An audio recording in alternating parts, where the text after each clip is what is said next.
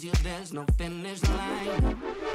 Backlash got stuck, but it's all fine. Little by little we go strong, just give it time.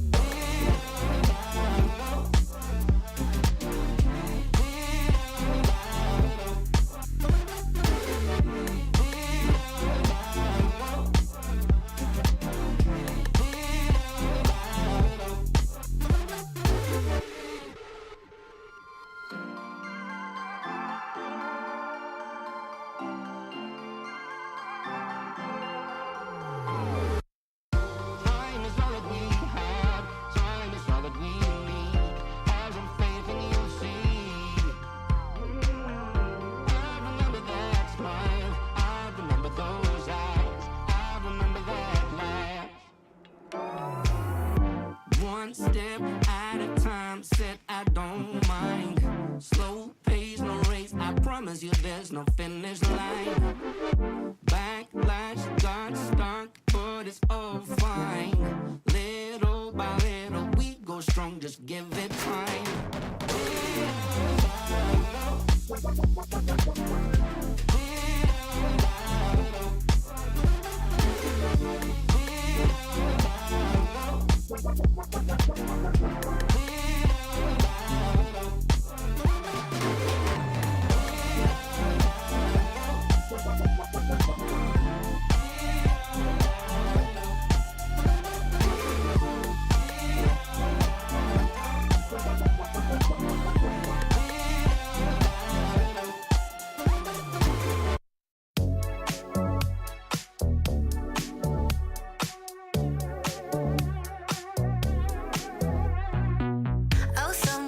Just pinch me, it's nearly midnight and we're going to my place. I start confess my feelings, is it too early for you? It's clear now I know what I wanna do to you. I lose myself right now, will you come through? Oh babe, don't let me down. Baby, I'm your team. Deliver like you want me. Today you are my mood. Can't tell you what to do.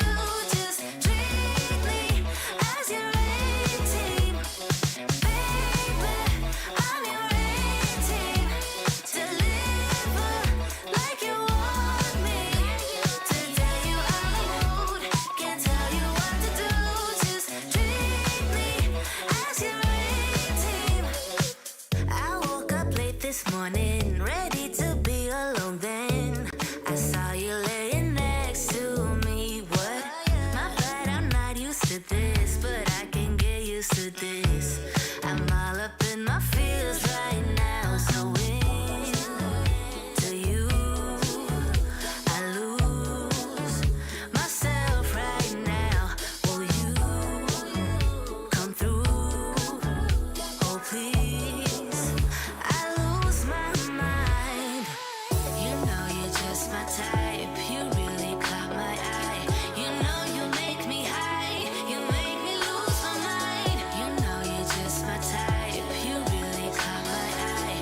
You know you make me high. You make me lose my mind.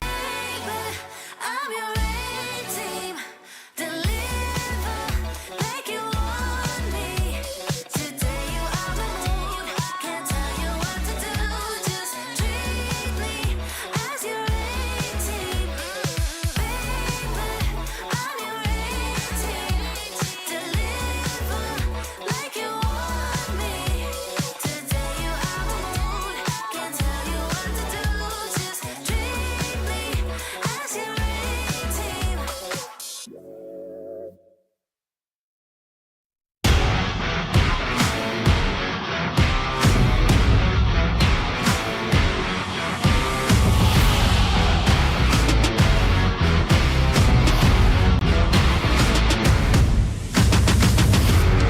I never lost it.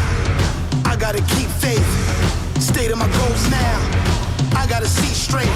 I feel the power the most time. As soon as you're doing it one time, you won't never see me nose down. I'm making it, I gotta go mine. I look in the mirror, I see competition. Nobody else mentioned. I stay on a mission for the path on my own. On top like a drone. The way I work, think I'm clone. Went from nose now being known. When it's your time, ain't no way you can be stopped. When it's your time, ain't no way you can fly. Oh, for the glory, this is my story. You can ignore me. Oh, for the glory, this is my story. You can ignore me for the glory. I'm like no other. Know that I'm covered. Whenever it feels dark, I gotta switch up the color. Mama ain't raised no sucker. Life will only make you tougher. I make it hot like the summer. I gotta keep from abundant. My passion to get it is gifted. I can feel it in my spirit. I'll be there, just give it a minute. For the glory, I'ma be living. Oh, for the glory, this is my story. You can ignore me. Oh, for the glory,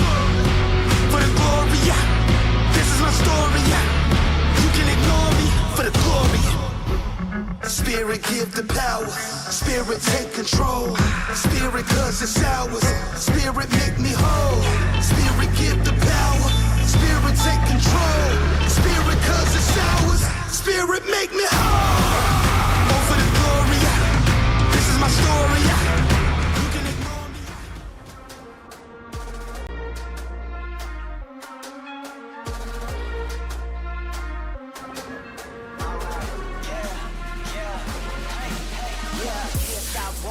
Going till a player on top, know it. Rooftop, penthouse, suite. If you really want it, gotta own it. Fly through it, we was at the lowest. Blood, sweat, tears, the components. Riding all year, now's the moment. We are not friends, we are opponents. Yeah, I'm coming for mine. Yeah, I'm making a play, the game on the line. Yeah, I've been on the grind. Yeah, I jump in the spot, I made it my time. Yeah, look in the sky. Yeah, the stars align, no shade to shine. Can't stop it already. Emotional work and devotion. We put in this time. Look. You won't stop.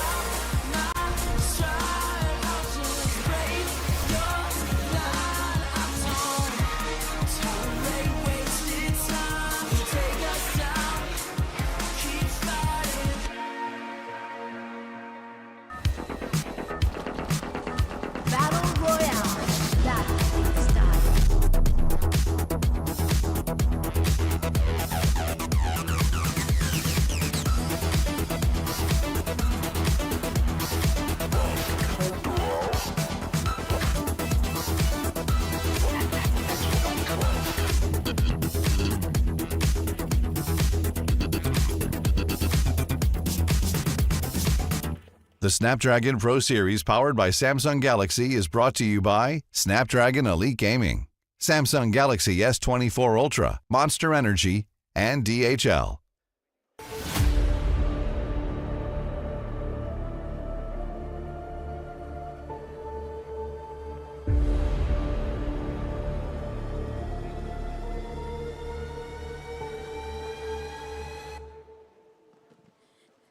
สวัสดีค่ะ สวัสดีค่ะ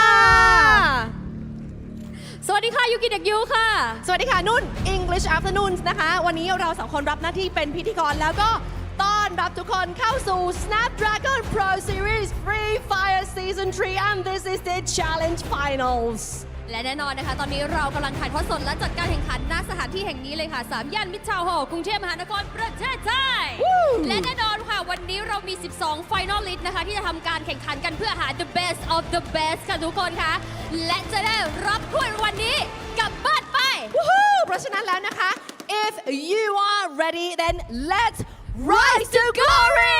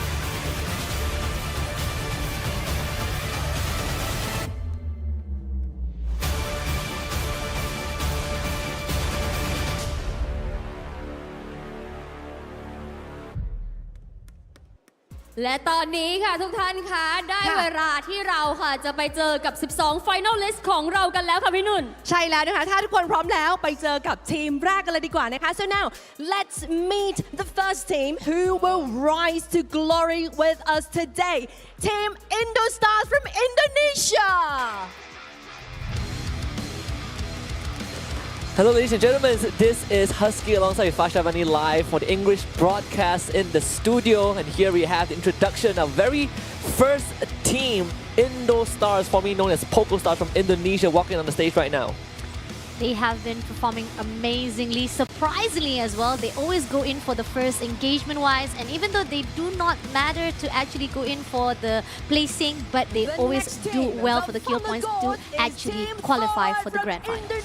And of course, the Thunder Gods, also from Indonesia, Thorat. Some people might know them as, prior to Thorat, they're actually a different squad, but most of the members remain the same, and one of the few I would say successes of the Indonesian era stepping on the stage right now, and this is a huge task for them.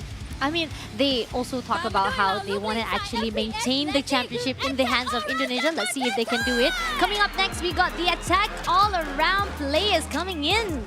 One of the home crowd favorites, attack all around, former world champions, made it to Jakarta last season, and right now they are back again on their home soil. So attack all around, there's going to be a lot of responsibilities on their shoulders. Agree. Hopefully they'll be able to actually redeem themselves again. They know for a fact that they need to be the best here at their home. Coming up next, we got another team coming in, RRQ Kazoo from Indonesia. Led by one of the most veteran and experienced captains, RRQ Legalov, and they are here to do it once again. And surprisingly, for a team as experienced as RRQ Kazu, they have not stepped on the final pedestal just yet. Hopefully, this would be one of that opportunities. Agree, definitely. Looking forward to see how RRQ Kazu will be able to actually topple out here at the grand finals. Coming up next, another team from the Indonesia team. Yes, sir. We got the Onyx Olympus right there. Just giving a little bit of juice for the host right there. Yep, Onyx Olympus, the Yellow Hedgehogs. They excel in multiple game titles, and Free Fire is one of the latest entries for these organizations. And here we have Onyx Olympus even finishing first, I believe, in their own regional open finals. And here they are actually making a name for themselves. The newest kid on the block from Indonesia. And now, coming from our home team, it is going to be one of our favorite teams at the Thailand. It's going to be Buriram United Esports. They are the newest champions at the FFWS. Can they make it another come here at the grand final Snapdragon Pro Series? Not just home crowd favorites, country favorites, two-time world champions, two-time world runner-ups. Across here to bring back the glory era of Thailand, but can't not forget about our own team from Malaysia, the one and only team from this region. We have Todak. It's been a long time since they last stepped on the international stage. The last time, in fact, was 2022 Sentosa. Ooh, that's a long time, and it's great to see at least one Malaysia team represented here at the grand finals, and hopefully they will do their best here at the grand finals. And then on the other team that is coming up next is gonna be from Team Rivers Red. Yeah, a big question mark in the beginning, but if we look deeper into their roster, Reverse Red had some very big names, right? Saming, one of the best snipers from the region. You have Diamond back in the fray, so perhaps Reverse Red is that diamond in the rough. Perhaps they can make a difference for the region, but cannot forget about another powerhouse from Thailand, CGGG. You can see Kosku leading the rest of the squad out onto the stage, full of energy, very calculated team, but also a team that just does not care whether you live or die. They live to fight. Agree, definitely. They may have lost at the FFWS, but we know for a fact, even from the challenge stage, they have been performing well, and hopefully they will do a good comeback. Coming up next, we got the PE Sports. Yeah, one of the two representatives from Vietnam, PE Sports, dominators of Bermuda. 1 point earning them the accolade of Bermuda, but right now, Vietnam's fate is on the line. So hopefully PE Sports can bring that performance, but also they are accompanied by the fiery Team Flash, also a bunch of veterans from Vietnam. amazing job coming in from them. They surprise us every single time. There are times when we are unable to figure out how they actually manage to actually survive it out, but they go in for a slow rotation. Coming out to the end of the zone, they manage to pull through, and that's what Flash makes great team here at the grand final. And on the last team that is coming up at this stage is going to be the JV Esports from Thailand. Previously known as E-Arena, they won the FFSI, the Free Fire Southeast Asia Invitationals last year, beating out even Buriram United Esports, one of the most aggressive and fearless team in the region. Sometimes you call them a dice roll, but we'll see how they perform. We're heading back to our host on the stage. So yes, please give it up one more time for them ขอเสียงปรบมือด้วยนะคะแหมต้องบอกเลยว่าตอนนี้เชื่อว่าทุกคนพร้อมแล้วสำหรับ Snapdragon Pro Series Free Fire Season 3 Challenge Final. So now, then, if you are ready, then here we go!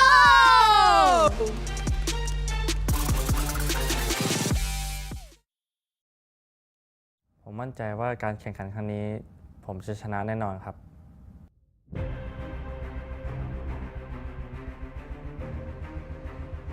Ekspektasinya yang pertama kita datang ke sini buat juara, jadi kita emang persiapin semuanya, kita punya mental buat juara. Kita ke sini bukan cuma buat hiburan, bukan buat main-main, kita ke sini emang niatnya buat juara itu. ก็ใครที่จะมาแย่งตั๋ว6ใบนี้จากทีม Attack All Round นะครับโดนผมแน่นอนผมไม่ให้เข้าง่ายๆแน่นอนครับ Buat kalian tim Thailand, hati-hati, soalnya kami bakal mengincar kalian.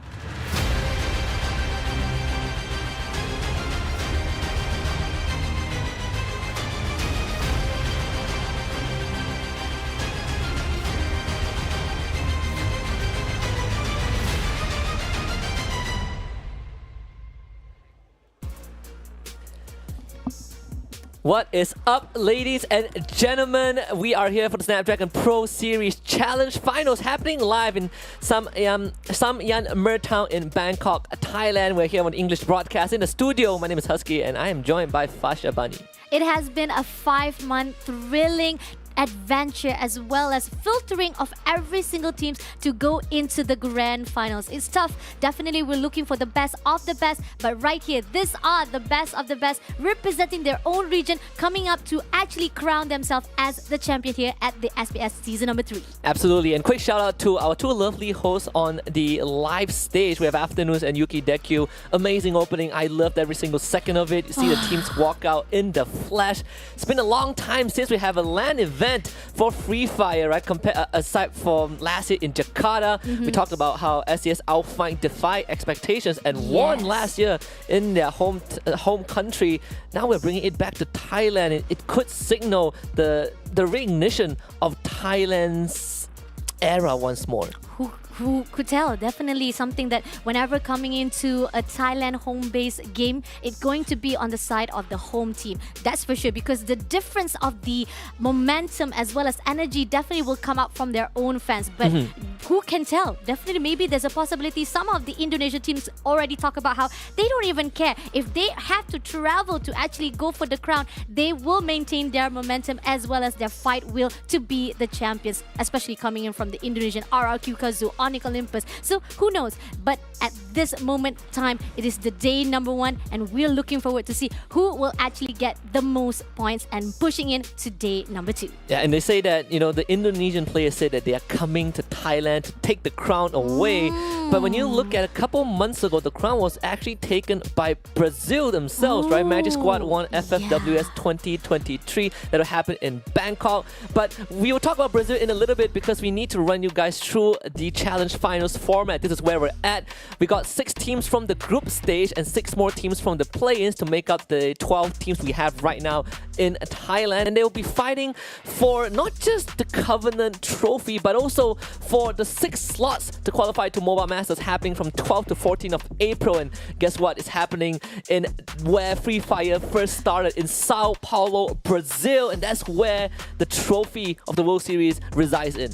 how can it actually start it out? It's going to be ended off there again and again and again. And looking forward to see if the teams will be able to actually steal away that championship from Brazil, knowing for a fact that they have been dominant here at the Garena Free Fire at all stages itself. But looking forward to see who will be the one to actually qualify to the grand finals for the LATAM, as well as for the qualified team here at the Challenge Finals. We got the Attack All Round, Buriram United Esports, CGG, Indonesia Stars. We got the JV Esport as well as Onyx Olympus. Yeah, and of course on the right side we have PE Sports, Reverse Red, RRQ Kazu, Thorat, Todak, and Team Flash. And just out of these 12 teams, 2 of the teams have been world champions before, and one of that team has been a 2-time world champion and 2-time silver medalist.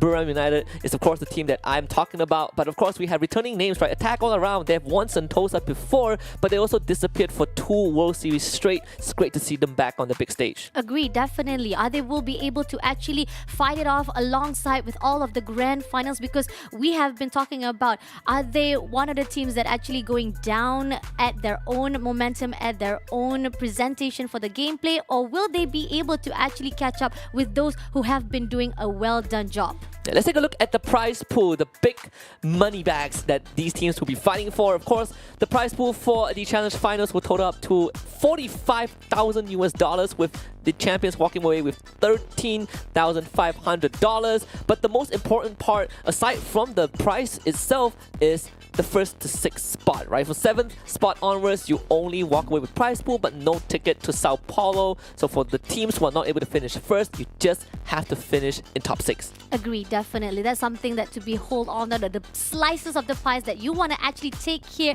at the grand finals of SPS season number 3. It's either you actually be able to bring it home with the money as well as the ticket to go to Brazil. Now, next up, we got the one to see the point system of how we actually calculate. I mean, pretty much all of you guys already know how it is, but we're actually gonna refresh again your minds.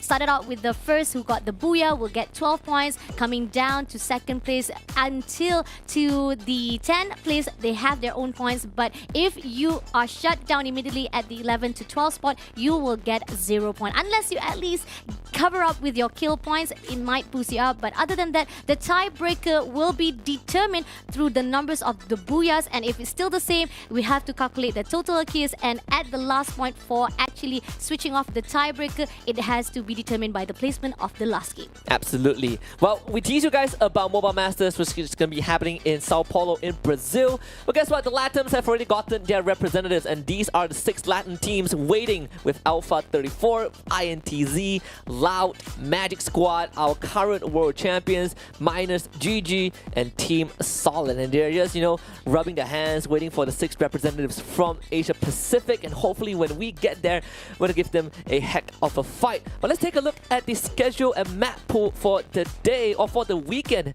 in fact, because we have a lot to go through. 4 maps played twice each day, starting with Bermuda, followed by Nextera, then we go to Purgatory, then Alpine, and we do it all over again for today and tomorrow. And of course, something for you guys to look forward to between Game 4 and Game 5 today and tomorrow, we will also have a show match that you guys would definitely be looking forward to, because we are involving, you know, KOLs, we're involving pro players, we're involving the crowd, most importantly. Agreed, definitely something to look forward to while just checking out the grand finals here at the SPS. It also gives an opportunity for you guys to also join in and fight with your influencer of the Garena Free Fire. And that's something to actually hold off, and it's a bounty to be check it out and to play it off with the teams itself. But on the other note, before we actually start out the match number 1, let's actually check out the game itself and how it actually going to actually go in first with the we have a video, in fact. We're gonna have a video for all of you guys to enjoy, sorry. so take a look. There's gonna be a chance. SCS 3 members left alive. This is the final rush. SCS might do it in front of a whole crowd. All is down. SCS in front of Jakarta. They have done it. ก็รู้สึกอย่างแรกเลยครับก็รู้สึกเสียใจครับว่าทำไมเราไม่ได้แชมป์แต่ว่ารอบนี้มันกลับมาให้เราแก้ไขตัวแล้วก็จะมาเอาแชมป์ครับ ผมคิดว่าตอนนั้นเราท ทำเต็มที่แล้วครับเราผิดพลาดแค่วันแรกครับผมเพราะว่าน่าจะเป็นเพราะตื่นเต้นนะผม ก็ณตอนนั้นนะครับที่เราแข่งรอบพีเดลรอบที่อินโดนะครับก็คือที่เขาประกาศทีมอินโดได้แชมป์ก็คือกองเชียร์เขานี่แบบเต็มข้างๆคือแบบเขาแบบเฮลั่นแล้วทำให้เรารู้สึกว่าโอ้โหเราแบบโดนเขาบัฟขนาดนี้เราต้องเอาคืนครับ Walaupun yang juara tim Indonesia ya tapi pasti ada merasa kesedihan lah karena nggak bisa juara. Ya itu juga udah jadi pelajaran buat kami ke depannya buktinya kemarin kami bisa juara di Liga Indonesia.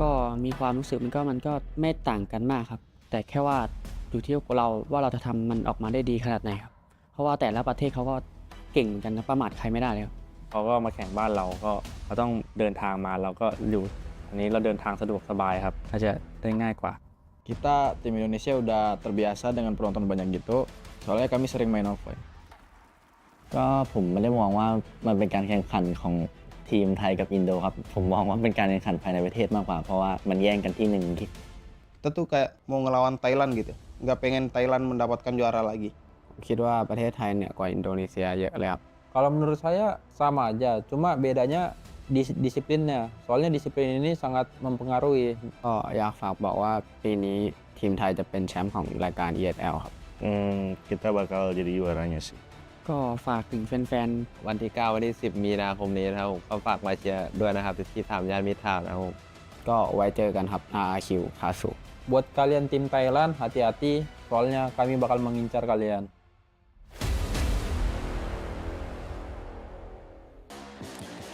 The good old story of rivalry, this time between Thailand and Indonesia. Of course, we gotta take a look at two of the powerhouses from their respective regions. C-Triple-G from Thailand and RQ Kazu from Indonesia. A great job coming up from their seasonal stats. We have the average kills from both teams 11.0 and from the RQ Kazu 6.72. This shows how differentiating the fact that C-Triple-G has a great massive gunfight compared to RQ Kazu, but they are not at actually probably a big range between both of the teams. There's possibly places for RQ Kazu to actually catch up and fill up the voids to actually go into fight with C-Triple-G. Yeah, and we had this many discussion about these two teams where C-Triple-G is just hardcore Rambo style soldiers, right? They like to just start fights and they end it decisively, whereas for teams like RQ Kazu, they are a bit more cold and calculated. They play a bit slowly, but when we look at these two teams instead, Reverse Red and Team Flash, they're a bit more similar. Both are calculated, both like to play long-range fights, and both teams are dictated by how well the sniper performs. Agree, definitely. Go in for the rotation. They try to be the best to actually go in the full placing. But when they go for the gunfights, they never actually go in for actually close combat until it actually necessary to push them through. But when it comes to actually getting it done, it definitely favors out to the Flash esports teams. Yeah, and I'll tell you the best part about the current meta is that the introduction of the Go portal. I think that is one of the best things that has happened in Free Fire if you are a team that likes to fight, because it really allows you to just put down a portal and just backstab your enemies. It's really fun to watch, speeds up the pace of the game. But it also comes down to how strategic you want to be with it, right? We've seen teams that use it to literally take over compounds, and on your screen right now is Reverse Red. I know that because I recognize Saming. I recognize Saming because he always he has a red hair and he has a very nice butterfly tattoo on his neck. I see. Okay. I only noticed him because of his gunfight and the sniper. That's it. That's pretty much it. But he's amazing. Definitely looking forward. Coming up, this is the Team Flash Esports. Definitely looking forward to see how they do here at the grand final stage. Despite we know for a fact some of the teams, they have different kind of game styles. Some of them, like you said, C-Triple-G, we agree on that. They are massive destruction. They always go in for the gunfights. We saw how much they actually pushed through for the grand final. 352 kills point start out until from the group stage day 1 until the grand finals of the group stage stuff. And we're wondering, can they actually repeat the same one? Because coming up, I mean, like, we're not trying to actually go in for the FFWS before we actually started out with the game number 1.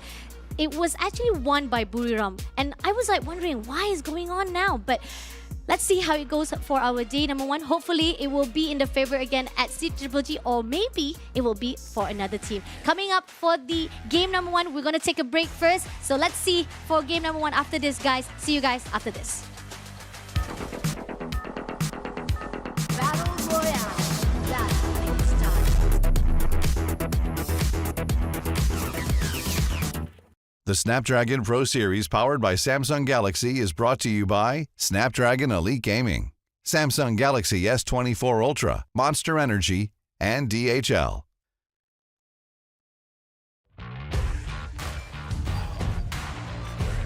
Victorious, stuck with the trauma that's talking to me. Light turns to dark, it gets harder to breathe.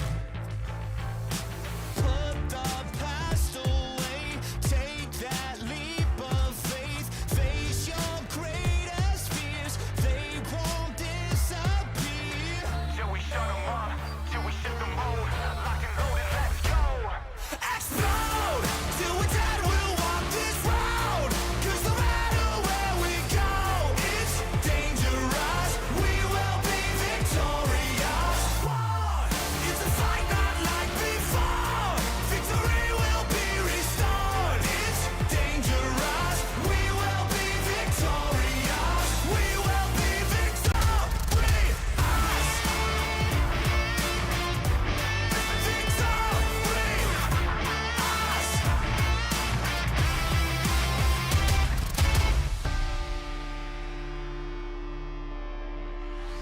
Check it, it's a battle for the taking, body shaking, bones breaking, time's up for everybody. I've been running out of patience, I'm chasing the throne, not a slave to medication, I can handle my own. Don't need your congratulations to make it, no sob story, no excuses, I'ma do this daily. If I ever stop, it's 'cause I wanted to, not 'cause I'm jaded. Demonstrated confidence, the boss of my life. We can't control a lot of things, but we can channel our minds and use it just how we choose it. Then maybe one day get some food on our plates, instead of scraping by, instead of living in a pitiful lie, instead of giving up and throwing the towel, and we can devour the devil inside. Look up to heaven and turn the tide. Victory is in our stride. Till we shut them up, till we shift the mode, lock and load and let's go. Explode, till we're dead, we'll walk this road, 'cause no matter where we go, it's dangerous, we will be victorious. It's a fight not like before, victory will be restored. It's dangerous, we will be victorious, we will be victorious.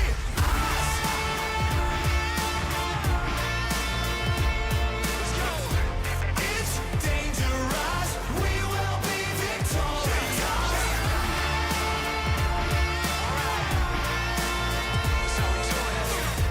It's dangerous, we will be victorious, we will be victorious.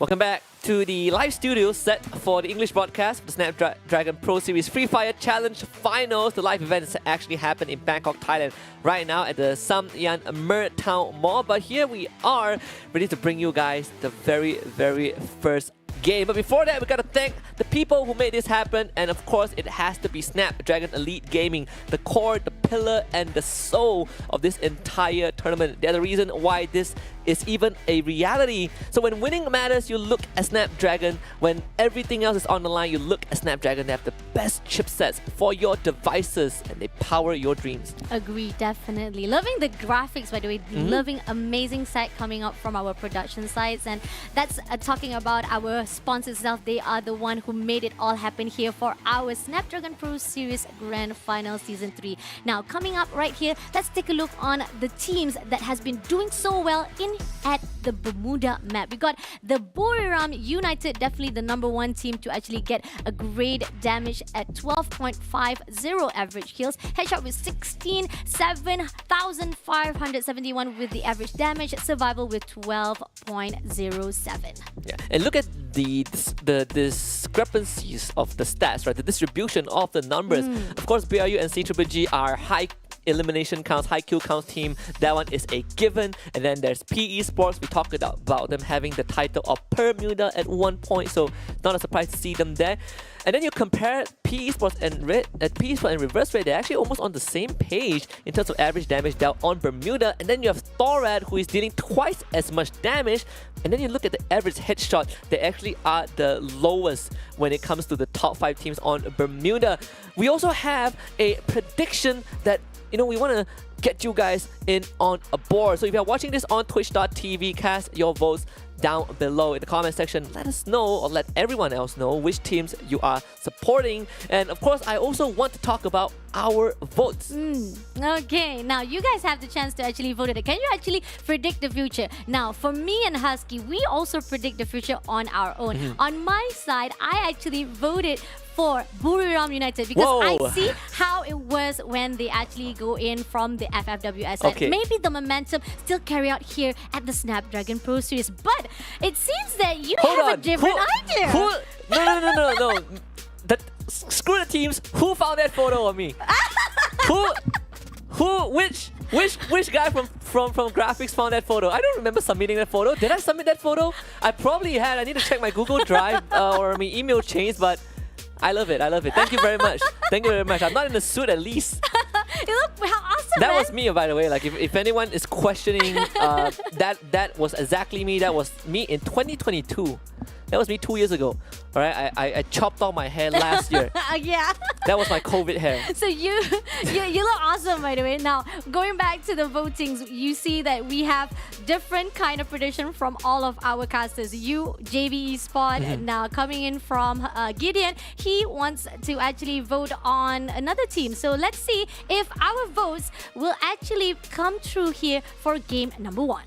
Very, very excited to finally open up the curtains. We've already such an amazing set, in the mall itself, right? And then you have all these amazing LEDs. I can't get enough of this. I wish we could be stuck on this forever, but we gotta move on because Bermuda is coming up. This is game #1 of the challenge finals. These 12 teams will be facing each other for a total of 16 matches across the weekend. So if there's no X factors, right? You gotta constantly adapt to your opponents. We look at Observatory, that's where the high tier loot zone is, and guess what? It's the 2 teams on the head-to-head. It's RQ Kazu and CGG. Oh damn, they are gonna actually contest it off. Let's see how they actually do it off. We can hear the sound of shots coming through already. Some of the players actually and we do see that Koski seems like already slingshot himself away there, but Kazu will be the first kill. He managed to actually take down one more first of all. On the other note, Kozgyu will be backing off away to actually survive it out. But RQ Kazu, on the other note, they managed to actually skirt away the CGG. Now moving on, we got the JV Esports also at the same area. I tell you the craziest part was that CGG Koskyu said, I'm going to run away, I'm going to leave, and they won the trade. They won with a, 1-for-3 trade, right? So RQ Kazu are in the weeds right now. They're not doing that well. Gotta kind of reset a little bit. Again, high tier loot zone advantage going over the CGG. This is one of the best starts that you could ever ask for if you are a team that is born to fight. And can I just say that the live crowd was amazing. Agreed, definitely. That is the dream opening. I mean, we're talking about more than 2,000 people actually joining into the stage. Now coming up, right, JV Esports meeting on 1v1 situation. Limit shuts it down with Peter will be taken out. Yeah, Peter, one of the deadliest CQC players, but you can only do so much against multiple crosshairs. So in this case, JV taking advantage of that, right? The scattered CGG, even though they got the high tier loot zone, only 2 players are benefiting from it, and it's, I believe, 1 more and on fire, right? Peter just went down, Koskyu is no longer there, he's far away. Esports showing up, it's a 2v2 fight, so this is actually pretty fair. Esports, there's a chance for them to kind of take over all these precious resources. On Fire has his back exposed, and Nero will take care of things. One more, unfortunately, won't be able to provide the backup that is needed. There's no angles for him to fire. One more, backs away from a fight. He's actually looking for a strategy to actually hold the position-wise. He's going to back it up because he's all alone here. If he's been spotted out by the PE spot, 2v1 is not going to be in his favor, so he has to actually figure out a way to back things off, just slow things down a little bit. PE spot, great job to actually catch it up, but it seems that it's going to be another fight with Peter, who just been revived. They actually trying to catch up from one play to another play from C-Triple-G. It's as if C-Triple-G is the target for all of the players tonight. Yeah, when you make yourself such a notorious team, you're bound to have a few targets on your back. And C-Triple-G, with all things considered, still has the full team alive, right? They were able to bring the entire squad back. Kiba is not that lucky, as the glue wall was a bit too late, so Raz gets the easy spray down for the first point for Indostars. Indostars comes through.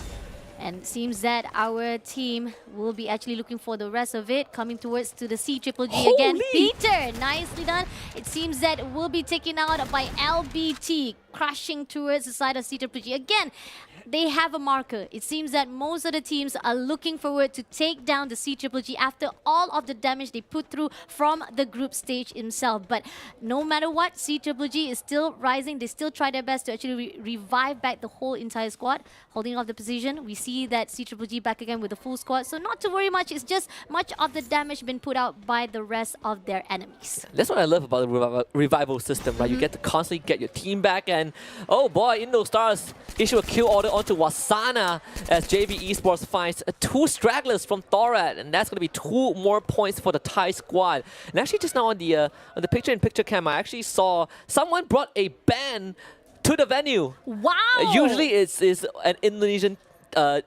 culture thing, like they like to bring instruments, but man, it's so cool to see supporters really committing to it. JV Esports getting 2 points off of Thorat. They can take the launch pad and shoot straight into Plantation, which is inside the circle. Nicely done. Now pushing towards to the Rivers Red. This is other teams that actually done a great job as well at the Bermuda side. And let's see if they actually be able to actually crush that stat and pushing towards right here at their area. So far, it's actually safe for the team of Rivers Red coming towards to Toda. It seems that they are in the favor to fight with the Indostars. Shots coming through from side of Lim. A little bit of long shot to Traps, but doesn't get it done though. It's not enough, but they know the fact that it's a little bit struggling here at the outside zone. Indostar pushing through for the close combat. Coachella comes through. Unfortunately, Zen will be the one to be knocked out. Toda not in a comfortable spot. There's not much land to work with. You can see that they are on the run. At least Traps is trying to get away from as far away as he can. Raz is on his tails though, and unfortunately for Traps, he is ironically trapped underneath that freeway, and he's going to be zoned in by the entire squad of IDS. So see if he can at least take a couple of members with him.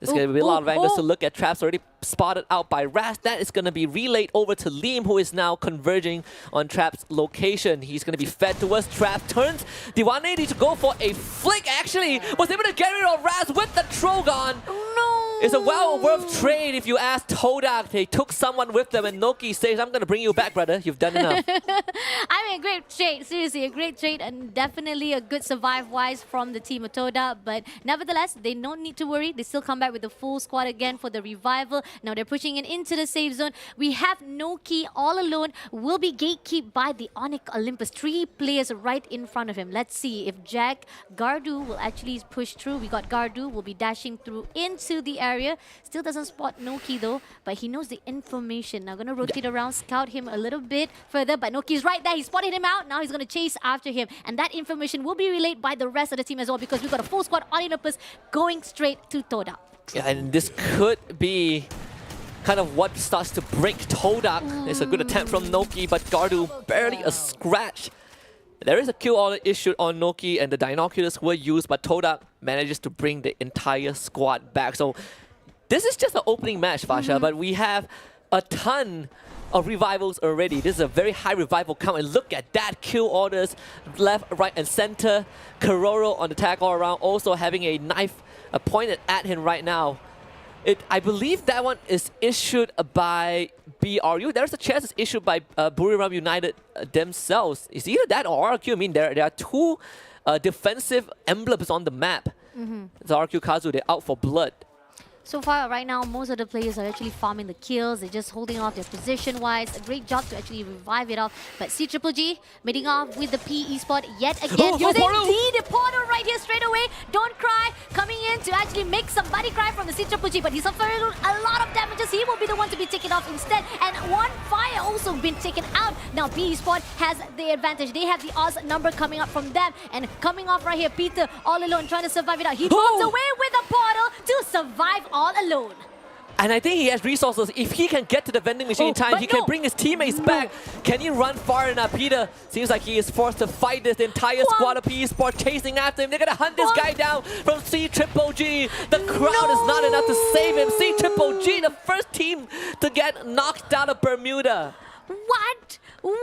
The team has been notoriously amazing from the group stage to the finals, and now they are the one to be first to be taken out here from game number 1. Oh my god. Now coming up next here, Buriram, we are going to see them fighting off with Toda yet again in the same position. Let's see, they're pushing through. Ice Wall has been spotted out. Wasana comes through, but he's been damaged a little bit, but not to worry, he has the backup right there. Noki holding off his position, trying to actually heal himself. Backs away, regroup with Zen as well, sticking together, but seems like they know for a fact Buriram will chase after them. They're holding the position back away to the main side. Buriram putting out the ice wall. Now 1v1 situation spotted out, coming in for the shots, will take down Noki straight away. Yeah, not even close. Moshi finds a snipe onto Zen as well. Todak have already lost 2 members in a blink of an eye. It's just Zen and Fikri left. And you know when BRU has their eyes on you, it is a death sentence. Todak wiped off the face of the map, and BRU cashes in on 3 points. And just a side note, we talk about the gold portal being a very strategic utility, right? You can use it to flank enemy teams, and look at what PE Sports did. That flank on the CGG was the straw that broke the camel's back. And while BRU took out Todak, IDS has now arrived at the scene. This is not going to be an easy match though. If already gets found out, perhaps, right, to cripple BRU, you got to be able to have a numbers advantage. And even then, it doesn't guarantee you a victory. And BRU knows that very well, so they will decide to play indoors.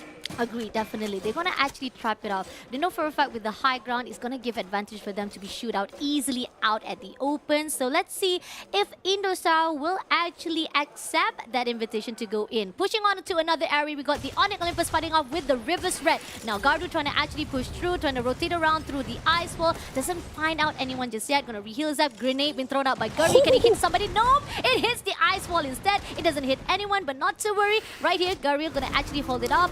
It seems that Rivers Red. Red Diamond will be trying to burn that car around, but coming through to the side of Onyx Olympus. Jet push through a way to reverse it off, but Onyx Olympus hiding off 1v1 situation. He actually going to flank it off. Exposy comes through with the pistol, but unfortunately doesn't get it. Portal comes through again, and yet the Rivers Red push through to shut down the team of Onyx Olympus. So well done from Reverse Red, playing the fight on 2 different angles and just using that portal.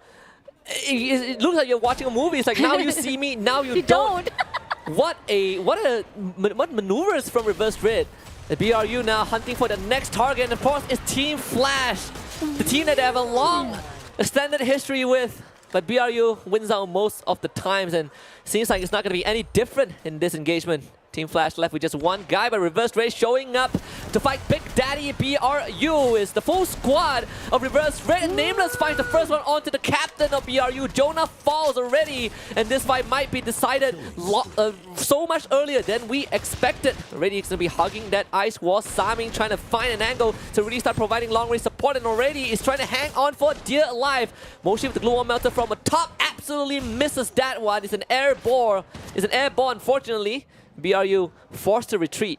Forced to retreat indeed. Had to actually represent himself after that third-party engagement, but JV Sport is not going to give up. It's going to come through to actually finish what they started off. Clearing out the Rivers Red right here.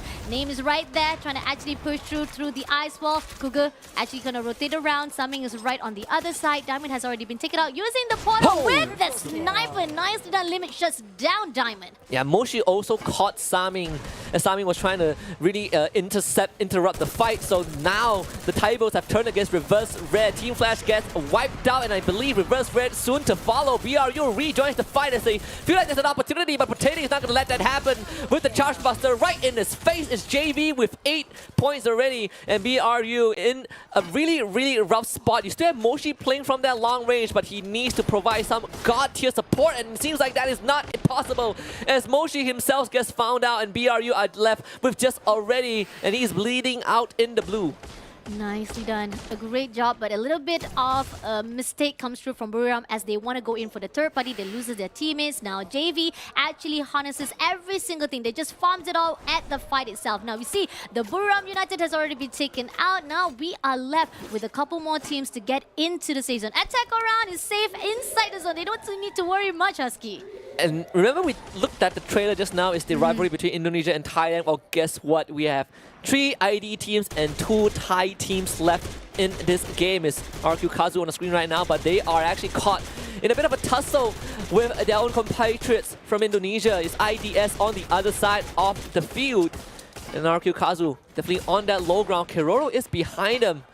As Orgus finds a snipe from long range onto Kosio, so that is not the opening you want as IDS.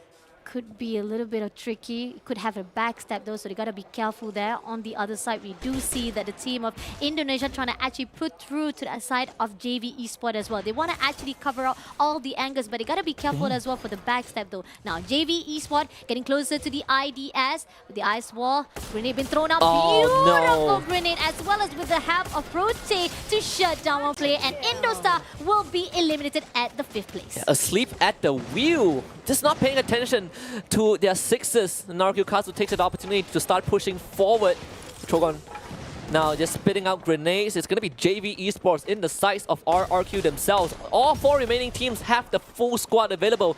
This is going to be a bloodbath in the final circle as RRQ Kazu continues to advance towards JV Esports. And in fact, Abe just uses the rush, the dash, to get as close as he can to see if he can do a bit more damage to push JV Esports into an uncomfortable spot. Grenade been thrown out, trigger backs off, a lot of damage like actually traded off from one another. It doesn't actually push through, and now RQ Kazu is actually trying to accept that information and trying to actually close off to JV Sport. They're going to push through even more for the knowing for a fact that JV has been pushed down below. But attack around is quite preoccupied with Torat right here, trying to actually throw as much as a grenade as possible. Folky push through, and there's actually most of the defense-wise not giving off that revenge-wise, but team wipeout will be done by the attack around to shut down RRQ. So well done from attack all around. All these 1v1s won in their favor, but on the other end is RRQ Kazu doing numbers onto JV Esports. It's Dudes now finds himself outside of the building, tanking a bit of the blue, but is able to make it back to safety in time. It's JV out of the picture, and guess what, Vasha? We have attack all around against RRQ Kazu, and it is a 4v4. And this is about to get a bit messy because RRQ Kazu have advantage of the circle, but attack all around have advantage of high ground. RRQ Kazu splitting their forces. You see Keroro taking the gold portal. They're looking to flank Legolas with playing from long range. This could be a good pincer maneuver, but Keroro decides against it. And here comes the pincer maneuver from RRQ Kazu. They're coming in from multiple fronts to try and bomb rush down. Attack all around. It's Keroro the first to fall, but Folky finds a trade back onto Abe. A 3v3 situation right now. Can they get Abe back up on his feet? It seems like that's not possible when Hoi-Sang Folky fights 2 more to follow up. RRQ Kazu not able to withstand the might of attack all around. And it's attack all around to open up game 1 in front of a home crowd. No! Attack all around!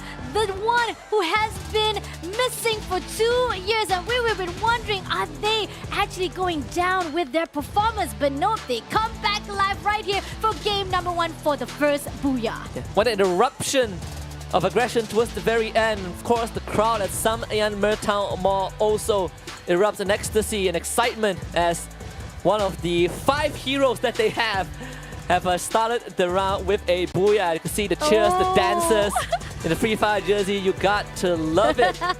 This is the spirit of Free Fire Esports that we all love. Of course, a bit of an unfortunate ending for RQ Kazu. That was a very good sequence leading up to that final fight, but attack all around shows us why they were once kings of the world. Agree, definitely. Everybody been asking how they have been missing in action. Are they able to actually topple out here at Grand Finals? Well, the opening has already answered and hopefully it will continue on. But started out with the refresh of our highlights. It was amazing with the Indostar pushing through to Tora. And Tora, even though despite that was taken out, he at least managed to actually trade it off for his own death. Coming towards into the zone, we got Esports meeting off with the team of Onyx Olympus and actually take them down. Buriram shuts down Toda in the process as well, while Indostar tried to actually third party. Riverstrike comes through to fight with the Onyx Olympus as well in the process with a great portal engagement wise. It was just like a surprise attack that we never thought it was going to happen. Yeah, and of course, out of the 5 Thai teams, attack all around opening up game 1 with the Booyah is definitely not on my bingo list, right? It's not to say that I have doubts, but of course, I expect them to be more of a late bloomer. So this is a breath of fresh air for a team that we say has been missing in action, right? They made it to Jakarta last year, but wasn't the best performance. But perhaps the home crowd buff is all these teams need, because Indonesian team won on home soil. We're talking about them bringing it back to Thailand, and look at that. Ooh, that's the kind of support that will get you excited for days on end. I can't sleep on that. I would be awake for the entire night. It's amazing, seriously. A great job coming in from all the teams and a great job from the viewers as well. Now coming into the game summary right here, we got the total 30 revival. Definitely we see a lot of revivals started out in the beginning of the game. 73 kills, total headshot 14. Highest kill coming from Rivers Red, Nameless with 5, as well as highest assist from JV Protete. Yeah, absolutely. And of course, I did point out that this is going to be a high revival count game, and indeed it's going to be the case. Nameless not only having the most kills, but also the farthest kill distance is 78 meters. Karol with 2 hit shots, and also 3 grenade kills. Because Fikri with the most revives, so he contributed to 15-20% of the total revives that we have. This is just the start, of course, but at least for me, it is according to expectations, right? I expected a Thailand team versus Indonesian team in the final circle, and we got that. And attack all around, taking the very first dub. But all things considered, I would say that certain teams that I was expecting to step up lagged behind a little bit, and certain teams that I expect to perform a bit better actually, perform a bit poorer, actually showed up. And Reverse Red is a very good example, right? They usually take a lot more time to warm up their gears. But when you look at this, attack all around, the loadout on the screen, 3 Tatsuya and 1 A, 1 2 4. A great job coming in from attack all around. We got 2 kills from both Kororo, Jump God. We got 3 kills by Hoisan, Folky with 5 kills. Damage-wise, definitely goes out to Jump God. A good assist coming in with total accuracy of 34.96. I mean, attack around, despite how we always see them from the Challenge Crusade, this is all the data from the past. And seeing how they actually surprise it out, that means it's going to be another level here at the Grand Finals. Yeah. And that's what I love about competitions, right? Yeah. Every single time you go to the next stage, expectations are defied. We take a look at the top 3 teams. Attack all around might have gotten the Booyah, but JV Esports is still aggressive as always. The most damage dealt in this game. RQ Kazu, the team that finished second, doesn't deal the most damage, but we also discussed that they are a more tactical team. They are a team that focuses on a lot of discipline, right? They have a very experienced captain in the name of Legolov, and he has been commanding the helm throughout multiple generations of certain players within the squad, and not known for massive aggressions, but they are known for very calculated strikes. And you can see that final fight that they tried to take on against Attack All Around was a good example, just that they lost the 1v1s. Agree, definitely. If it wasn't for Attack Around, knowing their positioning wise for the flanking, they try to corner it out, it would have gone in the favor of RRQ. But then again, that great positioning of Attack Around, AAA did a massive positioning of holding their ground, as well as defense-wise, the positioning of that glue wall as well. It gives a lot of pressure. But going into the game 1 standing right here, Attack Around will be giving a great start out with 24 points. JV Esports with 20 points, RRQ Kazu with 16 points, Rivers Red not far behind as well with 14 points, Buriram United Esports 12 points, and Nindostar with 11 points. Of course, on the second page, you can see Thorat only getting 7, P Esports getting 7. CGGG is the one that has an underwhelming opening, right? Getting being the first team to get wiped out, but knowing C-Triple-G, they always take someone down with them. So 4 points awarded to them, Toda getting 3 kills before they got knocked out. And Team Flash, unfortunately, even though they have 2 placement points, they only got 1 kill. Again, this is just the opening. And I also made an observation after so long. You know, I've known Attack All Around as an organization for many, many years, but I never understood what the logo is supposed to represent. And now I finally know it's 3 different arrows that symbolizes attacking from every single angle. Right, I feel a bit smarter already.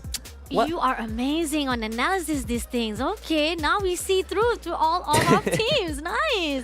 Great job on the first game. That is just the starting out. Really, really surprised us off, especially the fact that all of our predictions are wrong. I mean, you said JV Esports, I say C-Triple-G, and C-Triple-G gets down the drain in the first bottom? We're 5 Thai teams, you know, all 3 of us voted for a Thai team, but you know, no one voted for Attack All Around. That's how competitive it can be, right? Agreed. There's a reason why they also went missing for 2 World Series, and it's not because they didn't play, it's just they didn't qualify for the World Series. So this could be a minor redemption arc. You know, we kind of put them as one of the wounded warriors, right? Those that fell from grace, that fell from greatness, and this could be kind of the reincarnation of Attack All Around, because majority of the roster actually are still the same from 1-2 years ago. Agreed, definitely. JV Esports, nevertheless, they have been doing well. They always go in for the engagement, despite we do see C-Triple-G wasn't doing well. Let's hope for the best for the game number 2. Coming up next, we will see Husky with Gideon for game number 2. So take a short break. We'll be right back for game number 2.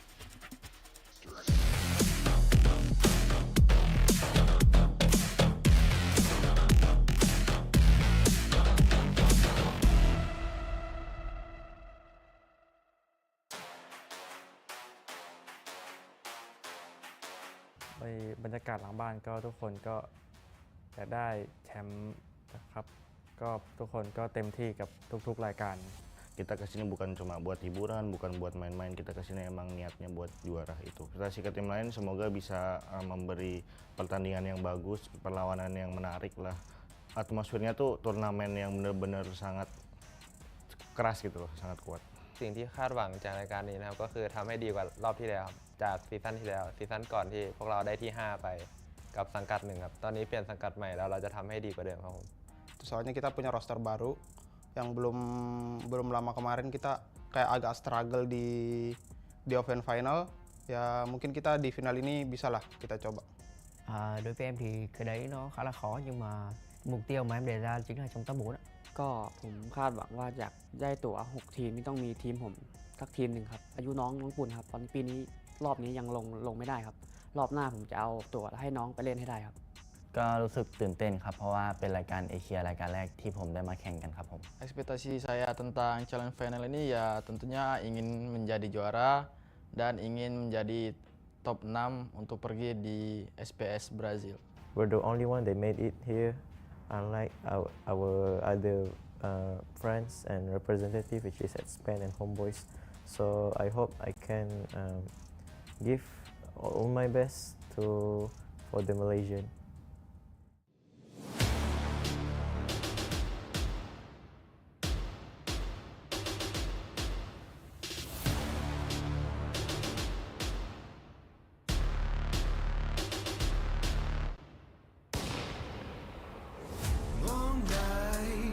Sharp daggers, cold steel, blood dripping down the wall, blood rushing down the hallway. Ooh, yeah. Take my hand, walk with me. I'll show you silver and gold. I'll show you rubies and pearls. Welcome to the brave new world.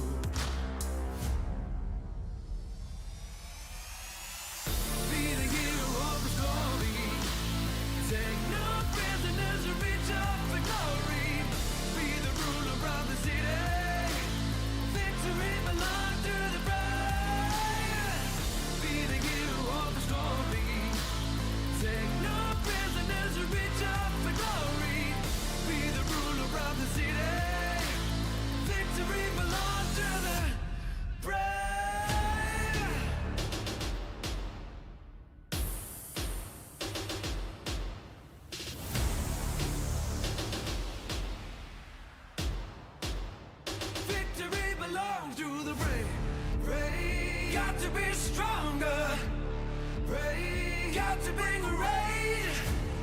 Pray, got to be strong now. Pray, victory belongs to the brave. Be the hero of the story. Take no prisoners and reach up for glory. Be the ruler of the city. Welcome back to the Snapdragon Pro Series Free Fire Challenge Finals happening right now live in Bangkok, Thailand at the Sam Yan Merntown Mall. But we are here as the English broadcasters. I'm your Husky and he is your Gideon Q. Yep, they took me out of the cryogenic chambers back here to have a quick interview here in Bangkok. I mean, I'm excited to hear from this. Hopefully it's the winners, but who knows? Make some noise make some noise อ่ะคำถามแรกถามแบบ simple มากๆ เมื่อกี้คุณแบบปาดไป 20 กว่าคะแนน เป็นเกมแรกของทัวร์นี้เลยคิดว่าการเซตมาตรฐานด้วยคะแนน 20 กว่าคะแนนเนี่ยถือว่าสูงไหม ก็สูงอยู่ครับ สูงอยู่เหรอ แปลว่าคิดว่าทำได้อีกเหรอ ใช้ได้ครับ ได้ให้พี่ดูถาม ถือว่าพึงพอใจใช่ไหม Yeah so he said yeah I'm quite satisfied but what's next what about the next match what's your plan คิดยังไงดีกว่า อันนี้บอกก็สูงอยู่ก็ใช้ได้อยู่แล้วต่อไปยังไงดีฮะ เกมต่อไปแผนน่ะเราวางไว้แบบไหนบ้างได้ไหมนิดนึง ค่อยๆเล่นครับ ค่อยๆเล่นสไตล์ Attack All Around อยู่แล้ว ค่อยๆเล่นยังไงไม่รู้แต่เข้าวงเร็วWe go slow but sure Yeah okay that's what's going to happen next นะฮะ ก่อนจะปล่อยโฟกไปเข้าที่เพื่อเตรียมการแข่งขันพี่กิถามหน่อยดีกว่าว่าจบแมปแรกไปเราได้มาแล้วเบอร์มิวดาเกมแรกมันเป็นการบัฟและเพิ่มกำลังใจให้กับทีมไทยเขามากๆเลยและกองเชียร์ก็ดูถูกใจมากคิดว่าตรงนี้มีผลต่อเกมอื่นๆไหมเครื่องติดยาวเลยไหม ก็เพิ่มความมั่นใจครับก็มีความมั่นใจมากขึ้นครับ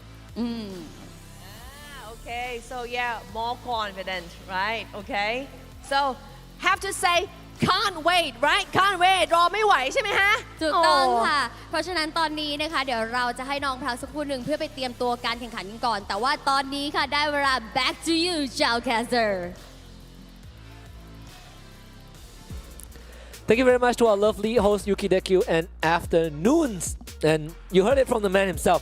We're gonna take it slow, take it steady, but we're confident we're gonna win. I mean, after a game like that, who's not going to be confident? And keep in mind, day one is going to be one of the more important days of the tournaments. Obviously, closing it out on day number 2 is good as well, but the momentum that you generate, the standings especially, with attack all around, playing in inner circle and getting it tops, winning the match, and overall having a good kill score at the end of it too, it's all working out for them. Yeah, 24 points in a single round is a dream start, right? We talk about the average. 18 to 20 is like, you know, above average. 24, ooh, that is over the top. And of course, this is the recap for game 1 at least. That is the only game we have finished. Attack all around, opening up the curtains with their very first booyah for the Thai crowd as well. But we're heading to Nextera next. Yep, and in Nextera, at the very least, teams have warmed up after game number 1. We're hoping to see some better performances for some of the other competitors here. I mean, Todak, they got absolutely shafted in that game. They could not find their ground, fighting up against teams like BRU, coming up with some big kills as well. I think everybody is excited to see teams like CGGG, even BRU, start making and pushing for that top 4. And especially for CGGG, right? They start off with a hot drop onto RQ Kazu, and they ended up being the first team to get wiped out. And RQ Kazu, who they hot drop, made it to 2nd place. Of course, for a map like Nextera, there's a bit more variety in terms of top 5 teams, right? You have Indo Stars, you have Onyx Olympus, who back in the challenge group stage also performed pretty well on this map, right? They are able to stand up against even the strongest of teams like Attack All Around and JV Esports were struggling. Yeah, no, I'm hoping to see that performance actually come out because a lot of these teams, they're going to be more familiar with these types of maps or at least the overall play style. But considering what we've seen so far, what are your predictions leaning towards to? If I have to be honest, I think looking at this, Onyx Olympus, I'm looking at Indonesian team. Onyx Olympus or Indo Stars. Those are very good options. And funnily enough, I'm not sure about our brothers next door. The Bahasa broadcast was taking a couple of looks at their some of their predictions. Highly suggested Onyx Olympus, especially when it comes down to Nextera, very high up on the list. In terms of priority, I'm saying. I don't know what their final decision was, but at least we have a rough idea. Let's take a look at our own votes. Well, we're still sticking with what we went for in game 1, right? yeah. You're still the Thai teams, but my heart says Onyx Olympus, and also because if I remember correctly, if you look at teams like JV Esports, for example, sorry Fasha, they don't have the best stats on Nextera. In fact, Nextera is the map that they struggle on the most. We're basing it off of FFSI, we're basing it off of FFWS, and just generally when we see them play on Nextera, even in the Challenge Group stage, JV does struggle. Look, not everybody is going to be looking out for teams who are going to win. They're looking for teams who are going to rise above the rest, to create a story for themselves as we start to get into the plane and get ready for the drop here for map number 2, game number 2. Welcome to Nextera. It's really exciting to see the teams kind of just explode in game 1. High revival count, high kill counts, high engagement counts. And let's see what Nextera is going to bring to us. We already have gold portals implemented in the game, and Nextera also has their own portals kind of scattered across the map. What are your thoughts on portals? Personally, for me, I kind of liked it. I initially wasn't on board with the idea, but considering how these professional players are actually utilizing them, it starts to connect the dots pretty quickly. Like, why didn't I see this earlier? When I first saw it, I was very confused because people are moving everywhere. Oh, and then for me, I'm like, okay, maybe they were just using it to reposition. And then Thai team started using it offensively. We have a hot drop already from JV Esports, this time onto P Esports, with members of Onyx Olympus just listening to this chaos unfold. It's Potato and Limit to open up with the first 2 kills. Don't cry! Almost loses that fight, but was able to get a trade in return. Backup instantly coming through from the side door is 3 for JVE. Oh, that was a huge engagement coming in from JVE, especially after taking the first 2 out. It was pretty much doomed, but at least P found a couple of kills back, manages to get one of their members out to go for that big revive at the end. And if I'm pretty sure, if we're looking at the kill score, CGGG, they're struggling here, right? We see the engagement happening. Todak was here earlier, and now RRQ Kazu decides to be a part of the battle. Yeah, sometimes you're back for vengeance, right? Game 1, game 1 they got hot drop. Game 2 they're like, okay, brother, let's do it again. And of course, RRQ Kazu wins that engagement. A 2-for-0 trade. Legola just having a bit of a shadow boxing exercise. Koskyo gets dropped by Abe with the Bison. So there's RRQ Kazu off with a 2-point start. Great use of utility there. Great use of utility. Now, with CGG looking to kind of scramble around, hopefully they don't find the same fate as, well, Todak did in game number 1. It's going to be staggered revives, but you're still looking to kind of anchor down somewhere in the ring. We don't know where the next ring is going to be just yet, but let's have a look as RRQ finding some members lurking around from Onyx side. Yeah, that's a kill order issue onto Jack, so for the next close to 4 minutes, he has to be really, really careful. Got to be on the run. In fact, of all the teams to issue it, it's RRQ Kazu, right? They're like hunting down their teams from the same region. They start working, you know.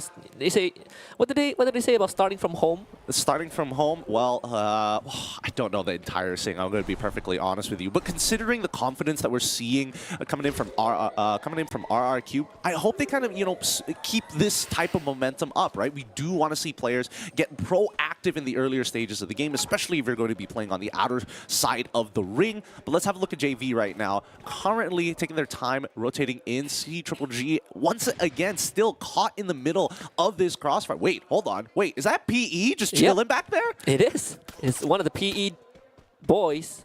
Yeah, one more is going to get a couple of shots on his back. So this long journey continues for him. He sees him, right? He sees, yeah, there's a Thompson in his hands. He only has a Thompson. No utilities to work with. Not the best gun. And, well, trouble is going to multiply because RRQ Kazu also arrived at the scene. No. This could be a, you know, 1 stone, 2 kills situation. Oh no, oh no, has he led him to his death here so far? I mean, he's doing a great job hiding, but eventually somebody's gonna spot him out.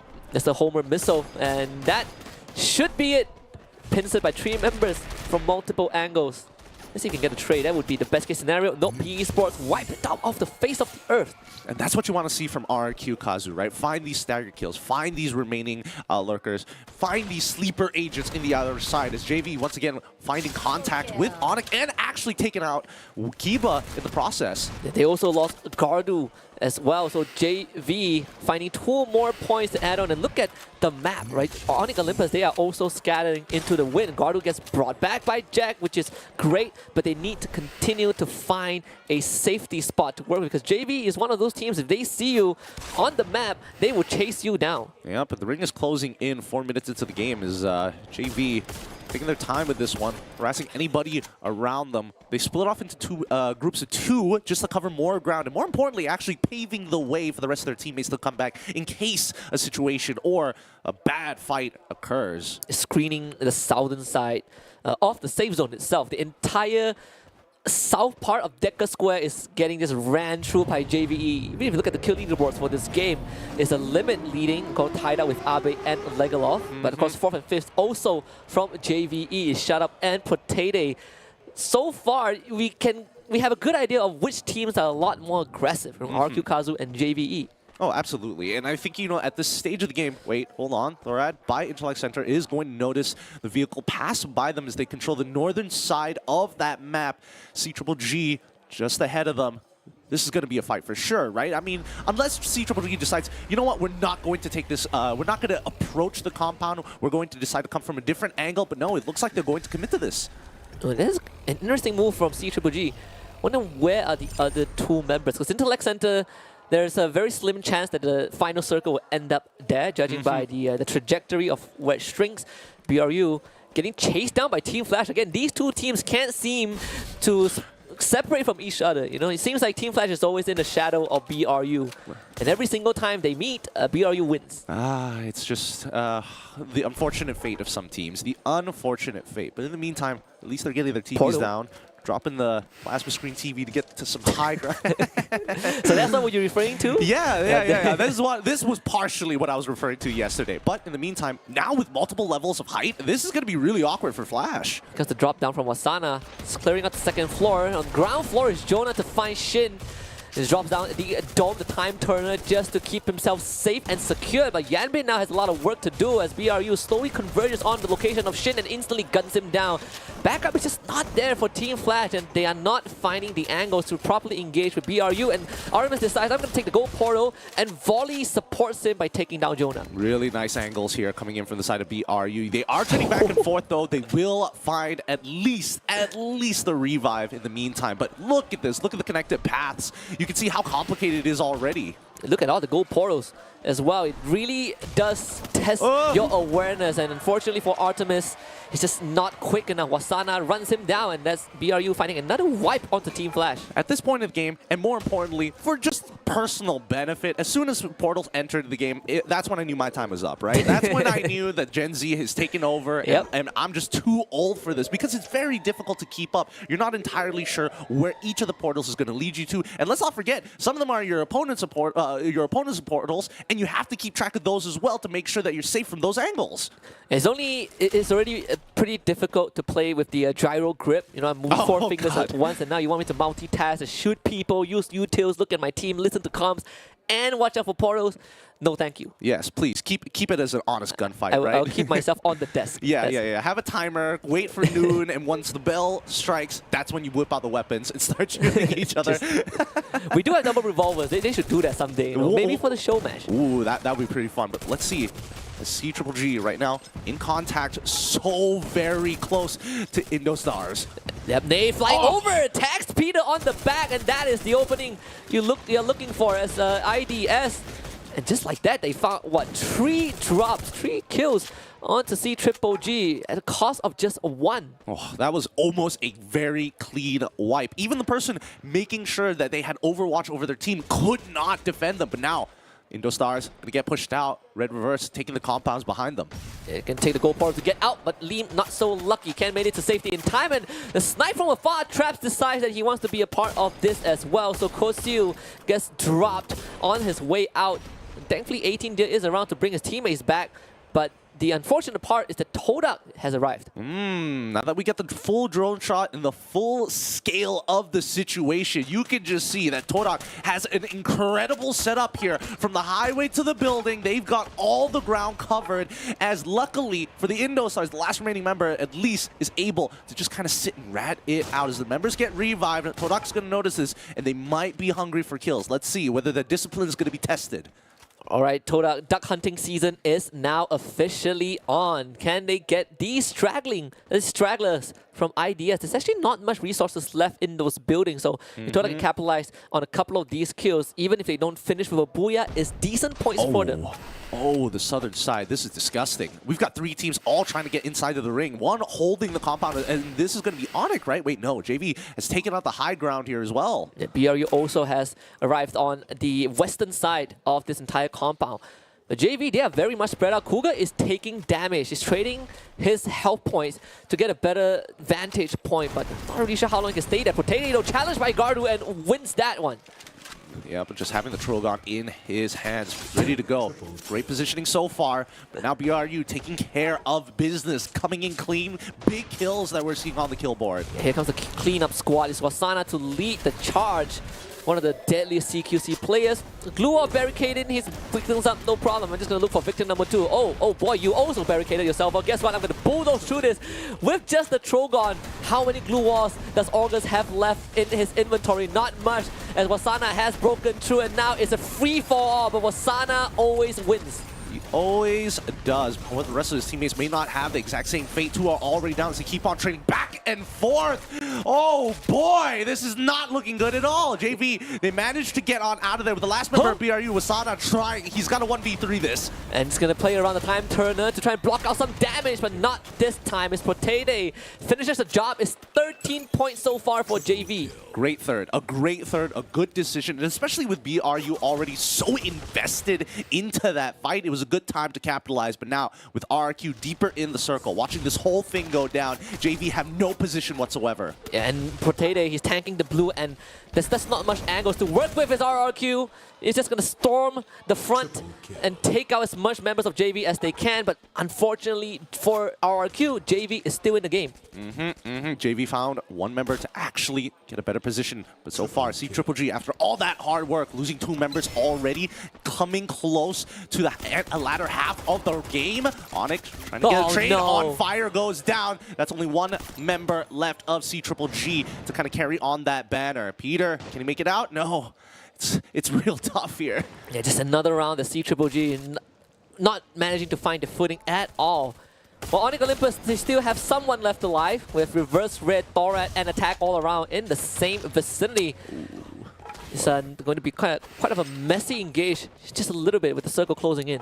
Yeah, this is, man, the ring is unforgiving this time round. Really unforgiving. You can see that Thora is just struggling to get through the compound with so many angles to cover, especially on the left side with the attack all around coming in at the same time. Yeah, we're going to end up having the final circle in the main street. Diamond drops in and just finishes off 2 of Thorat's members in the blink of an eye. Exposio also wants a piece of the pie, and Thorat faces obliteration.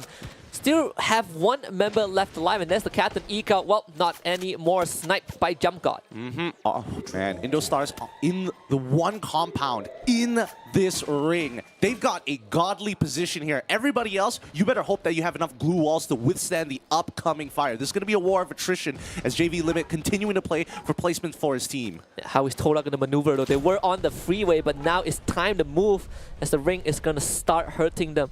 IDS might have a compound, like you said, Gideon, but it's also a very big compound to look after. It's a reverse race starting to take a couple of shots from JV. Limit, how much more can he get out of this before his time expires? Well, let's find out. It doesn't look like they've gotten control over the top end of the compound. Wait, is that attack all around? Yes, it looks like attack all around is taking the high ground, as now they get into a full-on brawl in the undersection. Can they keep this wrestling ring in their possession? IDS, they are not really in the best shape to fight.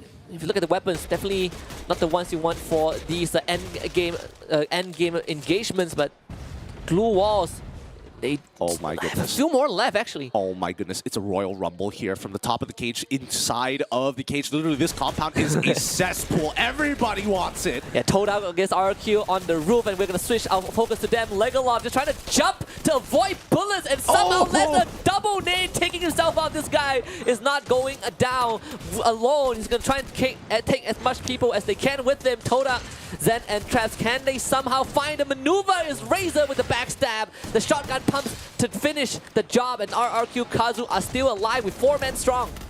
Oh, Traps, he'll try as hard as he can, but he eventually falls down to the rest of the members here. RRQ finally taking God spot on the top half of the compound. This warehouse is compromised. Indostars as well. Learn just trying to live as Onic as well on the lower half of the ground, playing on the outside of the compound, finds the kill, and now this is such an awkward place to play. Everybody is taking damage. And Gardu, he's just trying to wall up all of the exits of this warehouse. Jack already got tagged, and the Riptide Rhythm from the top of the roof. Someone from RQ decided Skyline was a good idea, and Limit now has his position compromised as well, and RRQ Kazu having a great time. Here comes Legalov from behind. Limit, stop sleeping. It's time to wake up, buddy. It's just you alone against the captain, and a 180 to land a headshot. Legalov overstep his boundaries, and Limit might just get one more. Dudes needs to salvage this. RRQ Kazu cannot throw this lead away, and Limit with the punish to find Dudes before he finally goes down, but Dudes stands back up. Oh my goodness, that's actually, wow, a good holdout here, but now Red Reverse looking to try and take out as many members, attack all around, taking damage, significant damage, and finally gonna get knocked out here as RRQ having full control, just nades spamming them in this corner. Red Reverse cannot get out. And Abe, he's just looking down. He's just having the time of his life. Yeah, Reverse was able to get rid of attack all around, but they did face kind of a fireworks show courtesy of RQ Kazu. Dudes has ran out of grenades. You can say the same for Abe as well. It's all out gunfight, but the ice grenade takes out Posey, and Saming, he has no idea where to look. Abe on top of the roof has a great position, but now it's time to go down to ground level. It's all fair fight, baby. Abe with the portal gets knocked down by Nameless nonetheless, as he's out in the blue as well. RQ Kazu with just 2 and reverse raid. Saming right down in the middle with the side to try and cut down Gardu, but he walls himself up with the glue wall, and Saming tries to burst right through, gets the gun out, timing in the face of Deuce, and Deuce gets the nade, and he's gonna be Nameless to get dropped as well. RRQ Kazu in the face of adversity to try and take down Saming. Diamond is the last to go, and RRQ Kazu have absolutely done it. Reverse Red doesn't have much more left in the tank, and Diamond cannot withstand this absolute behemoth of a pressure from the Indonesian squad. Is RQ Kazu to redeem themselves for game 1 with a game 2 booyah. GG, well played. This is what we want to see from the Indo representatives, and especially after game number 1, this is a very good comeback, and more importantly so, 3 very crucial fights that got them to this position, and the one lasting one was beating Todak up on that warehouse to take God spot. My goodness, well played RRQ. I mean, there was a point in time, you know, a 15-second sequence where you thought RRQ decided to just give it up. Legalov, you know, mad respect for him, one of the most veteran captains, but ooh, that 1v1. It got dicey. It got really dicey. Oh, thank goodness that Abe just maintained his position up on the top of that warehouse, just raining hell down on everybody else, passing on his grenades if necessary to the rest of his team members, and they've got the full setup. Like, well done to them, playing this final circle really, really nicely. But I think that everybody can agree that even after this booyah, all those teams in that final Royal Rumble of the 5th circle of the game, they wanted the exact same spot. Whether high or low, doesn't matter. Yeah, pretty crazy, right? IDS had the toughest job because they had to literally protect a wrestling ring, which was pretty much impossible. You know, reverse red, attack all around. They were storming the front. JV was like, I want a piece of this. You know, Limit refuses to die quietly. Then you have RQ Kazu taking on Todak on the roof, and they wanted more than just Todak. They wanted the entire lobby.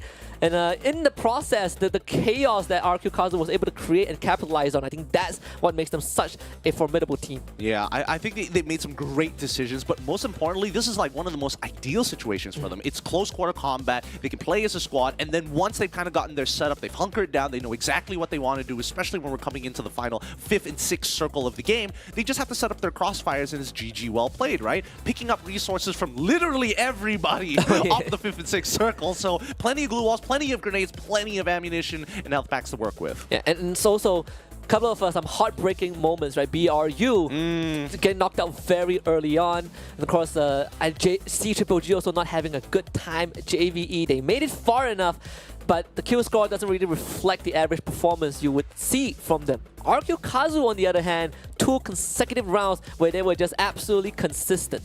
And that's what you want to be, consistent. Gain that momentum. Make sure you're walking into game 2 basically at number 1, and then you're a lot less worried. It's about gatekeeping your opponents, making sure they don't get enough points to overtake you in the latter half of the tournament. What a strong finish by RQ Kazu. I believe that was like, what, 18 points, 18 kills before the Booyah. So that's a 30 bomb. We got a 30 bomb in just 2 games of Free Fire in the Challenge Finals. Can you believe it? What a start we have. Oh, man. I mean, they want to make sure that the trophy stays with the Indonesian representatives. That's all I can say, right? Total of 74 kills, 15 headshots, one of which unbelievable. But look at those knockdowns, right? 86 knockdowns all together. Because keep in mind, a lot of these skirmishes are happening across the map, and especially once you get into the latter half of the game, I would have expected that the total rescues might have been slightly higher, but the total revives explain it. Yes, almost the same as game 1. I think game 1 we had like 30 total revives and 87 total knockdowns, so teams are still really, really active.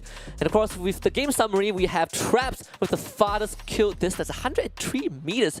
Can you even see that far in real life? Probably not. Shut up.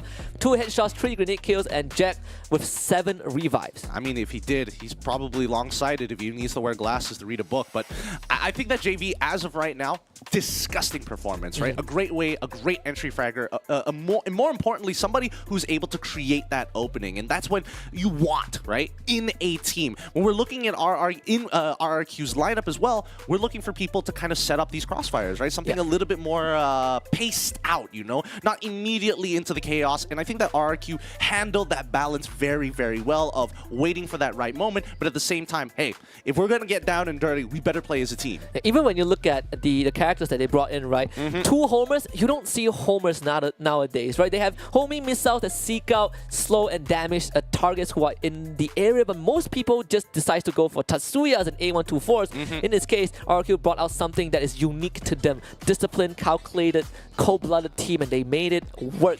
The top 3 teams of game number 2 on Nextera is RQ Kazu in the forefront with not the most damage dealt. It's actually by JVE, so they are still living up to the expectations of incredibly aggressive teams that just do not care about anything else.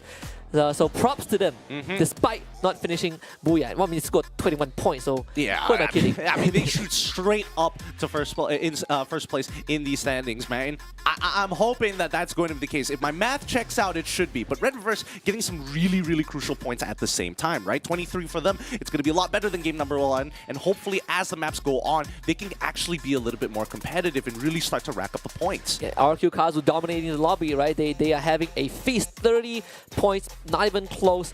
And then you look at teams from the 4th place onwards, they were fighting for scraps, right? Tag on around 11, you know, Onyx Olympus 10, Kodak 9.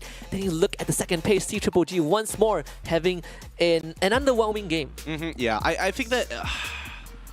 Personally, for me, when you are looking at the rest of the lobby, especially with the majority of the kills leading to the top 3 members, what happened to everybody else? And we can see that the early engagements really start to stagger on in the rounds. It starts becoming more and more punishing. Well, maybe not so much in the mid-game, but as we go from early all the way, and especially comparing it to that late stage as well, you might not have the positions, you might not have as many resources, and worst yet, you're going to be stagger reviving all the time. It just feels like there's no place to kind of anchor down properly. Yeah. It's a butterfly effect, right? You go down, you get revived, and you have to do it all over again. Get your resources, put on an armor, get some Kevlar, get some weapons, get the right attachments, and then if you lose a fight, you do it all over again.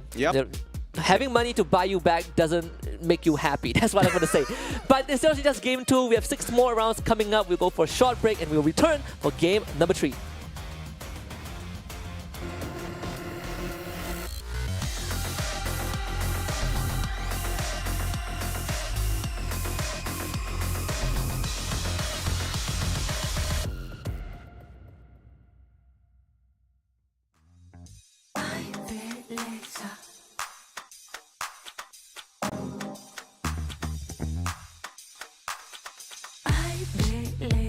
Chiamami Carmelita, stanotte poi sparisco, sarò come una bandita.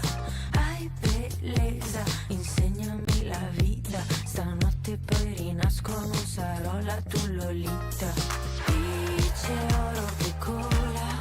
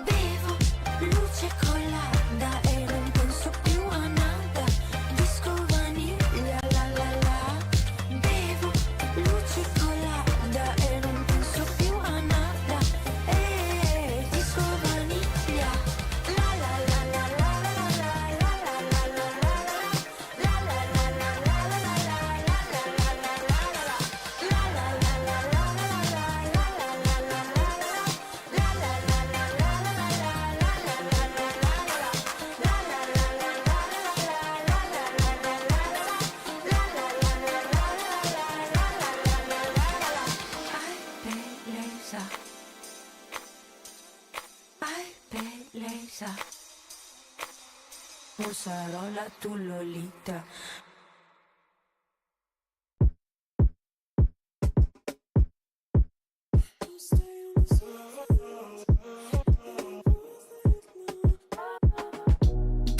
Come on, turn the lights out. Have a little faith. Throw it back to the beginning of the decade when our dreams were called insane. Let's make peace with the past and leave behind the pain of yesterday. Now we make the rules wherever we go. There's so much we can do if we just play our role. And when everything is new, baby, you should know that you are not alone, You don't need to react, it's a matter of fact. We should stay on track. The world ain't not was, yes, so we should take a step back. Oh yeah, you know me, singing all my thoughts in the song for free. You know me. Don't stay on the surface. It ain't worth it now. Not trying to be perfect. You are going to break, and it ain't worth the headache.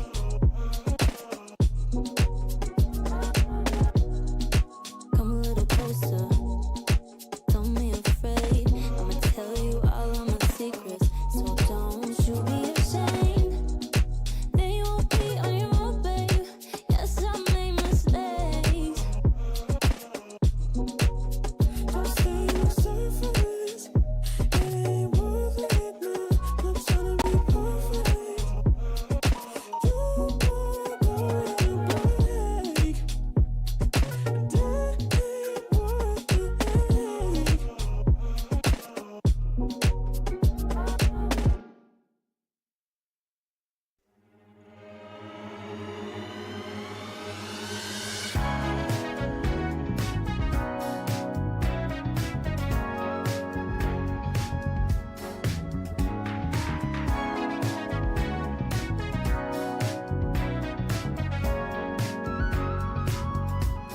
It'll never catch up to me. You said it. The time of just a man. There's a warning in the breeze. If you got it. กลับมาแล้วค่ะทุกคนค่ะและตอนนี้นะคะจบไปแล้วเป็นที่เรียบร้อยกับ 2 เกมด้วยกันเกมแรกเปิดมาด้วยทางทีมไทยคือ Attack All Round และเกมที่ 2 นะคะเราได้แชมเปี้ยนมาแล้วเป็นที่เรียบร้อยนะคะตัวแทนจาก RQ Kazu Make some noise, of course, that's because we are live now. And before we move on to the next game, we're going to do some interview with him. We have our Kazu here on the stage with us. Oh, wow. Absolutely amazing. Let me begin first. โอเคต้องรีบชม เข้าใจ ขอเริ่มด้วยคำชมก่อนนะคะ โอเค เพราะฉะนั้นไปค่ะ back to you คุณยูกิ 24 คะแนนว่าเยอะแล้วแต่คุณจัดให้ถึง 30 คะแนน คิดว่าจะทำได้มากกว่านี้อีกไหมคะ 24 poin itu udah banyak. Ini udah 30 poin nih. Nanti di tim di kedua ini akan lebih banyak lagi atau enggak? Kita hanya berusaha konsisten sebanyak mungkin. ก็คืออยากทำให้มันเป็น consistent แล้วก็ทำให้มันคะแนนมันเยอะกว่านี้ครับ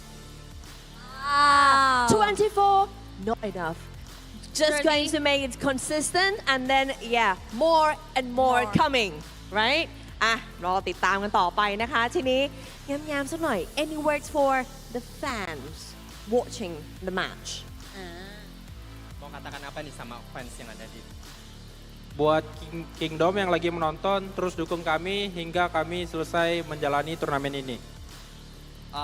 สำหรับแฟนๆคนอินโดแล้วก็ทุกคนละครับก็คือซัพพอร์ตเราครับ ฝากซัพพอร์ตนะคะทีม RQ Kazu ด้วยเนาะ ใช่ ถามนิดนึงดีกว่าว่าสุดท้ายแล้วคำถามสุดท้ายนะคือจะบอกว่า RQ Kazu ถ้ากลับมาอีกรอบหนึ่งคิดว่ายังจะทำได้ดีในแผนที่เดิมอีกไหม Kalau nanti bisa balik lagi ke sini, nanti akan ketemu lagi di plan yang akan sama atau enggak? Seharusnya sama. Seharusnya kami bakal selalu sama. เหมือนเดิมครับ นี่ย้ำแค้นแน่นอนนะคะ งั้นขอกำลังใจนะคะให้ RQ คาสุด้วยนะคะ และตอนนี้ก็ต้องให้น้องๆนะคะ กลับไปประจำสเตชันเพื่อเตรียมตัว get ready นะคะ to the next match นั่นเองค่ะ แต่ว่าตอนนี้ค่ะเราได้เวลาส่งเวทีนี้ต่อให้กับชาวแคสเตอร์เราถูกไหมคะ ใช่ ถ้าพร้อม แล้ว กันแล้วก็ let's go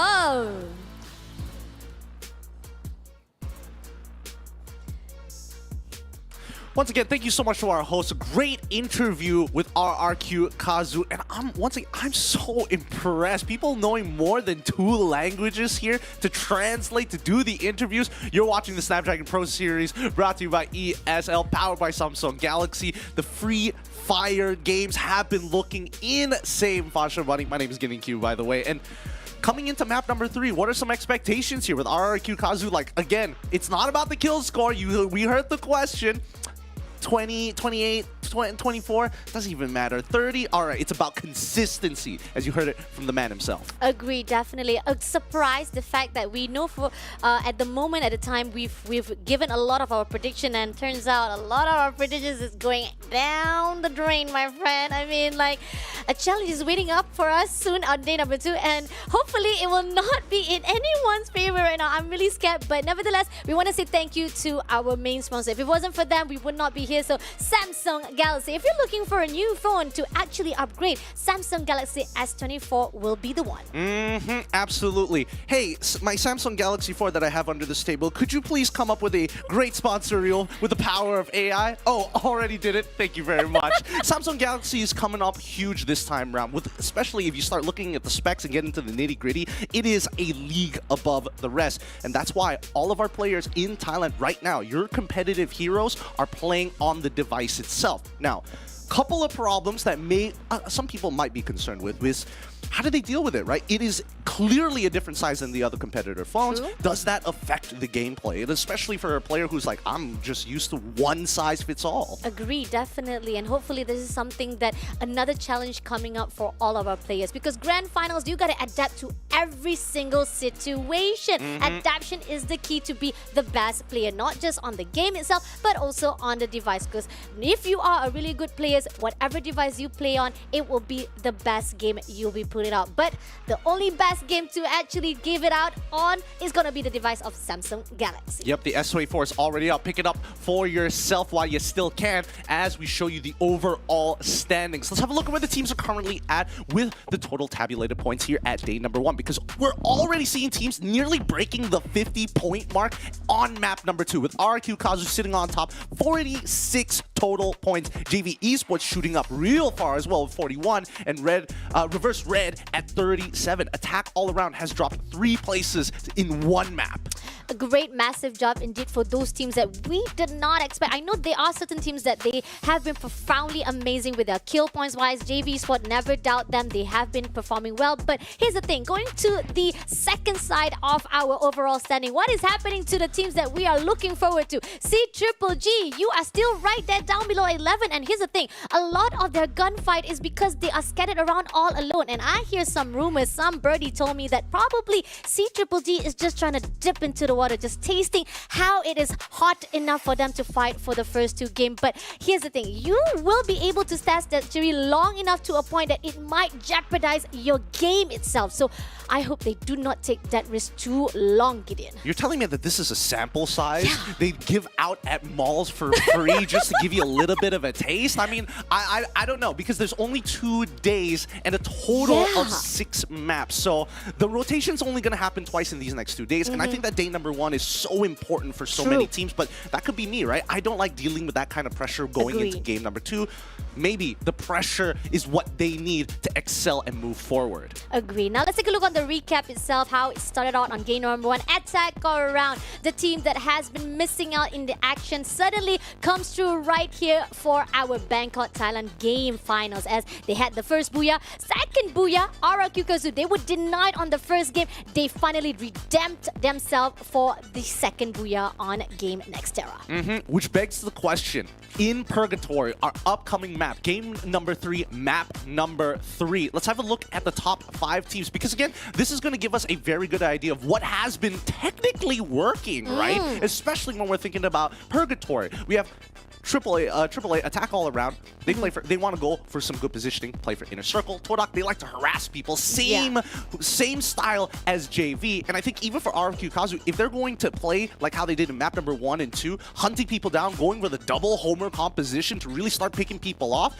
it might be quite beneficial in such a large map size. Agreed, definitely. Purgatory is a big map side, and this is stats coming in from the challenge group stage themselves. And I don't want to push on too much on the stats though, because surprisingly, every single stat that we actually go in, we depended on, it actually blow up inside, like blow up in front of our eyes, saying that the teams that was performing well at the group stage ended up not performing so here at our grand finals. And that begs the question, like, what is going on? Is grand final is just like a little bit of them trying to actually get a qualification, and then going to the grand finals is where they actually go all out with a bang right here to be the champions. Now let's take a look on the prediction wise as well. And no to the fact to all of our viewers itself, you guys also have the power in your hands to cast your own vote. Maybe you guys have the power to see the future. So far, I'm seeing my future not so bright, my friend. Hey, there's still 2 days. There's a good chance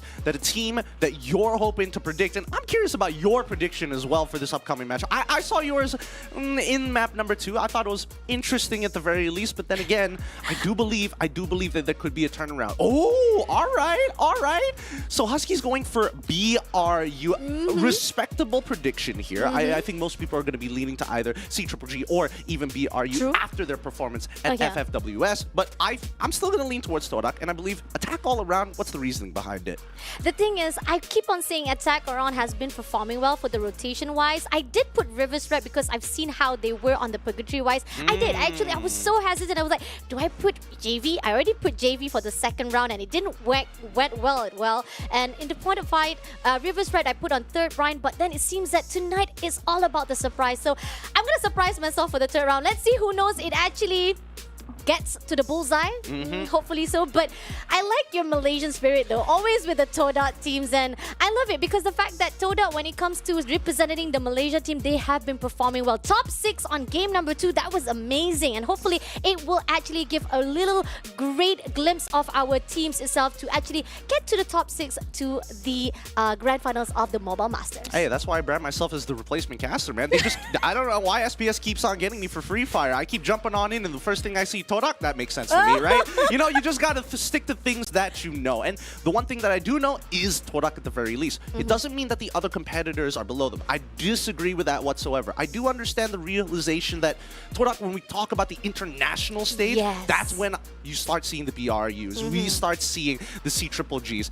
Attack all around is interesting because I feel like used to be middle of the pack, used to actually be top tier competitors. They disappear for a couple of internationals, and back at the SPS, I was hopeful in map number 1, but maybe we need to give it a little bit more time to cook. Agree, definitely. Do you smell something? What's that? It means that there's something gonna burn up in maybe Purgatory. Purgatory? I'm just hoping, I am hoping at the very least that some of the teams that play similarly to my predictions at the very least that have been working out well, RQ, Kazu, they've done a good job hunting people down. JV Esports, they like to kind of harass people slightly, right? Definitely. But not as much as if the inner circle falls within the grasp of attack all around, BRU and CGG, right? Those end game zones are, so far, is the big difference maker. I feel like mid game, seems like all these teams have a very generally good idea of what to do. It's really that early game start that sets the pace for everything, right? So get a decent early game, mid game seems to be fine with everyone, and that final last section to close the game out, that's going to be the hardest part. Agree, definitely. When it comes to the safe zone of the Purgatory as well, we do see a lot of the gunfights early on the group stage. We saw how Rivers Red had a great, massive, good gunfights, and we saw how it was on game number 1 as well. The portal usage was just superbly, just hide and seek, main played with the game fight as well. Like they play go out and go in, charge down immediately all of the players from the Onyx Olympus, and that's what we see on the Purgatory as well on the group stage. And this could happen again here at the Grand Finals. But here's the interesting part. Toda also love to go to the high ground at the Purgatory. Will they do the same rotation as well here on game number 3, or will they try to avoid out, because we know for a fact most of those gunfights will definitely occur at those high grounds? Well, I mean, if we really think about it and look at their past behavior, history, right? How do they enjoy playing the game? How do they usually approach the game? Most of the time, it's early fights and then look to kind of snowball that out of control as we start rolling into our third map of the day. Who's going to take it? Is RRQ Kazu going to maintain on this top spot, or will the map rotation cause them to drop it down in points? People are going to be gunning out for them. People are going to be looking for the top spot here in Purgatory. Let's go! Alright, checking out on the flight path. Lovely, beautiful flight path. Not to worry much. You can go on the right side, on the light side, on the left side. Here's the thing. The high tier looting area is always going to be CGG try to contest it out. Will they do the same mistake they've done so far? They always scattered around, one player surviving all alone, and then they actually been wiped out totally, immediately been pinpointed by the rest of the enemies around their side. Now that's really very interesting. Here we see that most of the players decided to play safe.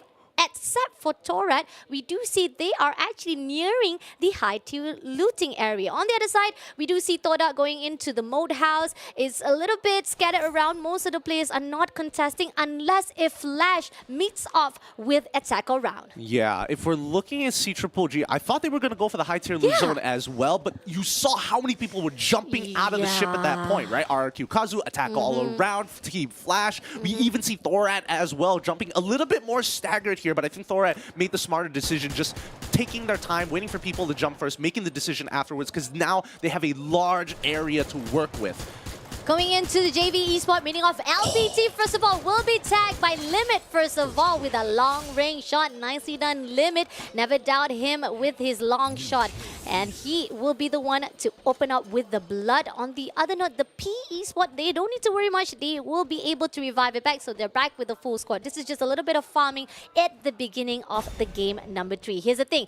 A UAV has been deployed, closing into another area. We got the RRQ spotted out on fire, all alone. And that's going to be tagged by 3 players. Ice wall been put out, and they throw some grenade as well. Now dashing in straight, a little bit of that wall side will not do anything because Deuce will be the one to take down on fire.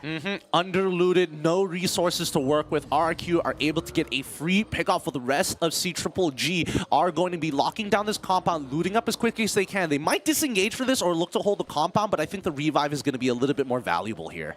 Interesting. I mean, like, I keep on seeing them being tagged off all alone every single time. It's like the rotation is all scattered around. And again, the theory that I hear from the little birdie, from the BM casters, it seems that may not be at the case right now. Going into the team of Rivers Red, as we see, Diamond is right on the high ground, might actually be able to spot out Indostar Lim right down below. Going to jump straight away to take him down immediately with a Trojan. Lim goes down, unfortunate. Red Reverse finding all the kills that they want. Now, let's come back to CGG here. Going with a full engagement. Dudes might be in some trouble here.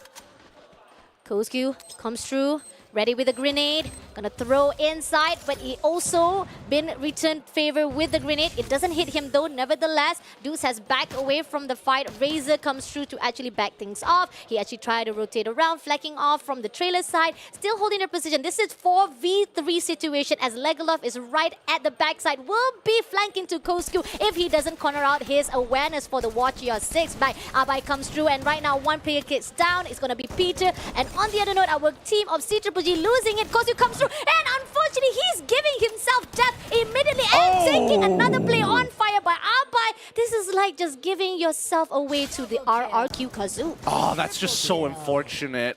Oh, man. Abe, doesn't matter what weapon's in his hands, he is a force to be reckoned with. Having the perfect weapon for the situation. Walks in, takes out 2, manages to find a 3rd at the same time. And one more, he's out of there. He does not want to be a part of this any further. He's going to be looking for a revive. Does he have enough crits to make it work? We'll see in a little bit. But it's Todak now having to hold a hill position against PE. And it looks like, I mean, they've got a general landscape here, right? They're playing on the outer edge of the circle as it's slowly starting to come in. But it looks like JV is coming in from the opposite side and Todak are out. They do not want to be part of this. Yeah, this is how I see it. When it comes to Purgatory, Todak will definitely go in for the high hit rotation. JV Limit missed it off with PE Nero here at the Arsenal. And it seems that trying to break the ice wall one after another, but August comes through for the backup as well. Clears it out, and PE Esports loses Nero in that process. Todak just holding them back right now. And JV, they're not done with this. They've got a vehicle to work with. And at 60 FPS, I don't expect them to be crashing into anything just yet. Their performance seems to be going very well for them with 4 eliminations already underneath their belt. Here, Buriram on the other note, Wasana with already is looking for a target. Right in front is going to be Onyx Olympus. Not sure if they actually spot him out, and that's why they're actually rotating through every single corner of this riverbank. But somehow they're still trying to actually catch up. If Onyx Olympus stops a little bit further, it might actually stumble upon those 2 players. On the other note, C-Triple-G is actually trying to climb this hit. Onyx Olympus, we got Gardu right there on fire.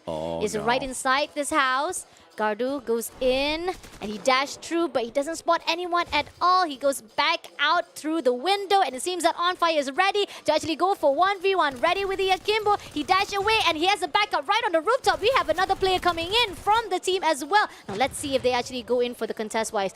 Oh, shooting down. One player doesn't get enough damage to take it out. 1v1 situation. Nope, it's going to be 2v1 as on it. Gardu takes down one player, losing off the team of C-Triple-G as well. Now Kozgu left all alone, trying to survive it out. Can he actually make it through to redact himself? Oh, a little bit of teasing from the window side. Jump shot, nicely done by Jack, but nevertheless, Kozgu backs away, and now he's going to go in for a fight, but he's losing it. But no, he managed to take him down as well. That is a great redemption from the captain of C-Triple-G himself. And that's what we should be expecting from C-Triple-G. That's what we want to see. Some clean mechanics, some great decision-making when it comes down to these firefights here. Gary, he does not want to be part of this. He's thinking about it. The blue is starting to close on in as Kiba has been revived, but he's not going to have any weapons. He's going to get, well, no, doesn't look like it. Let's have a look at attack all around. Attack all around, pushing through to the flash side. Right here, Artemis trying to flank it off through the glass, but somehow Artemis will be tagged off. And attack around! No! My first team!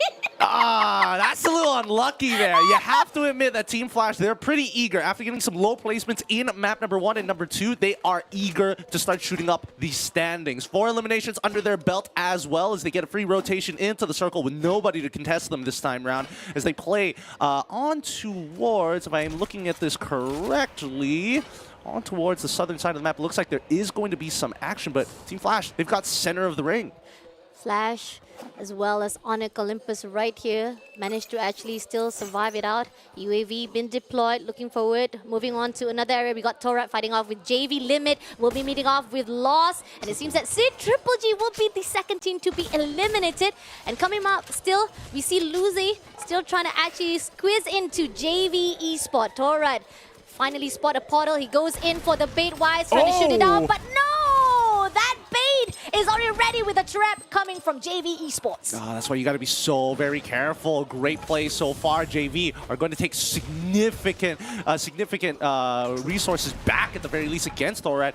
Once again, playing around this glue wall, needs to win this 1v1, takes it away. Orgus didn't even need to break a sweat. Gonna get the revives, and most importantly, what are they gonna do about this, right? Does JV still want to be part of this? All right, Darko is right all alone. He knows he needs to retreat, but he's been spotted out by Protete to actually breaks off that vehicle. He will not have the survival on his end, but nevertheless, thank the Lord that there's still a chance for Torat to come through. So definitely they will be surviving out to back off from the fight with JV Esports. But the damage has already been done. JV is right at the top for the leaderboard right now with 4 kills by Argus. And that's huge. That's really, really huge for JV as of this point of time. At the very least, they do have some vehicles to work with. They will be able to start resupplying themselves as well. Hopefully, they should be able to outlast this until their vehicle is in place. As we look in towards a circle, it looks like Red Reverse looking to take control of some space in campsite. The only person in their way, or at least it looks like a scout here from the side of PE.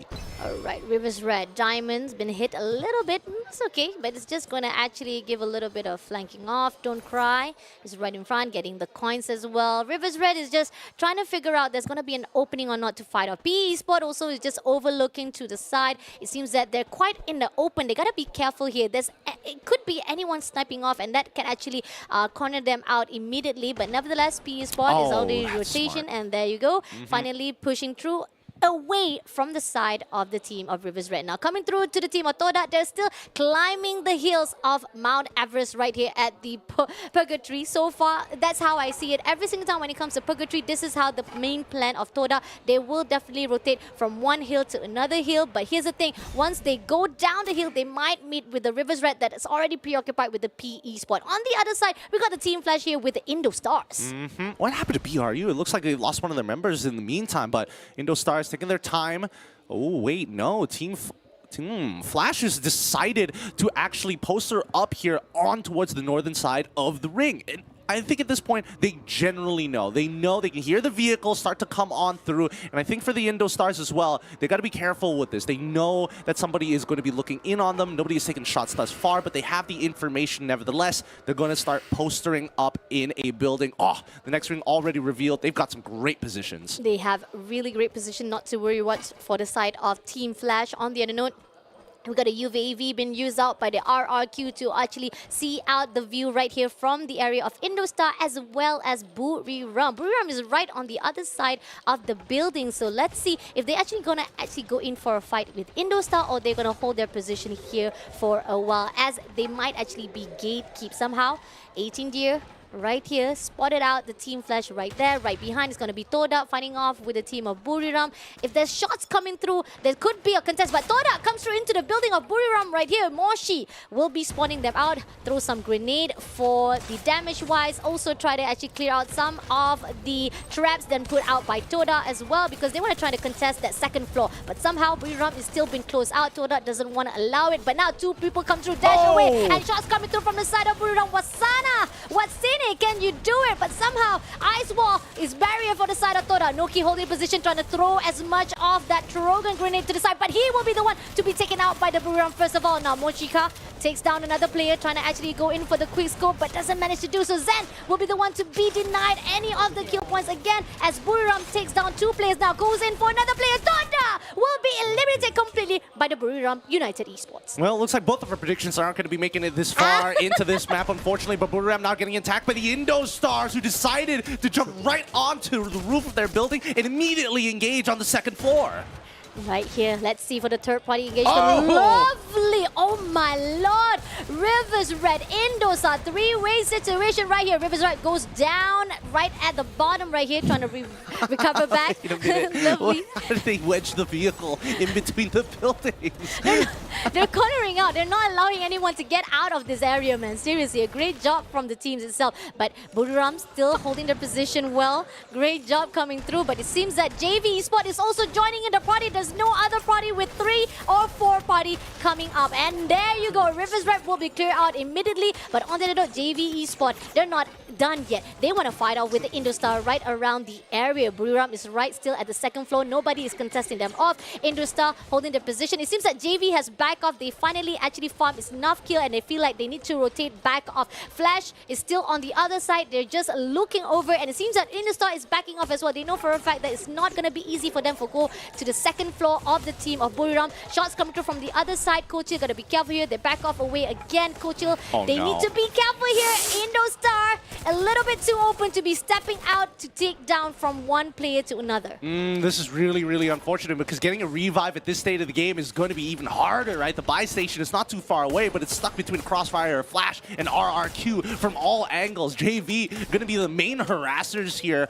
against these two teams, hovering around these buildings. They know where the Indo Stars are. They know exactly where Buriram United are. But the worst part is that Buriram's building, there's 3 floors to it, and they're posted up on the very height, the attic of the building itself. It is not easy to break in. No, RRQ Kazu is coming in as well, and Torak also slingshot themselves around this area. Oh my god, this is a bloodbath. Onyx Olympus will be eliminated right here. Lozzy looking for a way to come through. JV also spotted out the team of P Esports who tries to get into the zone. They will gatekeep those in those areas as well. This is a great cornering from each angle for the JV Esport. And they also holding their position right here at the Buriram side. But JV Protete spotted out one player, gonna go in front of flag. Ice wall being put out. JV Protete goes into the right side.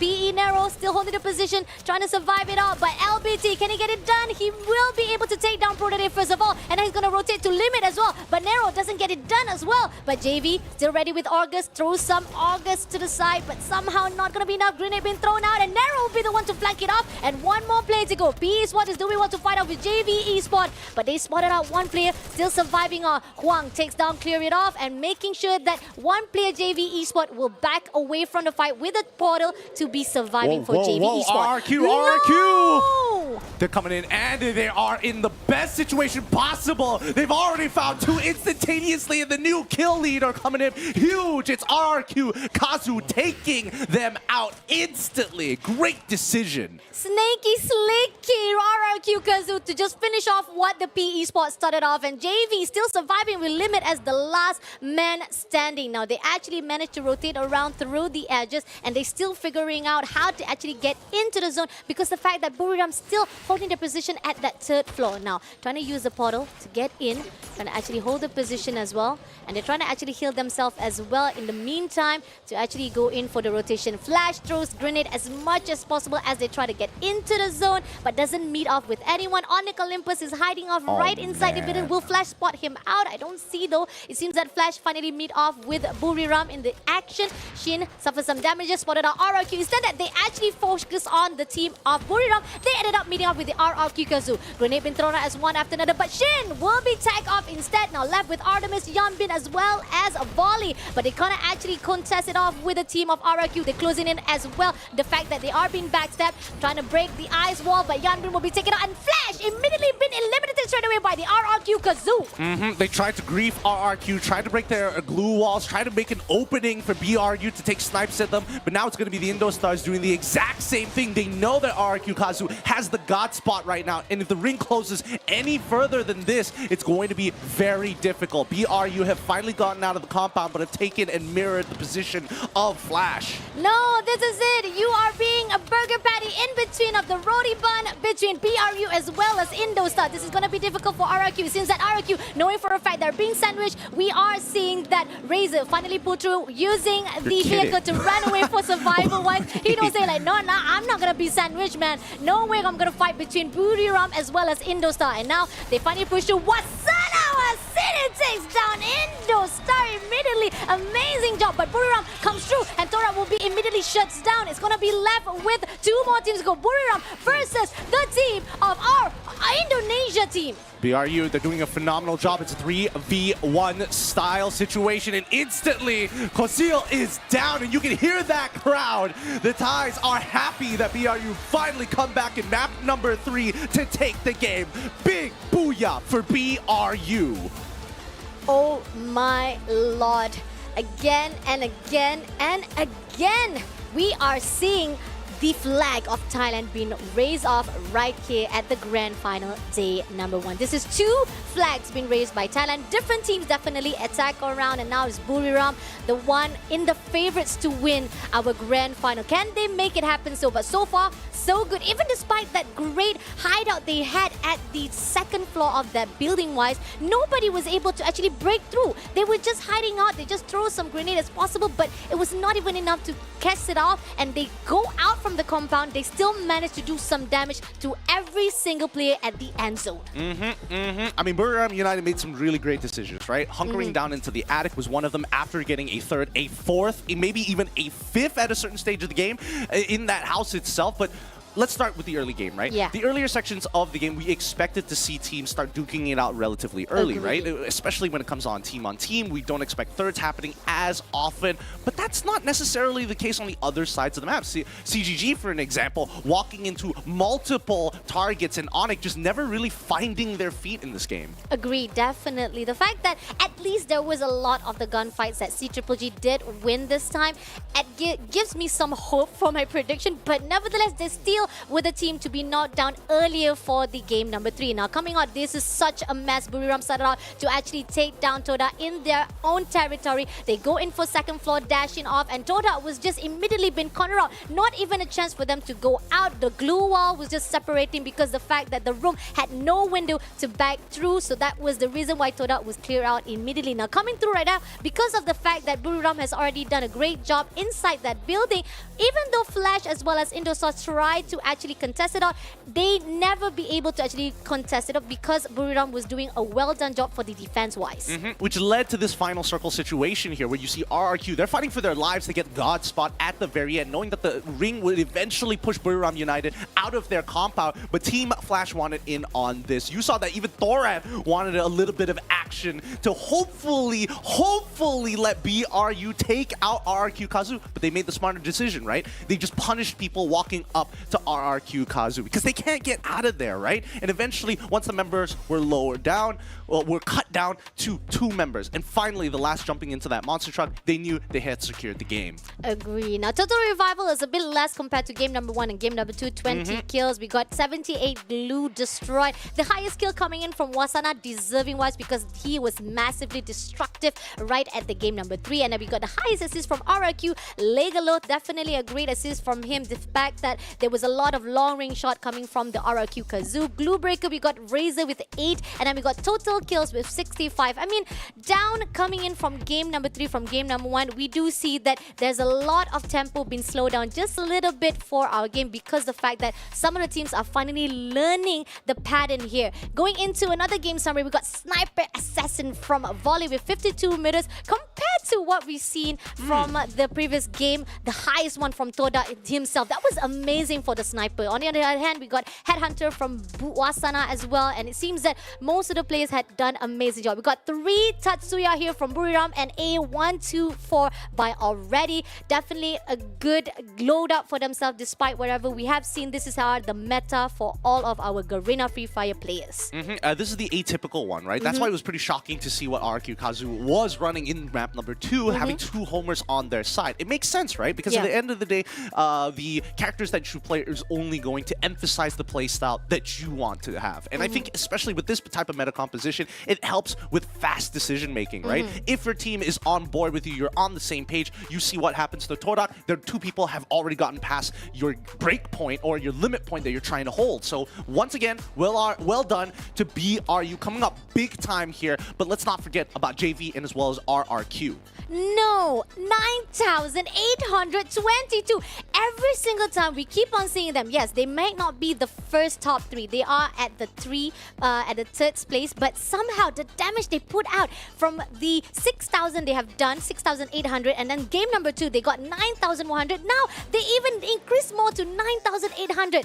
JV Esports is just on another level for the damage wise. On the other note, we do have the game standing right here. Buriram with 26 points, definitely deserving despite that we are knowing for a fact this is our favorite team. RRQ Kazu still with consistency. That's what they're talking about. Always consistent with 23 points. JV Esports with 18 points. Indostar with 14 points. Team Flash with 12 and Thorat with 9 points. Yeah, it looks like, Onyx Olympus as well as C-Triple-G are really struggling in these past couple of maps, man. They haven't made it to the top 6 in a while. And more importantly, they barely break into the top 4. They're relatively not close to it as of yet. Considering how these teams are playing, we're getting a good variation of styles. Teams that want to be that bully, right? Look for those initial picks, go for those big kills. And if somebody happens to want to bite a bigger chunk of the pie, totally fine. Do it. We'll just wait for you to finish. And if you so happen to lose a member, there's 4 of us to clean it up. Agree, definitely. Now here's the question.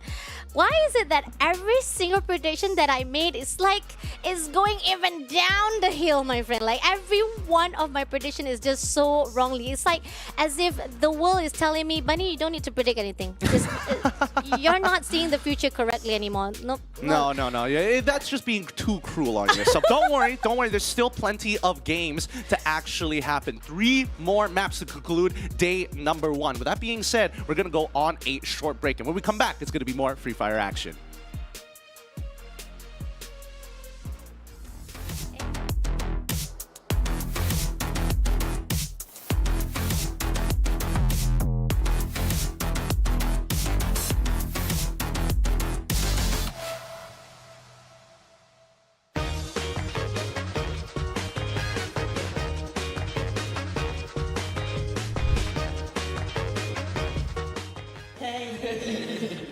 ไอ้นี่ทีมเล็กครับ ชอบคุยกับสาวเป็นคาสายนี้ไม่ได้ติดเขา ผมนอนกับมันก็ปลุกมันตลอดอะBocel doang. Bocel doang. Lim juga. Bocel doang. Semuanya dah pokoknya semua. Agak semua. Yang paling kan bang, yang paling kocel. Di DS kocel, oke? Jadi gue lagi. Tidur paling lama kayaknya dia bisa tidur seharian full deh. Gak tahu kenapa. Kayak orang mau mati.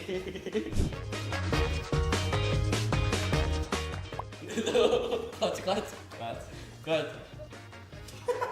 Dia paling bacot. Semangat. Ayo langsung dari itu. Jangan menyanyikan poin katanya. Evaluasi. 1 poin itu penting gitu. 1 poin yang paling bacot.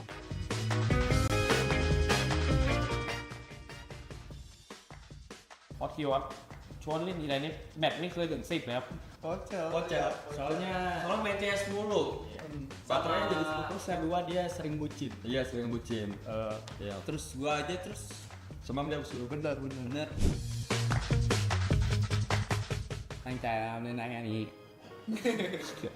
พีเตอร์ครับเพราะแบบชอบดูเดี่ยวโรโดครับชอบไปตายฟรีครับ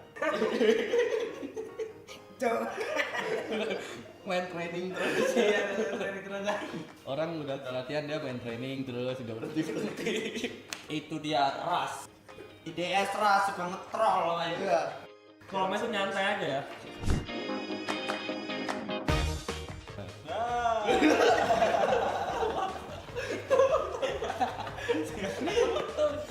iya ras soalnya terlalu soalnya dia sering bercanda jadi mati mulu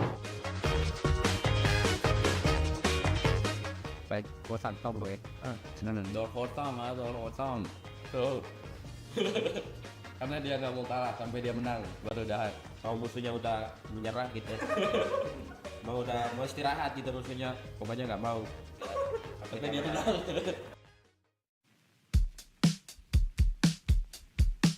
Summer breeze,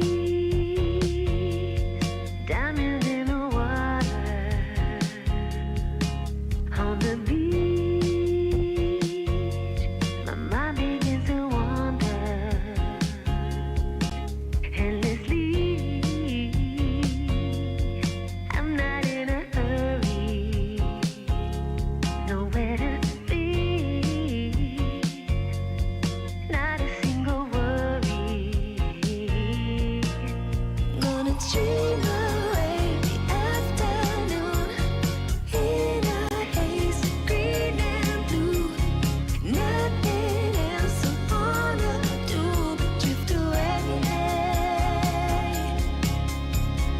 Neon mountains on a cloud, up so high, don't look down. Drift away, drift away. คนนี้ต้องทักแบบนี้ Yeah, this is how we say hi, right? ใช่ Can you do it one more time? ดอย Alright. ทำให้พี่ภาคภูมิใจ Wow! Welcome back, everybody. Here's the interview before the next match, right? ใช่ค่ะ และตอนนี้นะคะเราอยู่กับ BRU บุรีรัมย์ United Esports already Alright. คำถามแรกเลย เป็นยังไงบ้าง ได้ข่าวว่าคุณน่ะไม่ได้ลงสนามมาสักพักหนึ่งแล้ว กลับมาลงสนามเสร็จปุ๊บ คุณเจองานออฟไลน์ระดับนี้ค่ะ รู้สึกยังไงบ้างคะ ก็เหมือนเดิมครับโหดเหมือนเดิมครับ Oh, the question is how does it feel to be back in the match again? And he said, yeah, super stressed. But yeah, you did the best, right?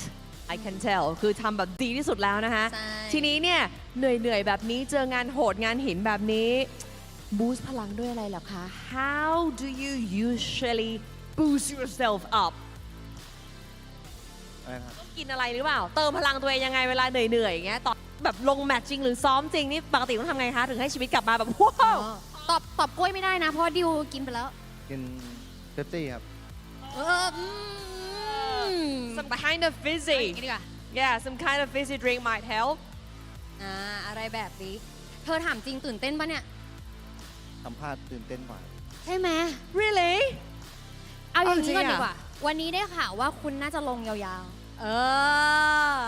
มีแมปไหนที่กังวลเป็นพิเศษไหม ไม่มีครับชิวๆครับ ได้หมด ครับ แล้วมีทีมไหนที่กังวลเป็นพิเศษไหม ไม่มีเหมือนกันครับ Oh dear. The question is, any concerns? Any team that you were concerned? And he said, no. And shrugged a bit, you know? Like, no. And that's it. Because he said that here, he feels super excited even more than the match. นะคะ คือแบบว่าเล่นยังแบบชิลกว่า ใช่ super chill I can tell ถ้าเป็นลูกชายผมจะเป็นอย่างนี้ทุกคน ก็คือสัมภาษณ์อะน่ากลัวกว่าเล่นเกมอีกคือไปวัดกันในเกมดีกว่ามีปัญหาไปจบกันในเกมอะไรแบบนี้โอเคค่ะอ่ะนั่นก็ขอบคุณนะคะ already ด้วยนะคะ เดี๋ยวเราส่งเวทีนี้ต่อให้ชาวแคสเตอร์กันเลยดีกว่า go to ชาวแคสเตอร์ Welcome back to the Snapdragon Pro Series Free Fire Challenge Finals that's happening right now in the Sam Yen Town Mall in Bangkok, Thailand. We are here in English studio. With me is Fasha Bunny and I am Husky.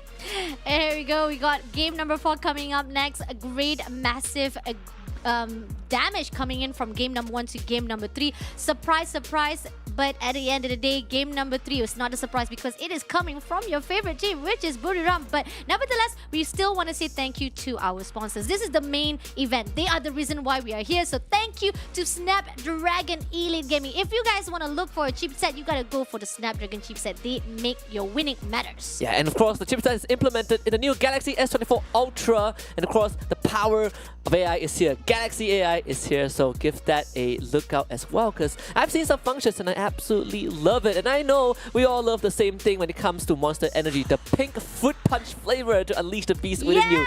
And monsterenergy.com/gaming. And finally, if you want to level up your career, do it with DHL. They also are integrating artificial intelligence into their workforce. Find your job here at esl.gg/fe-career.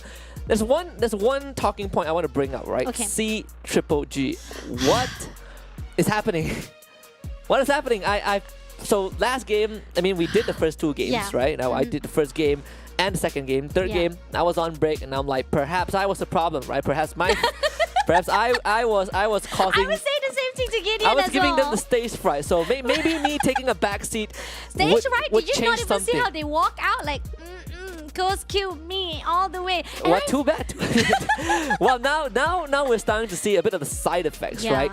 First round bomb up, okay. Yeah. Second round bomb up, okay, acceptable. Third round in a row, no. Now we have to talk about it. Yeah, we do. Okay, first round, they were too scattered around. They were everywhere, all over the place, all alone. It was easy for them to be tagged off. Right here, and as we see from game number 3, we do see Kozyu at least maintain a good composure. They at least managed to fight out with Onyx Olympus, a really good comeback, a really good redemption. But then, at the end of the fight with the Onyx Olympus, they ended up being tagged off and also eliminated at the bottom place. And that's the question here. C-triple-G, what happened to all of the momentum that they have done from the challenge group stage?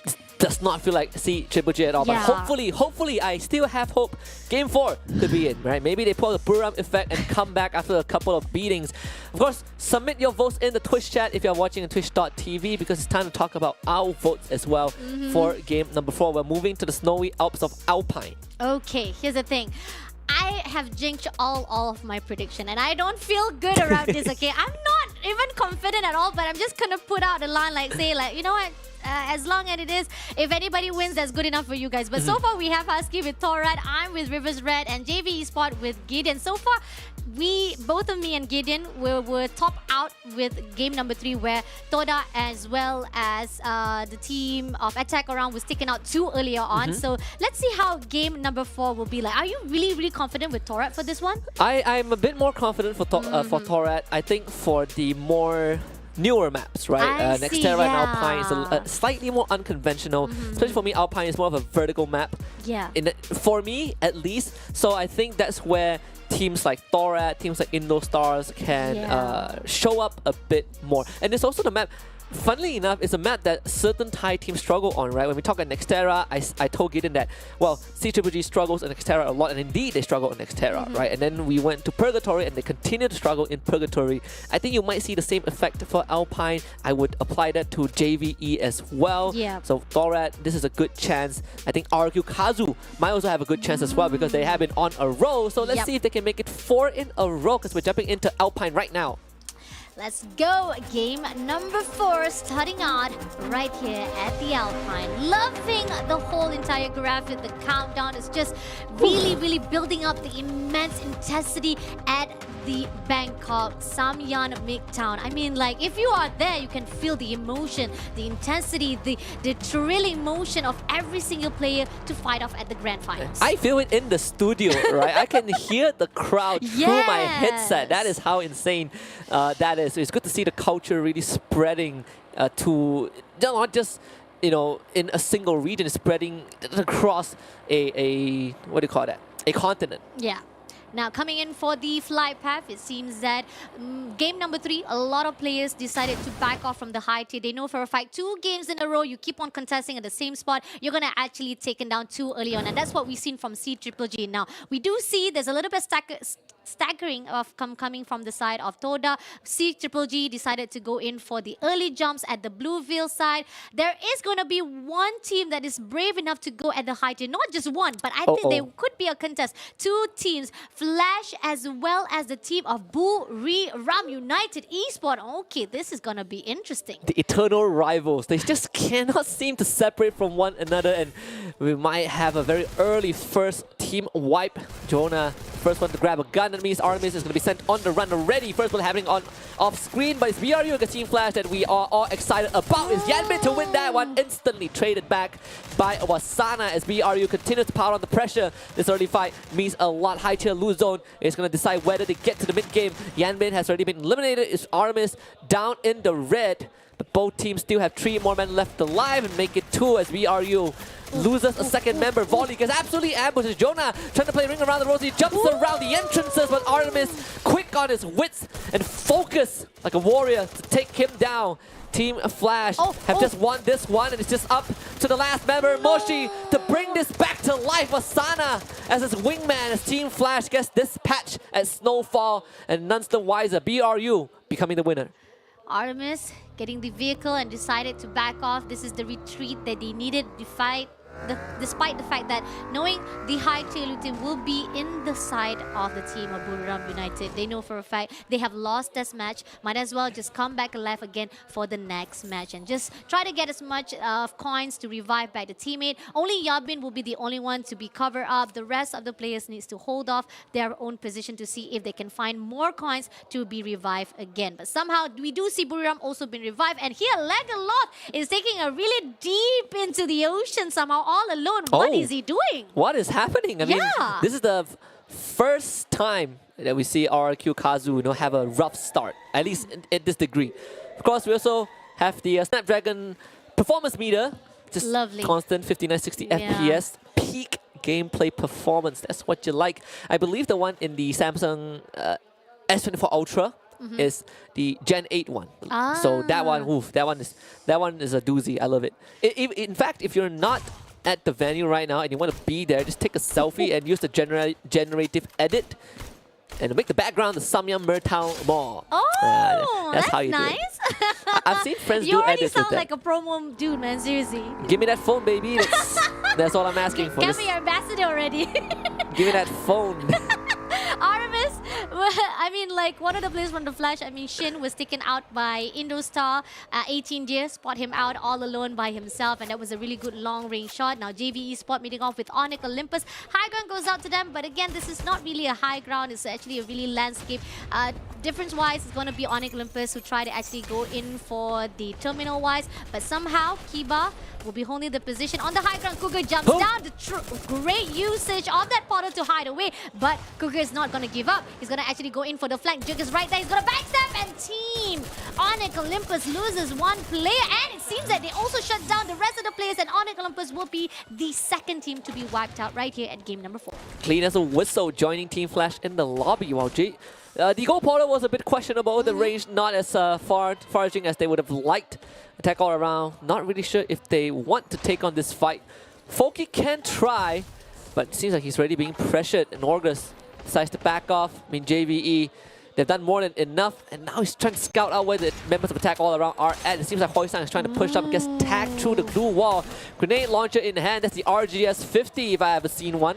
As the goal portal still connecting to the back as well. Here comes Orgus, not able to catch the first target. Hoysang blows himself up. This is a disaster. If Attack all around wants to avoid one, Foki was able to get a knock onto Potato, but limit with the support from long range down jump guard. Hoysang is also gone from this equation. 2 versus 3 in favor of JVE. Can Foki keep this alive? A shot to the back of Limits head is Foki with 2 in a row. Foki with the corner and Foki with the wipeout. An ace for this absolute beast of a man. No! Triple 360 spin all over the place. Foki, that was amazing to shut down the whole entire squad of JVE Esports. They bring the fight. They literally finish the fight beautifully. Oh my god. And it started with in a situation where Hoysang blew himself up with the grenade launcher, right? They handicapped themselves unintentionally, and Foki was the hero. That was just intense. Now going into another area, we got the team of PE Sport fighting off with the Torad. Quite far away from each other. We got Darkle on the right side, 3 players on the left side. So PE Sport, probably a little bit of damage coming in from the long range of Luzi. Spot him out, shuts down LBT immediately. And it seems that it's going to be an information to be taken for the team of Torad. They want to go in for a push, but PE Sport does not allow it. They don't want to actually go in, but don't cry. Been tagged off by Darkle. There's going to be another opening for the team of Torad. And using the portal, beautiful. Torat is looking for another one. Darkle reposition, spotted out that vehicle. Not actually exploded off. Doesn't get it off, but it was a lot of the damage was done. And Nero finally managed to move away safely. But Huang is still in the area though. Huang is holding off his position wise. He's not moving. Could be there's a, I don't know, probably he's having an issue. No, he's back. There he is. Oh, he's back. He's finally back. He's still pretty much alive. Well, in fact, staying static might have been the right choice, right? Dora just walked past it. Yeah, true. And this circle is still the first one, so not much damage is going to be dealt. Nero, though, is finally reaching a new area. That's where Legalov is going to show up. Bison in hand. And actually spotted out Nero, at least saw the vehicle, but Legalov needs to buy his teammates back first. There's 2 of them. Able to get himself finally find a place to use that medkit. RQ having a very, very slow game. Yeah, definitely. But at least he will have his teammates back things up. And here on out, we do see some of the players still holding their position at the edge of the zone. Attack around, still prioritizing to get into the safe zone immediately. Gonna meet off with the team of IDS with Buriran, also already safe at the Militia as well as Forest Red. Now, let's see if Attack around will be able to gatekeep. RRQ, Razor was able to be revived back. Don't Cry also on the same area. 1v1 situation. They're still further away, but it seems that they know that information. Will Razor try to actually go in for the long range? Somehow he's just peeking through the window. Finally spot out Don't Cry there, but he's not moving. He's not actually trying to go in, but finally he goes in for the close combat, closing into Don't Cry, little by little, ready. Oh, but I think he's actually prioritizing to buy some stuff from the vending machine, and Don't Cry is just moving around the area. And LBT right at the top with 1 player right down, which is RRQ Razor. PE spotted out the steps, chasing after the steps, also maneuvering 2v1 situation. This is not going to be safe for Razor. Yeah, with the mini Uzi in hand, Legalov is going to perish to the blue. LBT turns the corner to find Razor 16, and that's going to be 2 members of RQ Kazu getting eliminated from the game. Unfortunately for Dutz, does not have enough coins to bring back his teammate, but might not even have the chance, even if he does have the currencies. Our attack all around, swarming this compound. Dutz, the Tatsuya dash to try and fight with the sidearm, but it's not the weakest weapon in the world. Kororo easily takes care of him. It's number 5 for attack all around. Right, things are slowing down a little bit. People are tagging off one player from another player. Pretty much it's just on either side whether or not they will be able to spot out one solo player all by himself. And RRQ Abai will be left alone. Started out with Legolas, try to bring back the teammates. Ended up now Abai will be the one who has the last man standing out. Torat, on the other note, is right here, right behind the team of Buriram United. Long range shots trying to do some damage right there, but they also get some damage in return as well. Now Darko, one shot, they are at the outside zone. On the other side, we got Rivers Red meeting off with the attack all around. They bring the fight to them. Slingshot himself. Right here, Diamond, 1v1 situation. Try to do a little bit of shotgun, but doesn't get enough though. But Posey with the grenade, nicely done, takes down one player. And now trying to rotate through the window and out the window as well. Trying to push through to the attack around. Diamond gets another one. Foki will be taken down as well. Now attack around. Doesn't have much of the favor as well for them. Jump God trying to do as jump as possible, but he managed to actually redeem himself, takes down Posey in the process, but they are trying to melee themselves as well. But Jump God traces down Posey, and Posey try to actually break through to that wall, but somehow Nameless makes through and shuts down Jump God straight away. Yeah, Sami with the micro Uzi of all things to be the be-all end-all. Kororo on the run with a baseball bat in his hand. Rest of Reverse Red trying to chase him down. Kororo ends up being trapped. This Reverse Red coming up victorious, only losing one. Lozzie about to make them lose a lot more. Nameless had to be sacrificed, scapegoated to the Indonesians as Reverse Red looks for an exit. Now Torak comes through to finish what the team of Rivers Red started, but on the other side, C-Triple-G, the one has been underperforming, and On Fire will be taken on immediately by Noki Toda. Two underperforming teams, despite Toda did massive job for game number 2 with top 6. But now, trying to fight with Koskyu, Noki fixing himself up again. There's a good chance, honestly. Moving away, Frikri will be using the portal. They're sticking together right now. And now, Frikri will try to back things up, or will C-Triple-G actually backs off and not allow Toda to actually chase them off even further. It seems that C-Triple-G say just, shoo man, give me a chance to breathe. Because the fact that this is not in the favor of Toda though, because C-Triple-G got a full squad and Toda only got 2 players. That's actually a risk for the team of Toda. Yeah. It's very rare you see C-Triple-G back off from a fight, right? I mean, there's also a product of the past 3 games where they have not been able to get much done.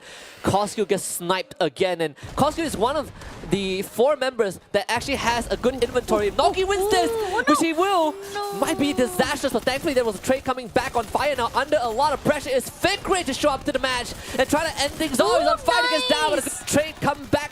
One more is the one that gets down. Is Zen late to the party and might be too late to finish off C-Triple-G, and he knows it. And he will be backing off. He knows for a fact that this is not going to be in their favor. And the vending machine is right here for C-Triple-G. They're going to contest it off. They're not going to allow any of the survivor coming in from the team of Toda themselves. This is amazing job from C-Triple-G. Different shade coming in from the fight that they've done from game 1 to game 3. Here, Torak fighting off with PE Spot. Beautiful grenade. Hoang takes down North first of all. Nero comes through for the backstab, shooting down one player. Torak will be immediately shuts down by the team of PE Sports. Very, very well done from the side of PE. In that clean execution, Torak finally eliminated by C-Triple-G. This is the furthest the C-Triple-G has ever made in a round, at least for today. But it is definitely great to see them finding the strike once more. And look at the circle, right? Reverse Red on the east side, PE now having a long journey through the jungle. BRU on the northern end, and IDS primarily focusing on the southern compound with Liam watching the western compound, with Liam watching the southern bridge. That's where C-Triple-G is going to come in from. Multiple angles to be aware of, and only limited compounds to work with. Liam already suffering the first death. Rivers Red comes through with a portal, and it seems that they will try to see if anybody tries to get into the portal as well to their side. C-Triple-G is on the other side as well, on fire, trying to pick a little bit. Grenade will be thrown out to the side of Rivers Red, but it doesn't hit anyone though. And somehow, On Fire will be trying to flanking from one side. Grenade after one another, try to break the glue wall as well. But somehow it's not going to be enough though. As it seems that Rivers Red finally pushed through to actually rotate to another side, and they will be meeting up with the team of Indostar. Kochil will be taken off. And on the note, we do see Summing as well as Diamond still surviving. They're going to actually recover the teammates back again. But C-Triple-G is already have their eyes in the target to actually push out. But somehow Rivers Red Trying to survive it out. Diamond clears out immediately. Our 18 dear Indostar Raz is away from the area, surviving all alone. This is going to be a bit tough for Indostars, realistically. But good decision making from Reverse Red to take the gold portal and try to end it off. C-Triple-G with the Dinoculus scans out the entirety of Reverse Red, including Raz in that area. And look at the circle out in the open is where the game wants these teams to head towards. Huang Ang getting a snipe onto Wasana is a good start. And PE looking to systematically take control of this game. You know, C-Triple-G watching out for them from the southern side, but this circle is going to force them all out into the center point. PE will be the first one to make a move. One shot doesn't get it off done though. C-Triple-G needs to figure out Buriram. Will be pushed a little by little through the zone itself. They got a portal there, so they don't need to worry much. They spotted out C-Triple-G in the open. Joanna trying to actually to shoot in, but damage coming in, and it seems that somebody comes through from the backside as well. Buriram gonna close off every single angle as C-Triple-G as well as Rivers Red try to actually sandwich this team. As Kozgu close through, and it seems that the game still a little bit slow pace right now. Peter getting sniped by Moshi. Reverse Red taking the gold portal again. Onto the ground floor, one more. Naded in the face by Jonah, and BRU might just go in for the killing blow. But do they know that Reverse Red is literally right behind them? Jonah pushes through and takes out Koskyu. Is C-Triple-G facing the firing squad of BRU. PE now in their sights, and PE Esports, in fact, have control of the circle. Reverse Red wants to change that. Jonah as well. He's saying, let's go, people, let's go. Try to take them out, but Reverse Red is on the other side, and now it's going to be a three-way fight. Moshi takes out Raz. That's Indostar out of the picture already, and Reverse Red will have BRU as their main opponent as PE tries to take advantage of this. Sa Ming loses that fight, but it's actually Moshi that takes him down, and Don't Cry will reap the rewards. Reverse Red getting wiped out, and now C-Triple-G decides that it's their moment to join this fray. BRU down to just Wasana and Moshi. Narrow finds on fire, and Huang Ang will be taken away by Wasana as each team trying to catch whatever scraps of points that they have. LBT stuck in the middle, but it's PE Esports with the most members left alive. Narrow, Don't Cry, and LBT. Don't Cry the first one to make contact. Narrow wins that one narrowly against On Fire, and it's Moshi left on the side of BRU. Wasana as well, not looking too healthy. PE Esports have the members advantage, but all of them are in the red. Wasana needs some time to heal himself back up. Moshi supporting with the glue wall melters, try to melt down all of this labyrinth to expose the members of PE Esports. But Don't Cry, Narrow, they themselves also have utilities to work with. Trogon in the hand of Don't Cry. They're trying to find out the members of BRU. Don't Cry taking the gold corner to the back to backstab Wasana, and Moshi flushed out from his cave. It's PE Esports to nail down the snowy slopes of Alpine, and the first booyah for Vietnam. Nicely done. The first booyah for the team of Vietnam. Loving the spirit. Look at that. The flag being raised for the team of Vietnam. What did I say? PE Sports on Alpine. Finally showing up huge. Is a map that the powerhouses, the usual powerhouse teams, might not be that comfortable with. And PE Sports, who's showing the composure in this game. Yes. I think the game number 4 was just really tactical. Everybody just tried to figure out which are the best way to go in. They try to tease a little bit with the long range shot. Finding an opening was the way to go, and when the team C-Triple-G push in from Rivers Red to the side of Buriram, but the Buriram rotation was just beautiful. From one edge to another edge, they managed to survive it all to top 2, and coming off with the PE Sport has the odds in their favor with their players still surviving off. It was just amount of time to see whether or not Buriram was able to be fight off, but the flanking them done by PE Sport was just beautiful. Oh, I love that. It's the FFWS logo on the side of PE Sports, right? I mean, for the newer audience for Free Fire, we have now individual regions for competitive Free Fire, right? FFWS, Malaysia, Thailand, Indonesia, Vietnam, of course, and the highlight reel for PE Sports. In fact, this is, I would say, a slower game overall. You know, a lot of teams are taking their time, making more tactical decisions. C-Triple-G backing off. That's the first in a long time. PE Sports able to win very crucial fights, and towards the end, they were the one with control of the circle, and they were the one that capitalized on the tendencies of the teams wanting to fight. And PE Sports was like, all right, you do my job. And now I'll read the rewards. Yeah, agree. The highlights definitely also comes out to the part where attack around shuts down JV's what Polky, triple kill, beautiful 360 spin. Was a great job from him to survive it out as the hero for the AAA to actually take them down. Oh, but yes. on the process, while they're trying to survive it out, they were shut down by the team of Rivers Red as they try to get into the zone. Buriram, on the other note, they meet off with the team of Indostar as they cleared out because Raz was the only one to be surviving. He was away from the fight and in the end, try to get into the zone, will be taken down. Great shot coming through from PE Sport and managed to be spot out one more player from C-Triple-G. Nero takes him down immediately and they know for a fact it's going to be only 2 players to be surviving and Buriram was just shut down for the contest for that booyah. That goal portal at the very end, the backstab, we talked about the potential that this goal portal can bring. PE Sports showed it right there. Again, we say it's a slower game, you know, lower revive counts, total knockdowns also slightly lower than average, but a lot of glue walls destroyed in this game. Same as how we've seen from game number 1 and game number 2. Highest skill coming in from On Fire.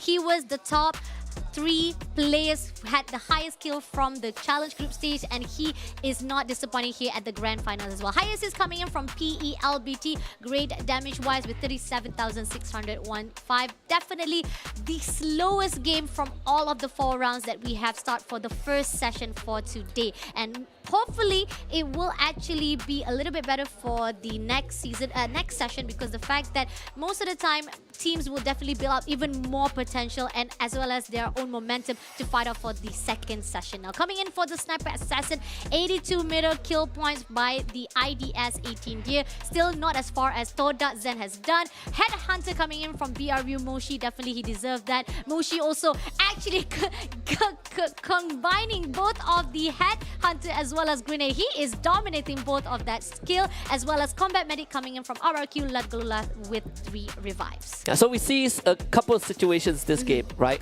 It's definitely a way better game for C-Triple-G and it's an underwhelming game for RRQ Kazu, right? The momentum broke a little bit. PE Sports stepping up as well. First booyah for Vietnam. When we take a look at the loadout for PE Sports, right? Double Tatsuya, an A124 and a Homer.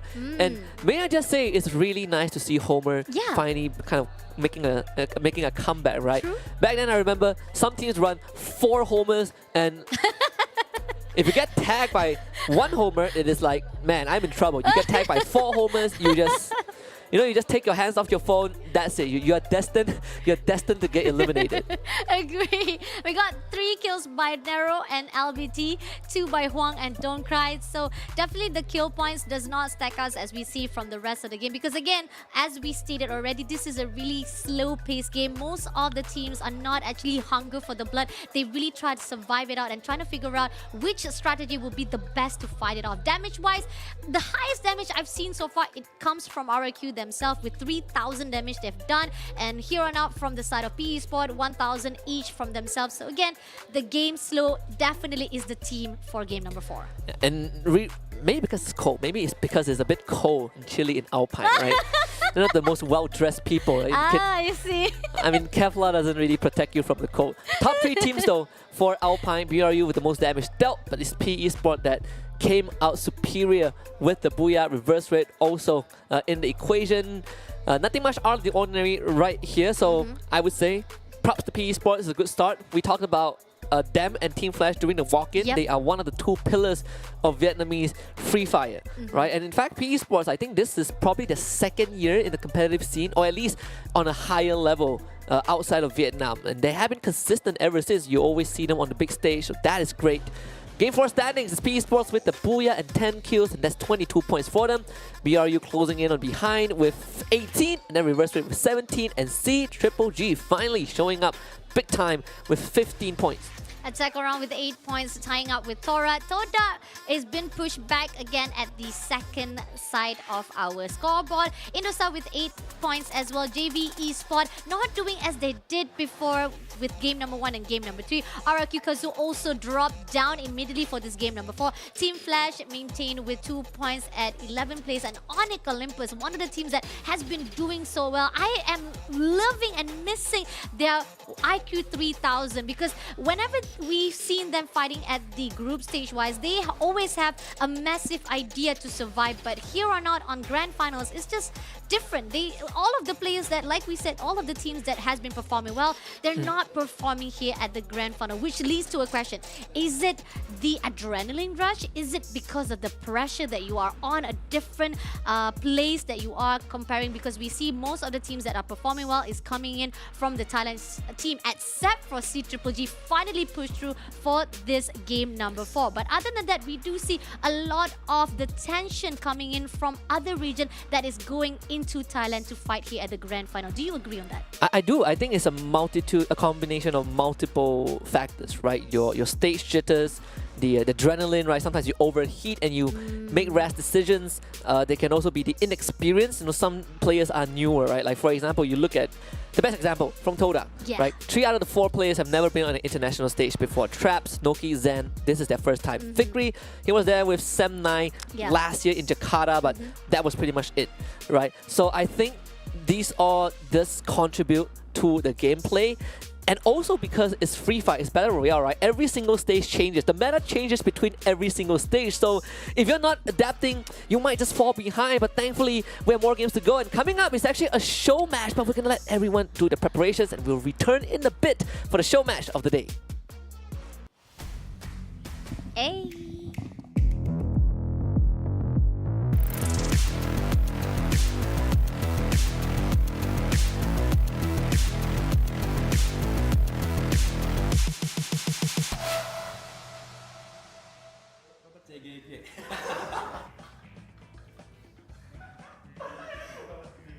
Ada 2 tim, itu Flash sama Esports. Karena Badut, bot, nilai 1 dari 10 tuh 1 pokoknya nilainya. Dari 100 gitu.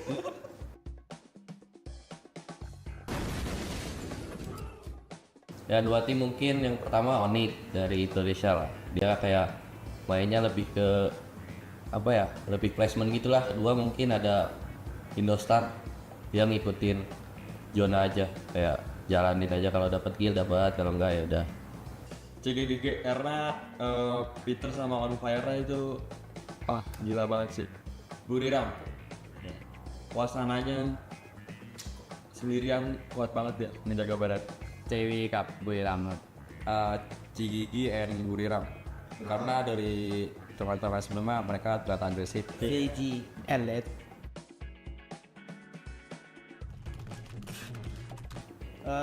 RRQ sih, karena RRQ selalu konsisten mainnya. Satu lagi Buriram karena mereka juga ngikutin meta sekarang, karena mereka juga juara kan kemarin Taiwan. One team Toda karena dia turnamennya di Indonesia, soalnya Indonesia jago-jago. ชิวกับเพราะว่าเขาเล่นหนับเล่นตามวงเล่นไม่ค่อยบ้าเชือกอะไร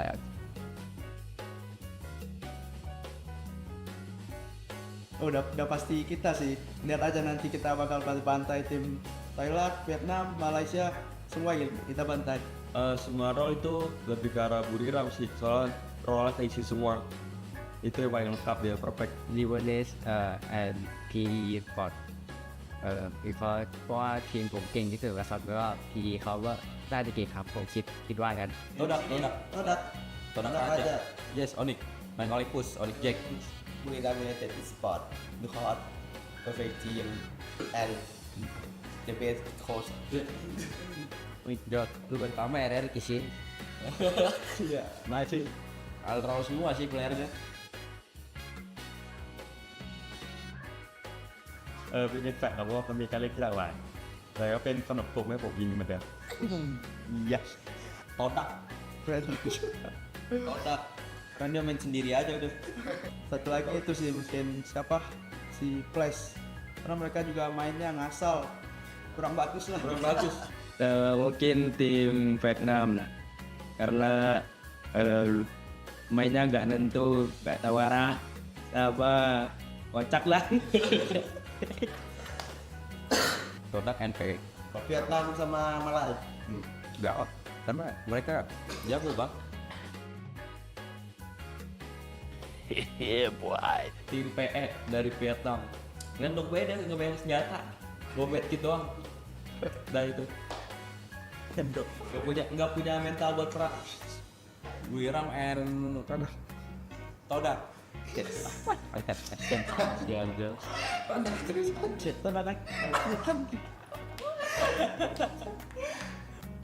มีเท่าดักครับเพราะว่าก็เน้นโพซิชันเป็นหลักแบบเน้นเซฟเรียนมันก็ทอแรกครับเพราะชื่อไทยกันแล้วจะขึ้นเหมือนกัน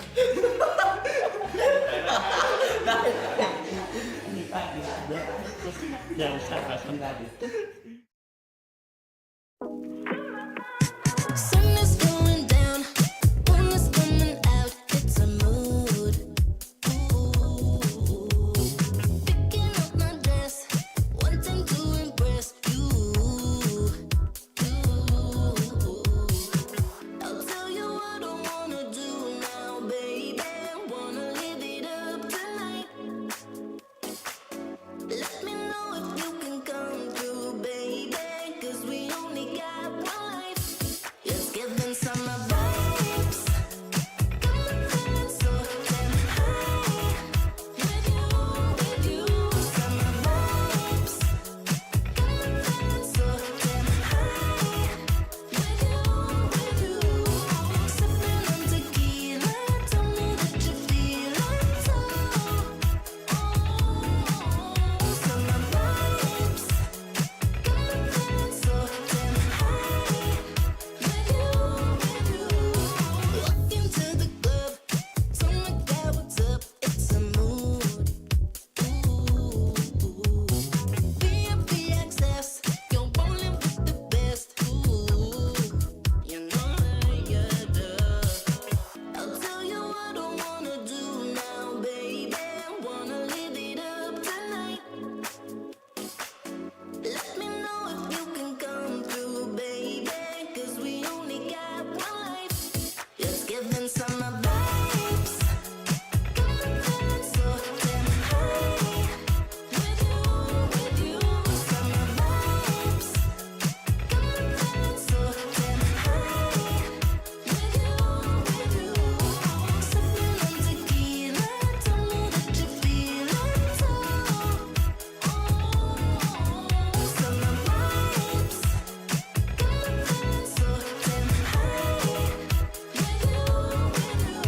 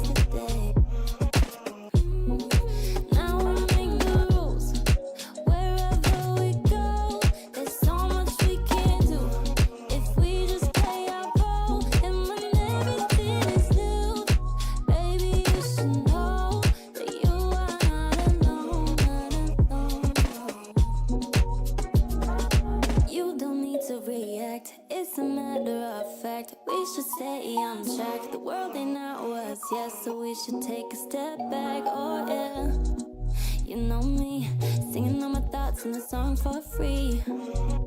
You know me. Don't stay on the surface. It ain't worth it now. Not trying to be perfect. You are going to break.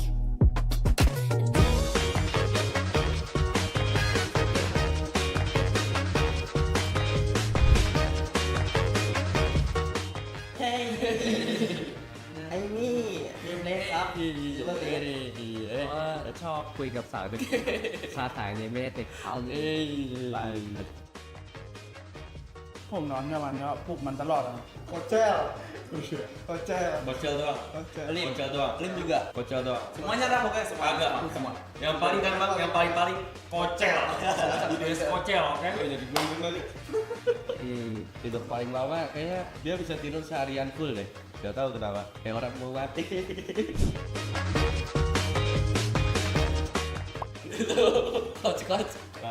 Coach. Dia paling bacot. Semangat. Ayo langsung aja. Jangan menyanyikan poin. Evaluasi. 1 poin itu penting gitu. 1 poin yang paling pas.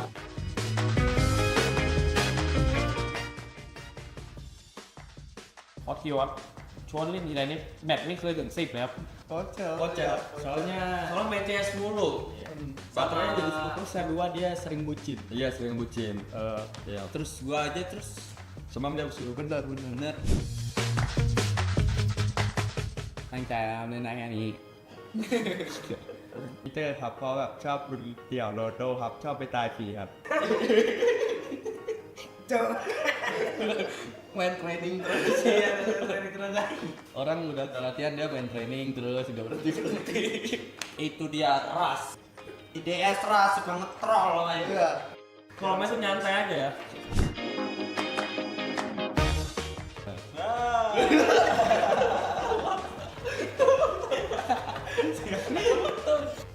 Iya, ras. Soalnya terlalu Soalnya dia sering bercanda jadi mati mulu. ไปโคสันต้อมเลยนั่น โดนโค้ชต้อมkarena dia nggak mau kalah sampai dia menang baru dah kalau musuhnya udah menyerah gitu mau istirahat gitu musuhnya pokoknya nggak mau sampai dia menang.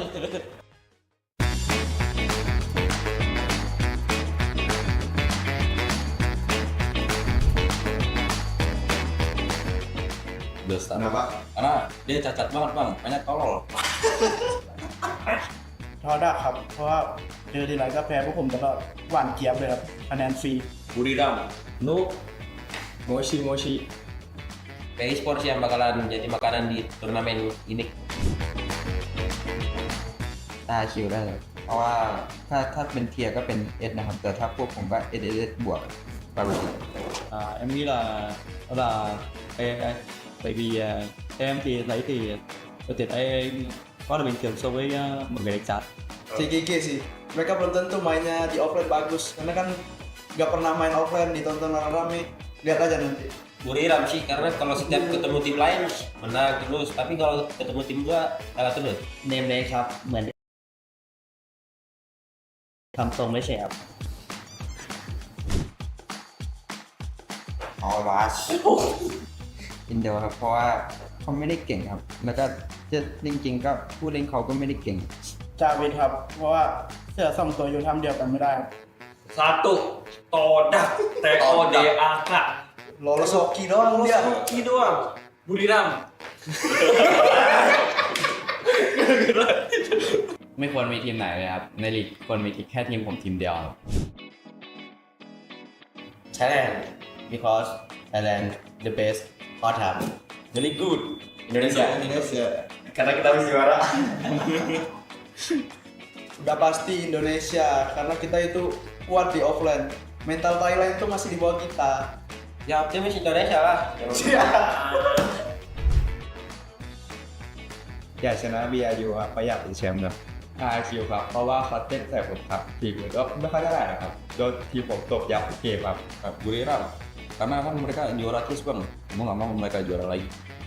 อ๋อคิวครับใช่เพราะว่า มีคนหัวโดนมันผมแล้วผมก็อยากยิงอยากกดไม่ตก Rambut kita boleh sama, tapi gantengan gua.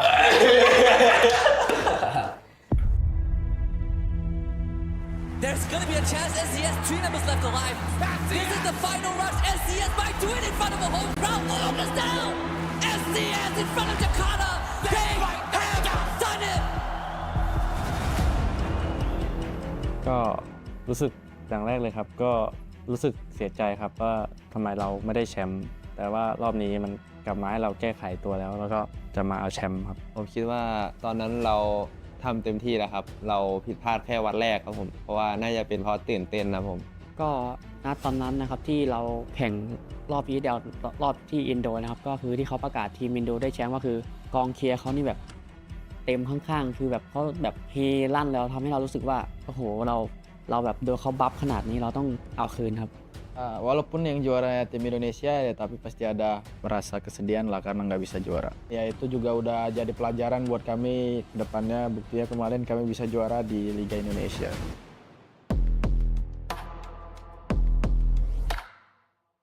ก็มีความรู้สึกมันก็ไม่ต่างกันมากครับแต่แค่ว่าอยู่ที่เราว่าเราจะทำมันออกมาได้ดีขนาดไหนครับเพราะว่าแต่ละประเทศเขาก็เก่งเหมือนกันนะประมาทใครไม่ได้เลยครับเขาก็มาแข่งบ้านเราก็เขาต้องเดินทางมาเราก็อยู่อันนี้เราเดินทางสะดวกสบายครับน่าจะได้ง่ายกว่า Kita tim Indonesia udah terbiasa dengan penonton banyak gitu soalnya kami sering main offline ก็ผมไม่ได้มองว่ามันเป็นการแข่งขันของทีมไทยกับอินโดครับผมมองว่าเป็นการแข่งขันภายในประเทศมากกว่าเพราะว่ามันแย่งกันที่1ที่ Kita tuh kayak mau ngelawan Thailand gitu nggak pengen Thailand mendapatkan juara lagi ผมคิดว่าประเทศไทยเนี่ยกว่าอินโดนีเซียเยอะเลยครับ Kalau menurut saya sama aja, cuma bedanya disiplinnya. Soalnya disiplin ini sangat mempengaruhi. ก็อยากฝากบอกว่าปีนี้ทีมไทยจะเป็นแชมป์ของรายการ ESL ครับ Kita bakal jadi juaranya sih. ก็ฝากถึงแฟนๆวันที่9วันที่10มีนาคมนี้นะครับผมก็ฝากมาเชียร์ด้วยนะครับที่3ย่านมิตรทาวน์นะครับผมก็ไว้เจอกันครับ RRQ คาสุ Buat kalian tim Thailand, hati-hati. Soalnya kami bakal mengincar kalian.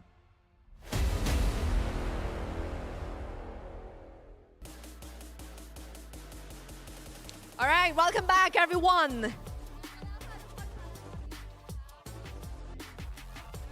ค่ะเอาละค่ะทุกคนคะตอนนี้กลับมานะคะกลับมา welcome back everyone before the next match can happen ก่อนหน้าที่เราจะไปก่อนหน้านี้เราดูกันโอ้โหถือว่ามันเอาเรื่องค่ะเอาเรื่องมากอ่ะคุณกลับมาแล้วเอาเรื่องจริงเอาเรื่องจริงเชิญคุณโอเคค่ะมาตัวเป็นๆและรอบนี้ของจริงแน่นอนน้องๆที่อยากร่วมสนุกกับ Bounty Hunter รอบนี้เตรียมมือถือของน้องๆขึ้นมาเปิดเกม Free Fire รอกันได้เลยค่ะ รอเลย Yes just get your Free Fire ready ใช่เดี๋ยวเราจะมีประกาศชื่อห้องประกาศ password น้องๆรีบเข้าห้องนะคะแล้วก็เราจะรีบแบบไปแบบไวๆเลยเราจะโยนไปให้ชาวแคสเตอร์เลยด้วยเพราะฉะนั้นเดี๋ยวเรารอชาวแคสเตอร์เซตติ้งแป๊บหนึ่งแล้วก็รอน้องๆเข้าห้องแป๊บหนึ่งแล้วเดี๋ยวเราจะได้ร่วมสนุกกันแล้วของรางวัลดีกว่าค่ะพี่นุ่นค่ะแวบเห็นแวมมาว่า what are we going to get as winners มีแบบ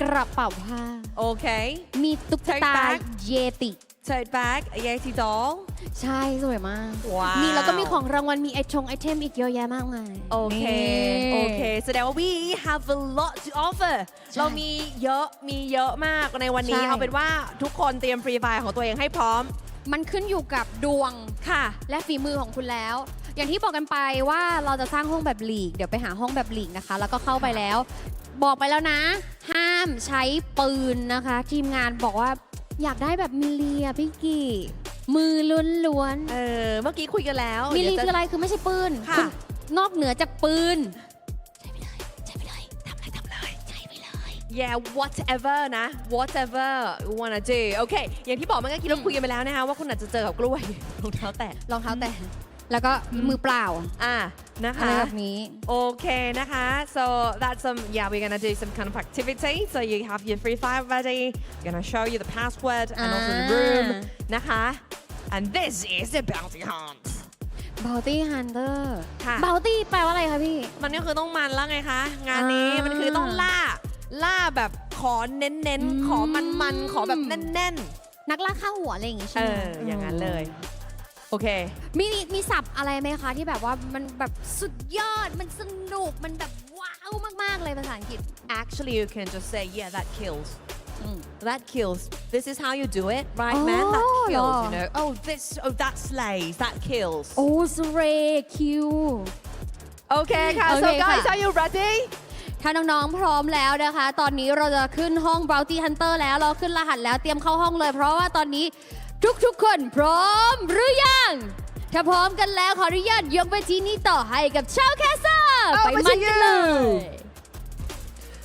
Thank you very much to Yuki, Deku, and also Afternoons. Yes, you're back with us, Minus Husky, alongside Kid and Q for the show match. It's time for Bounty Hunter. It's time. Now, this is going to be a show match, and we've got our very, very talented guests who are loading up into the lobby. Now, for those of you lucky enough to be watching the event live in Thailand, they're going to be joining the lobby all together. And there is one main objective here. Well, two. Yeah. One's a bit of an extra. Number one, the Bounty Hunt are going to be placed on these, well, very fabulous faces, some of which I'm pretty sure you guys are going to recognize. But at the end of the day, it's still about placement. Yeah, if you get the top 3, you walk away with something. And for the side quest, if you're able to hunt down specific people, you also get something. And if you have ever wondered, you know, all these game masters, all these GMs, you know, sitting on their high horses and you can't touch them, this is your opportunity to give it a little bit of a noggin. Yeah, I mean, maybe if you have a little bit of beef with some of the expand players, this might be a good time to take them EXP on. Esports. Oh, sorry, EXP Esports. My bad. It's a bit of a confusing one. They both have the same tri-code. Of course. It doesn't help that I'm dyslexic as well. But besides the point, at the end of the day, it's going to be a challenge for you guys at home. It's going to be a spectacle, but mainly for those live in Thailand.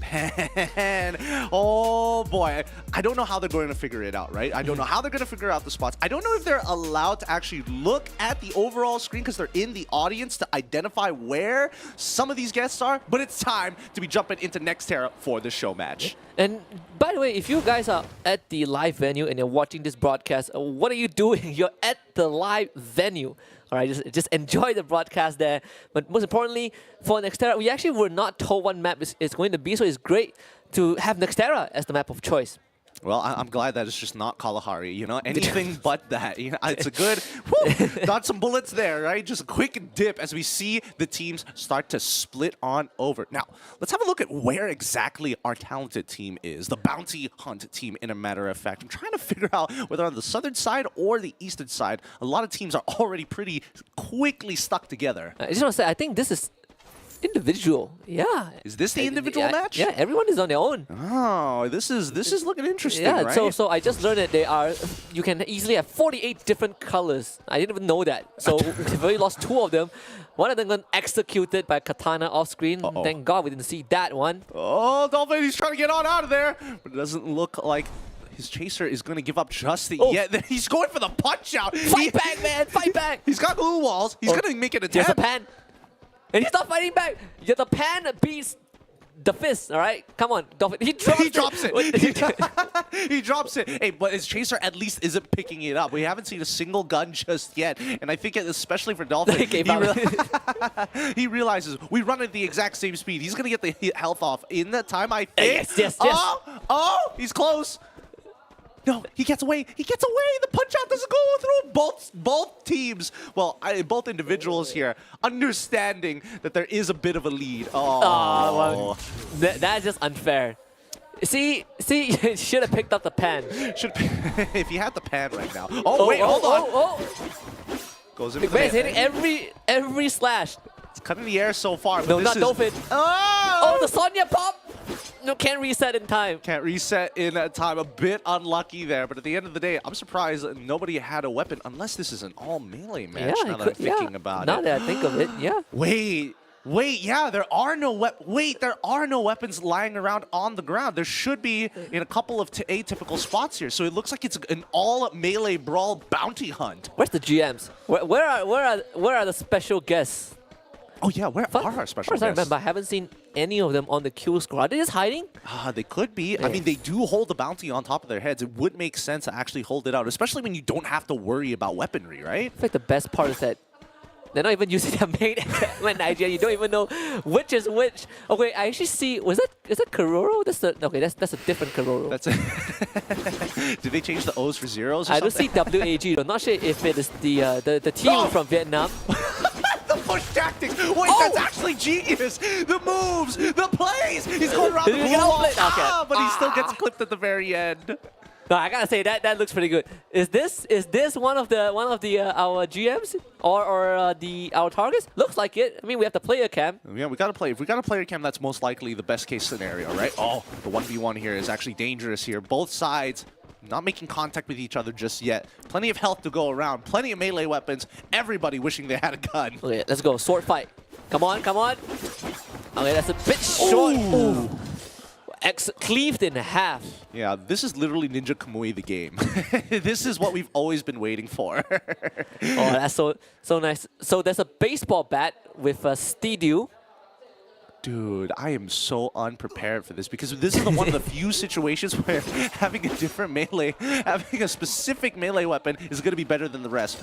Yeah. Now we know that the katana can one-shot you if you like land the full combo. If you land the full combo, and if the person isn't really fighting back or looking in the wrong direction, man. It does come down to a good amount of mechanics, right? You got to be able to move around effectively, but also judging the distance of how far your weapon can actually reach. Look at that. Someone is backseating the friend. He's what? Wait. Oh, wait, you're on cam. He's on cam. He realizes he's on cam as well. Okay. Duel's going down.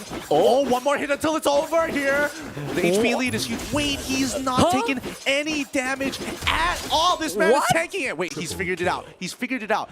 He has the extra armor as well. Makes sense, but where's he getting it from exactly? Man, that guy's know the waterfowl dance. This is the hidden tactic.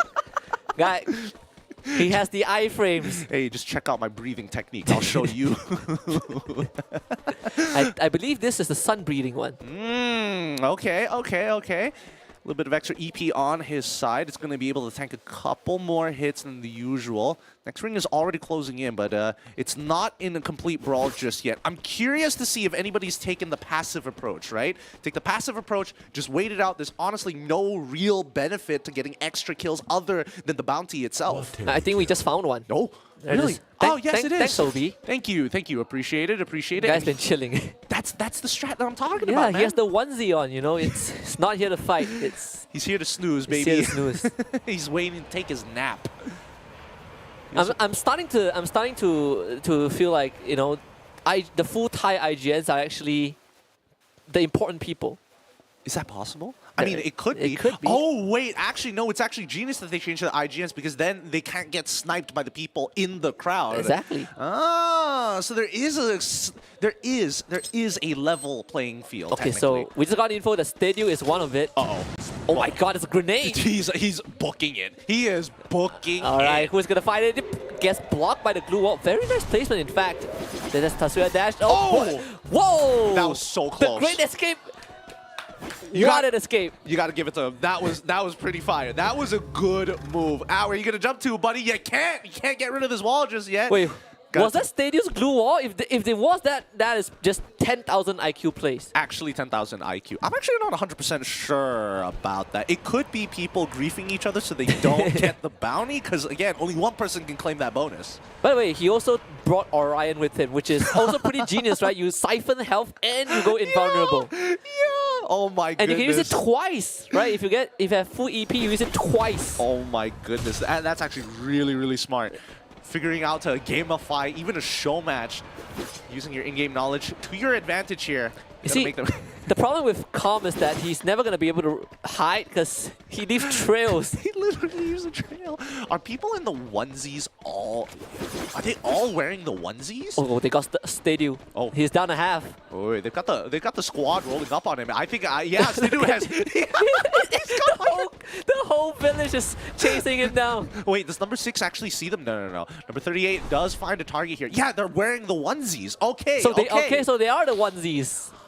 So it means that we witnessed one of them getting taken out very early on. Yes, yes, yes. Okay, that makes a lot more sense now. All right, we're figuring this out just the same as you guys here.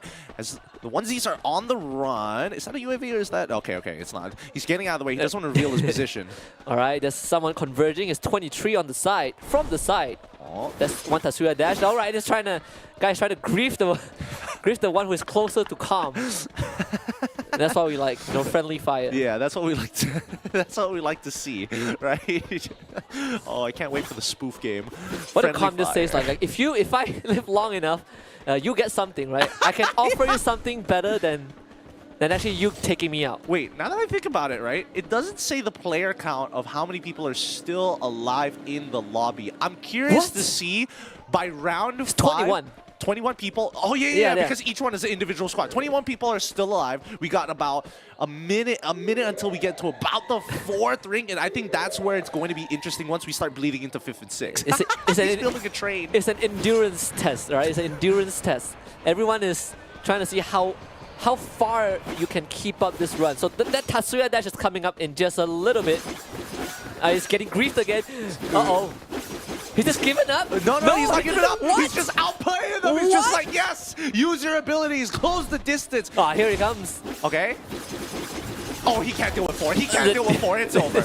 It's over. Once you got 4 people on you, how are you supposed to get out of that? Dead by 1,000 cuts. Where did this guy find a monster truck? Wait. This might actually be meta strats right here. He just needs to figure out where the onesies are. Isn't he in a onesie as well? Isn't that a pink dino onesie? By the way, you can't cut through a monster truck with your... When you call it free fire logic, you should be able to. What is this? I can't deal with this. See, the thing is, you don't get to see these cosmetics unless you play a lot of like solo lobbies, because competitive they have to use like standardized cosmetics, right? It should be, right? Yeah. So this is pretty cool. This is interesting. Wait. Is that supposed to be a bike? Hold on. Are they coming with each other to get into one vehicle to deny the bounty? Yeah. I think it is. Wait, Krillin and Cyrus are from WAG. The Vietnamese are in cahoots. Wait, they're metagaming this actually. This is genius. This is so genius. When did they hack this monster truck? Like, was it supposed to be there? Was it intended? I'm not 100% sure about that. I'm not entirely sure where they got it from, how they found it. For all we know, it could have been a drop. I don't know what exactly they changed about specifically the game rules.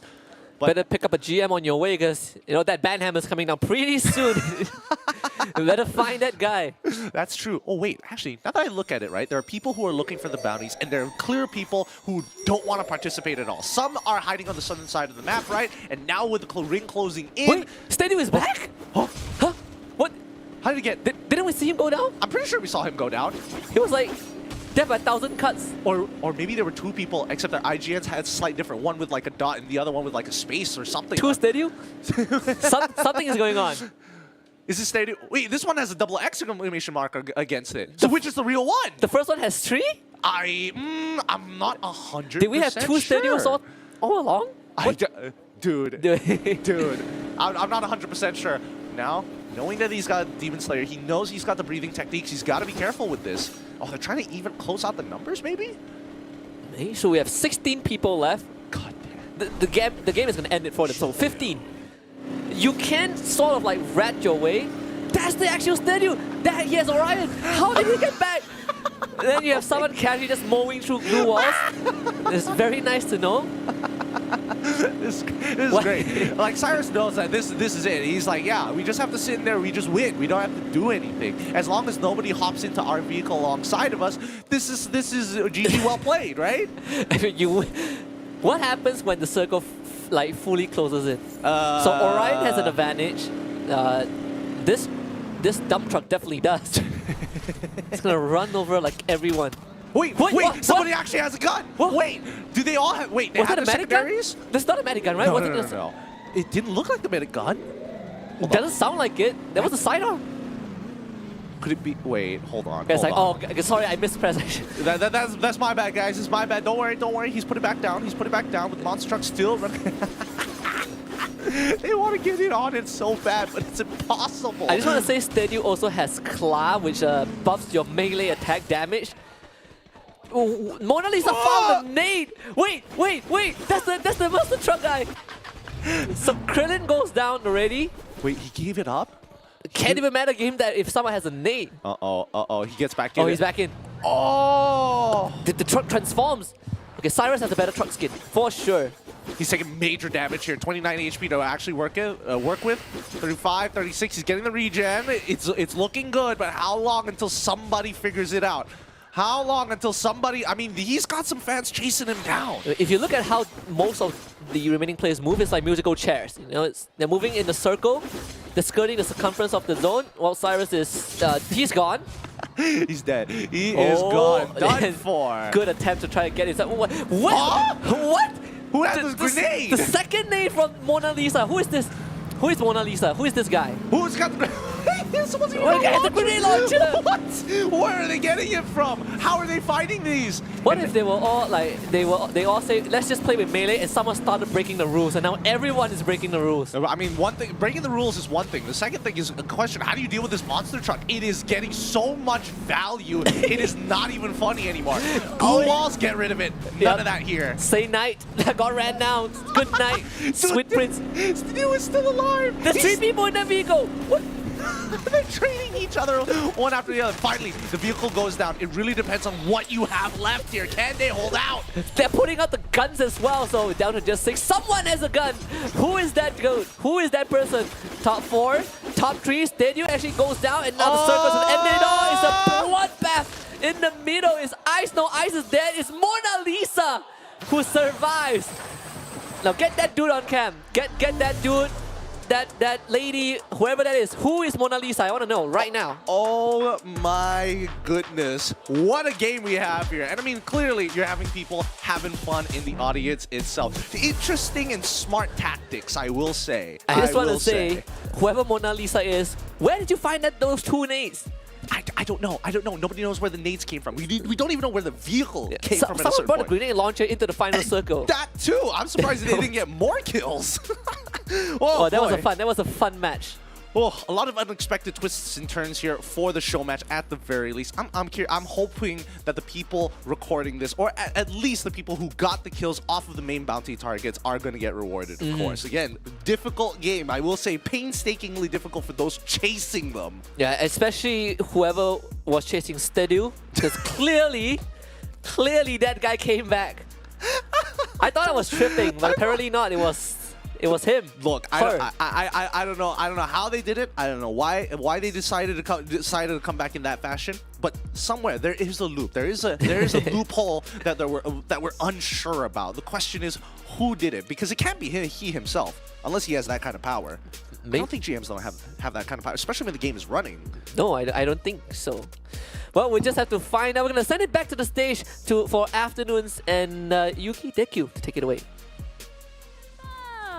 สนุกสนานกันน่าดูเลยนะใช่แล้วค่ะแคสเตอร์ของเราบอกอยู่แล้วนะคะว่าความพยายามอยู่ที่ไหนความพยายามก็อยู่ที่นั่นถูกต้องค่ะอ่ะเดี๋ยวก่อนไปพี่ปูนิดนึงดีกว่ามานี้นิดนึงดีกว่ามาทางนี้เลยค่ะ Okay right after the bounty hunts then we're gonna do some interview with our KOL Okay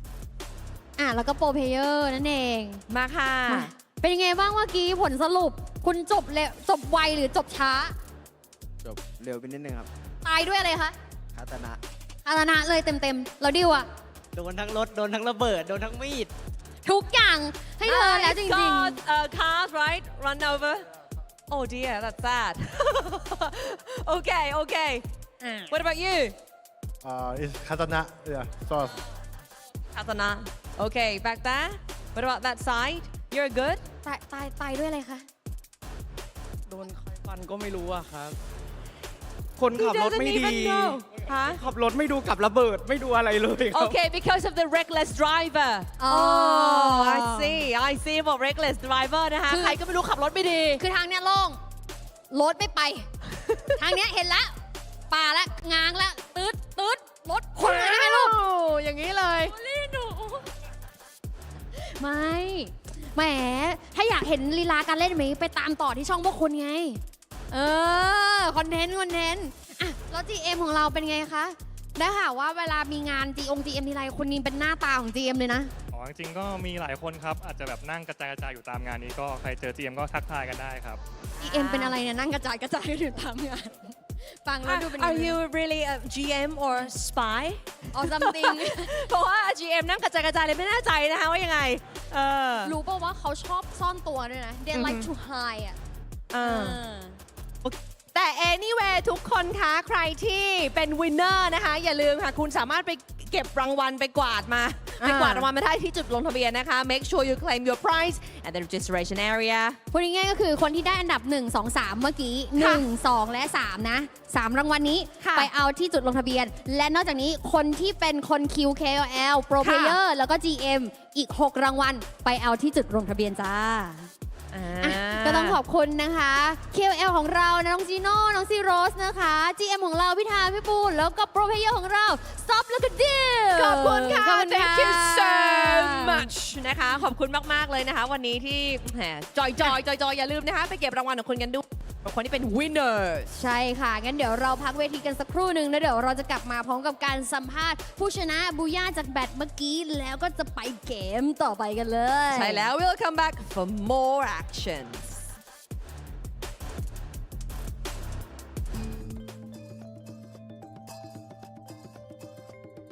Bangkok sangat gimana amazing soalnya saya baru pertama kali kesini apalagi orang Bangkok tuh saya kan sempat jalan-jalan juga sangat ramah walaupun saya nggak bisa bahasa sini mereka tetap berusaha buat ramah sama kita friendly ก็เจอผู้คนครับทั่วไปก็เขายิ้มให้ก่อนเลยเราไม่ต้องยิ้มก่อนก็เหมือนกันนะครับก็นึกถึงความสะดวกสบายครับแล้วก็ของกินหาง่ายครับน่าเที่ยวผมก็เด็กต่างจังหวัดแบบชอบเที่ยวครับก็มาเที่ยวกรุงเทพถ้าพูดถึงกรุงเทพผมจะนึกถึงรถติดครับผม Em nghĩ đây là một thành phố rất là đẹp và rất phát triển.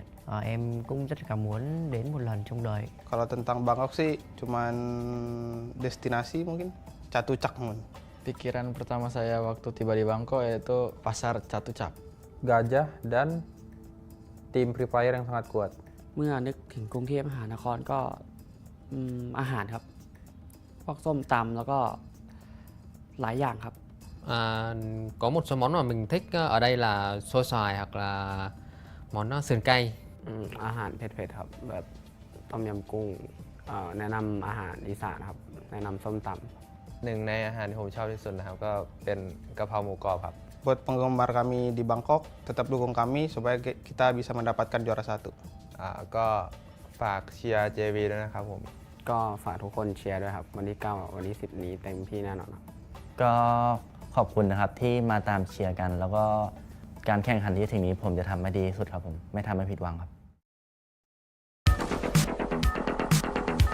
Battle Royale.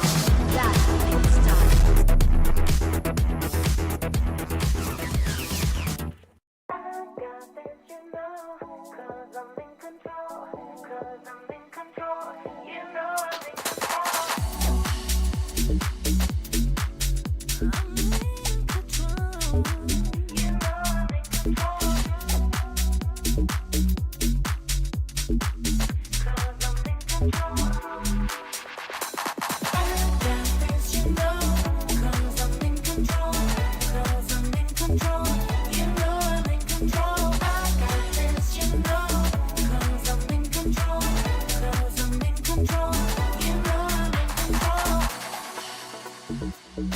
Let me take you for a ride.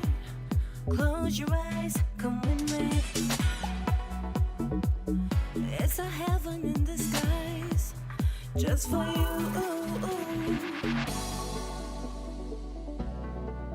Just for you.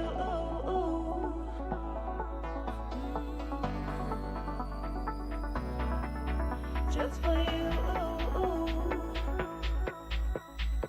You know I'm in control. That's your love, 'cause I'm in control. 'Cause I'm in control. You know I'm in control. 'Cause I'm in control. You know I'm in control. That's your love, 'cause I'm in control. 'Cause I'm in control. You know I'm in control.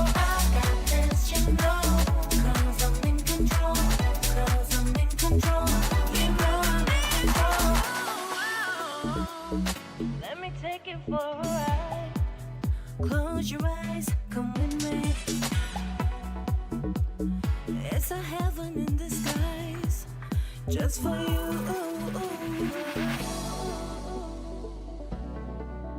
Just for you.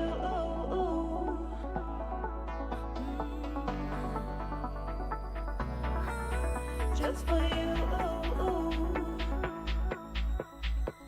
You know I'm in control. I got this, you know.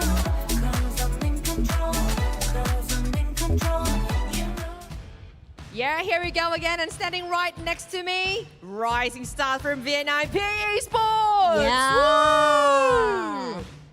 Can't wait. มาตื่นเต้นแทนเลยนะคะแหมบูย่าเมื่อสักครู่นี้ ถามหน่อยดีกว่าว่าเมื่อกี้ได้บูย่าไปแล้วรู้สึกยังไงบ้างคะ Không biết là em cảm thấy như thế nào về cái chiến thắng của đội mình vừa rồi? Bọn em đang rất là vui ạ. Kiểu giống như cảm giác nó rất là khó tả. Nhưng mà bọn em tới đây thì bọn em để chứng minh cho bản thân mình. Tại đợt World Series vừa rồi tụi em đã thất bại, tụi em tới đây để lấy lại danh dự, chiến đấu vì bản thân và chiến đấu vì đội tuyển của em và vì Việt Nam.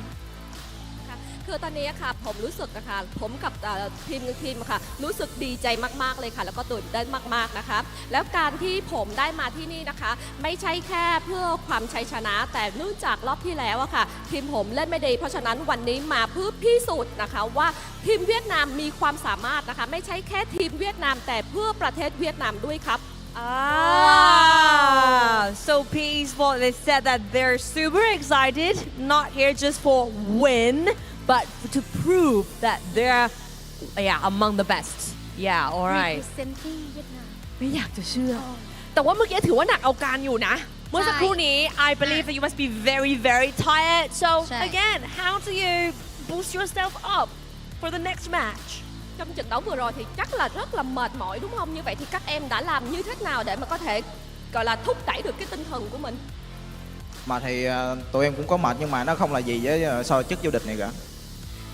เหนื่อยอ่ะก็เหนื่อยแต่ว่าถ้าเทียบกับแชมเปี้ยนนะคะคือมันสู้ไม่ได้ยังไงก็ต้องทนเหนื่อยได้มันต้องแบบนี้เลยนะคะจะเหนื่อยแค่ไหนก็ไม่นี่เลยเพราะมันต้องไปต่อ a long way to go and champion is waiting เพราะฉะนั้นเราก็ต้องขอบคุณนะคะตัวแทนจากทาง PE Sport แล้วก็คุณล่ามด้วยนะคะเดี๋ยวขออนุญาตส่งเวทีต่อเลยดีกว่าเพราะว่าอะไรเกมต่อไปรับรองว่าเดือดแน่ๆค่ะทุกคนเพราะฉะนั้นนะคะไม่ต้องรอช้ากลับไปที่เช้าแคส Back to you And back again with us at the English casting studio. I'm Fasha Bunny with Gideon to give you guys the boost for the Snapdragon Pro Series Grand Final Season number 3. Game number 1 and game number 4 is done, and you guys witnessed a little bit of extra juice from the show match where we have seen a lot of the public players able to take down all of the KOL, aka bounty hunters, and a great job. I see a lot of players was amazing,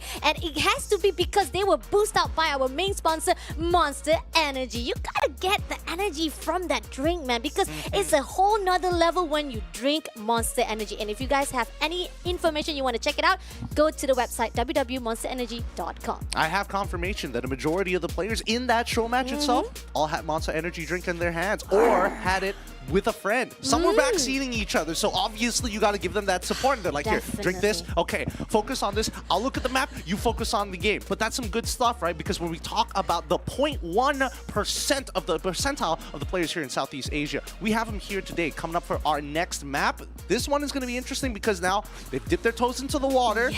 It's crunch time. Those who are, you know, a little cold, a little, my hands are cold, I need a little bit of a warm up, that period is over. Yeah, true, definitely. No more you guys are just taking the risk, trying to actually spread out, finding out every single teammate's rotation. Here it is where you guys draw the line to actually push through for day number 1. Now here's out. After 4 rounds, we have seen them play it off. RQ Kazu still maintained at the top with 72 points. JV Esports not far behind with 65. Buriram United Esports 62. Rivers Red 58. Attack on with 43 and Indostar with 41. Regardless, everybody from 1 to 6 are trying to be as consistent as possible, and the most consistent ones are within that top 3. I will say that Reverse Red is keeping it competitive with attack all around, coming back in a couple of these games, but P Esports with that recent booyah, that's going to shoot them up into 7th place, and now they're in contention to actually take over and make it on towards that top 6 before even considering making it into top 3.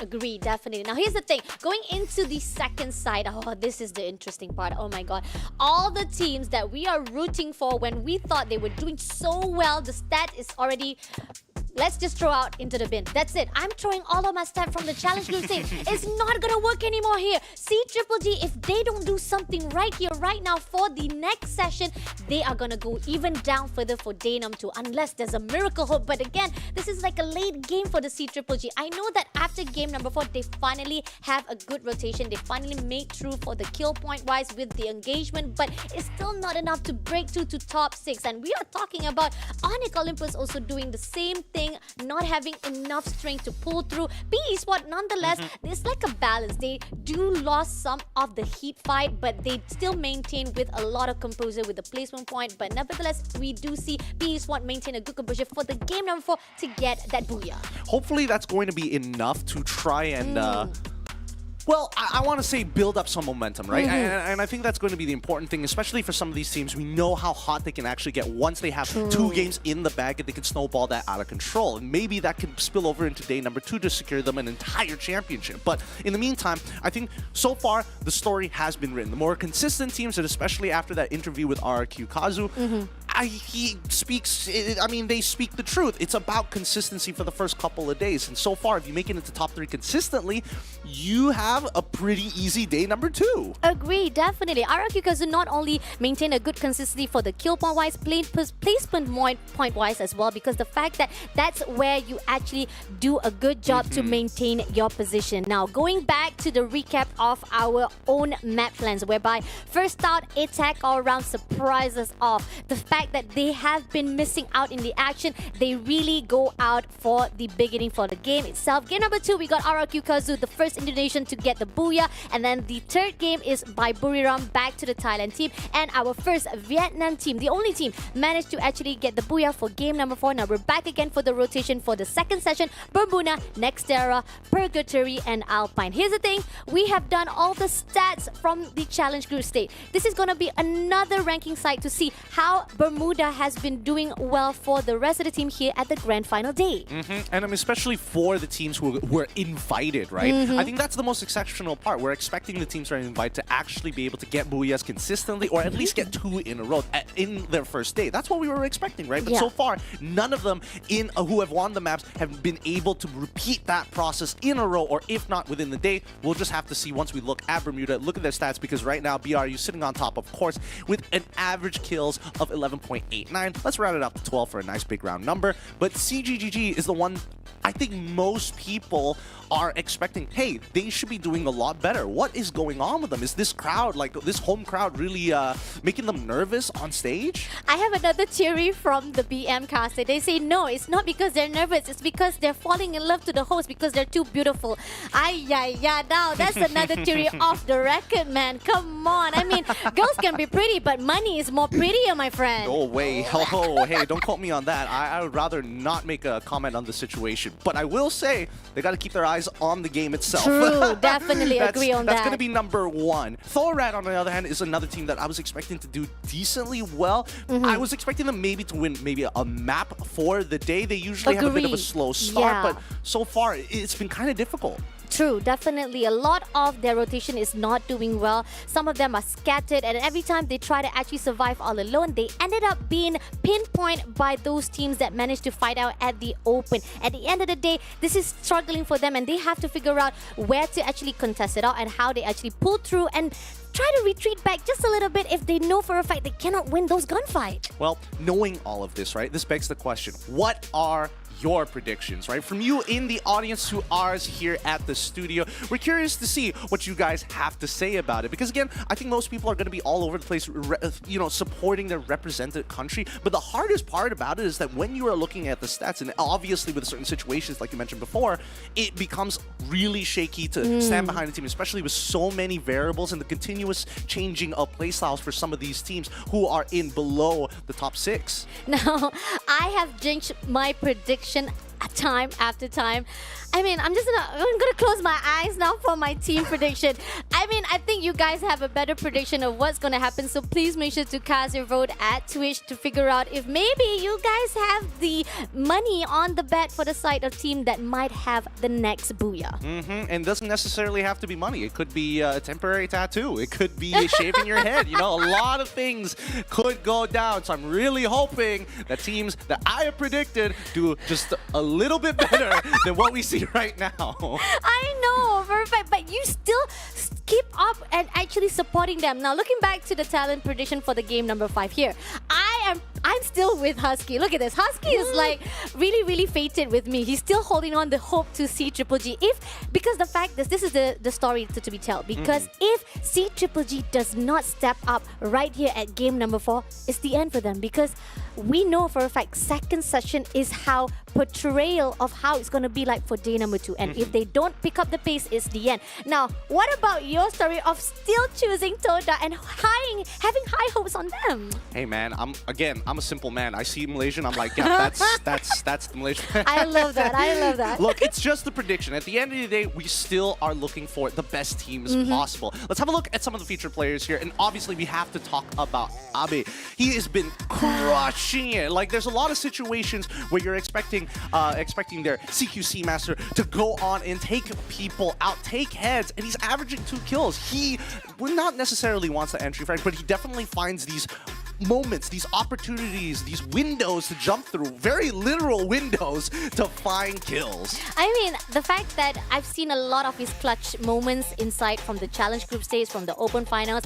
we no doubt foresee the future that Alpine is one of the best players here at the grand finals, and he proved himself even more further when we saw how he managed to take down C-Triple-G. He goes down for the fight, for the close combat, and maintain a good composure even at the end of the day to actually pull through for that game number 2. And hopefully he's going to be able to bring it here in this upcoming map. Once again, I think the playing field is generally even, which is supposed to be the roundhouse of BRU. This is technically their map. They know how to dominate it. It's a classic for everybody out there. Everybody can familiarize themselves, but it comes down to the decision making, right? And we've seen this recurring pattern happen across all 4 of these maps. In the first rotation, it's the end game, right? Yes. From mid to end game, that one transition period to find your place, and then making that decision, do I attract attention to myself, right? There's so many teams who are like, if we just chill out, we don't put any pressure, the teams will naturally start colliding into each other. But they're so hungry for these kill points that they give away their position and almost immediately force attention to themselves, and they start trading bullets back and forth. Agree, definitely. And talking about how it was like comparing how game number 1 and game number 2, we talk about how game number 1 RRQ was actually been denied because they were in contest for top 2 with the attack all around. It could have gone to their side because the fact that they managed to flank from every single corner. We got Legolas on the left side, we got 3 players from RRQ on the right side,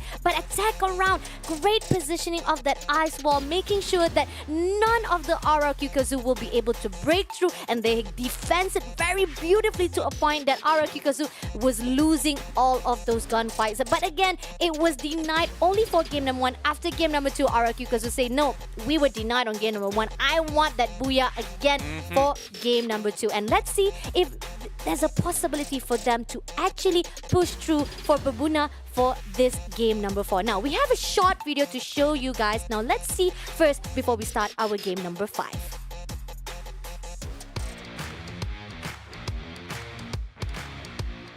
ทีมทางประเทศไทยเราก็ทุกคนก็ขยันฝึกฝนครับก็ฝึกซ้อมช่วยกันทุกทีมในประเทศไทยฝึกฝนกันให้แข็งแกร่งทุกทีมครับมั่นใจว่าทีมไทยเป็นทีมที่แข็งแกร่งที่สุดบุรีรัมย์ยูไนเต็ดอีสปอร์ตครับ เพราะว่าเขามีประสบการณ์มากผมแล้วก็มีผู้เล่นที่เก่งครับ Buat CGGG mungkin kemarin kan online nih, sekarang offline mungkin banyak kejutan dari kita. Kita pengen kasih yang terbaik.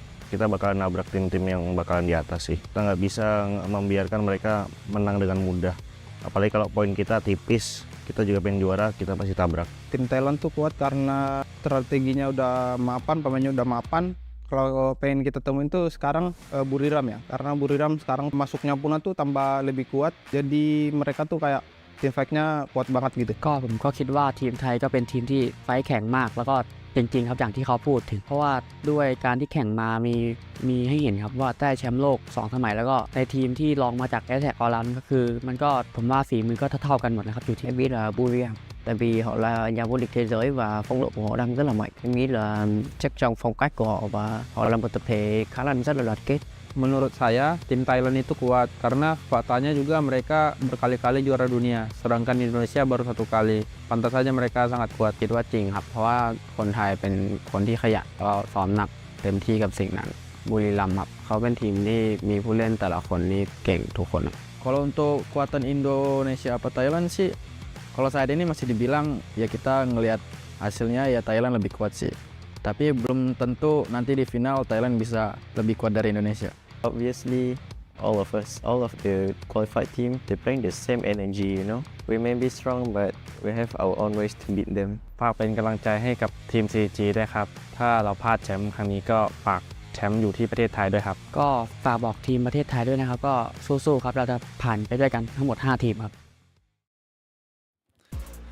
And there you have it, some special personal words coming in from the players themselves. Everybody wants to win this, and I think they've already set the precedent that Thailand as a region, very dominant. And of course, Indonesia, they're catching up super, super quick. The question is, when does the overtake happen? When do they come to even ground? Agree, definitely, because the fact that RRQ Kazoo is burning desire to say that we're going to keep that championship in their own region, because the fact that after what happens on Jakarta, they don't want to actually lose that championship title to another side, despite that the fact that our grand final is on another home-based team. But then again, overtake, like you said, that's actually another theory to be told. Maybe there's a possibility for that, because sometimes most teams who are at the top can topple suddenly out of the blue, because we've seen how CGGG has done it. So here's the thing, I'm really hoping that there's a possibility for a chance for the teams that were doing very poor can actually step it out. Now, future player for the next one, we got the Buriram United Esports, Wasini. Come on, his guys has been amazing. He damaged every single one. He got a double kill just for that game number 1. He takes down 2 players from the flash with the average kill 3.75, average damage 2,243 with 26 accuracy, as well as 14.05 for the average survival time. And I don't say this lightly, but this kid is nasty in close quarters. Absolutely disgusting when it comes down to putting a Trogon in this man's hands. Holy cow, he can make magic happen. And especially with the way that he plays and how aggressive they are, it gives Buriram United Esports a very confident way to say, hey, if we need to take this building, as soon as we see Wasana get that first kill, it's go time. We cannot hesitate. Agree. Definitely a great backup coming through from the rest of the teams from the BRU themselves. But Wasana as a rusher, as the instigator, definitely makes a big difference for the team of BRU to step it up and shut down every single team here at the grand finals. And that's what we've seen so far from the Buriram themselves. Despite, yes, they still have a lot of the edges to be sharpened a little bit to fight it off. But again, this is just game number 5 that it will be starting up after this. But the fact that day number 1 is a good start for a lot of teams here at the top 6 already on the overall standing. And I think they're amassing a very, very large lead here, right? Everybody below the top 6 are looking to at least get a booyah, and that doesn't even guarantee them make it into the top 6, right? It just sets up foundation. Winning 2 booyahs in a row, then we can start talking about contesting the top 6. Agree. That's the thing. The best part about it, when we have a lot of games stacked up for them, we want to look forward to see if anybody can actually repeat repeat the booyah wins again and again for themselves. And that's where we see the placement point will definitely put them on another level and actually put a great gap between each team on that overall standing themselves. Now, question to the Buriram themselves, right? The fact that they have been doing well from the previous FFWS, is that the reason why once they push into the SPS Grand Finals, that momentum hasn't died yet? It's like they're burning like, oh my god, I've got already one champion title. I can make it for the next one. Well, I think it's also understanding the skill level of these players, right? Because yes, there is momentum, but you can't exactly be expecting them to be performing every single day outside of the tournament days, off seasons as well, as going back to see family, celebrating a holiday even. That could slow that momentum down very easily, right? But even when Buriram United is on their worst days, they could probably still beat me with one hand tied behind their back in a 1v1. I'm not even kidding about this. That's how ridiculously good these players are. And that can be said for a lot of the teams qualified here looking to try and make it into the Mobile Masters. Agree. And one team that we also want to actually give a highlight as well before we even start at the game number 5 is the fact that JV Esports, they are also one of the teams that very, very consistent with the kill points. They know when to actually tackle out. They know when to go in for the gunfight. They manage to actually survive with a full squad, and they know when to sandwich as well as third-party hit when the gunfight started out. And that's why we see most of the teams, when they go in for the top 6, they always stacks up the kill points first and placement point comes later. And that's where the players needs to figure out how to actually win those gunfight first, and survival will be the second option. Now, seeing how the players are getting ready, we are also looking forward to see the game number 5. It's about to start. Look at that, lovely faces, getting used to the Samsung Galaxy S24. Oh damn, it looks so good, man. It's a little bit bigger, yeah, I do agree on that, but bigger usually is better. Do you agree on that? I would agree. I have large hands, and you know, having a screen of that size is definitely going to allow me to do more things, especially if we're going for the 4-finger setup. My fingers are chonky.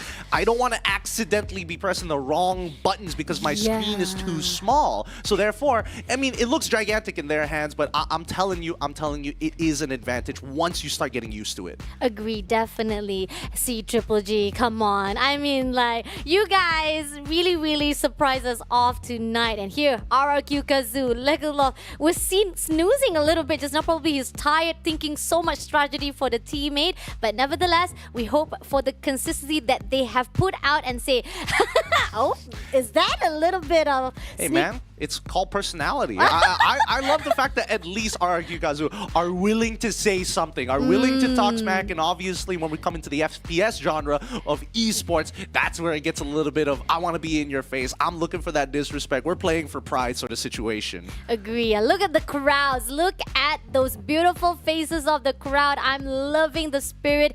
More than 2,000 people registered for this, and it is hyping out our grand final SPS. Oh, wishing we were there. We are already feeling the spirit and hoping for the best for our next champion of SPS Season 3. Once we get these games started, their faces are going to change, right? It looks happy and jolly now. Oh, once you see them change their face, game faces start to get equipped, oof, it's over. It's over.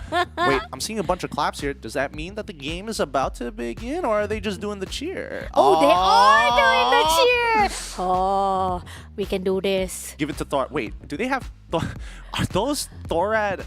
finger sleeve? Yeah, are those Thorad finger sleeves? Hard to say. It looks like it, but... Hard to tell, Yeah. But they're loading up in the lobby, which is good. It's a good sign that it seems like the issues are being settled, and we're eventually going to hop into the map and go for the drop. Yeah, I mean, I'm loving the feeling of the team ship that they're showing off right now.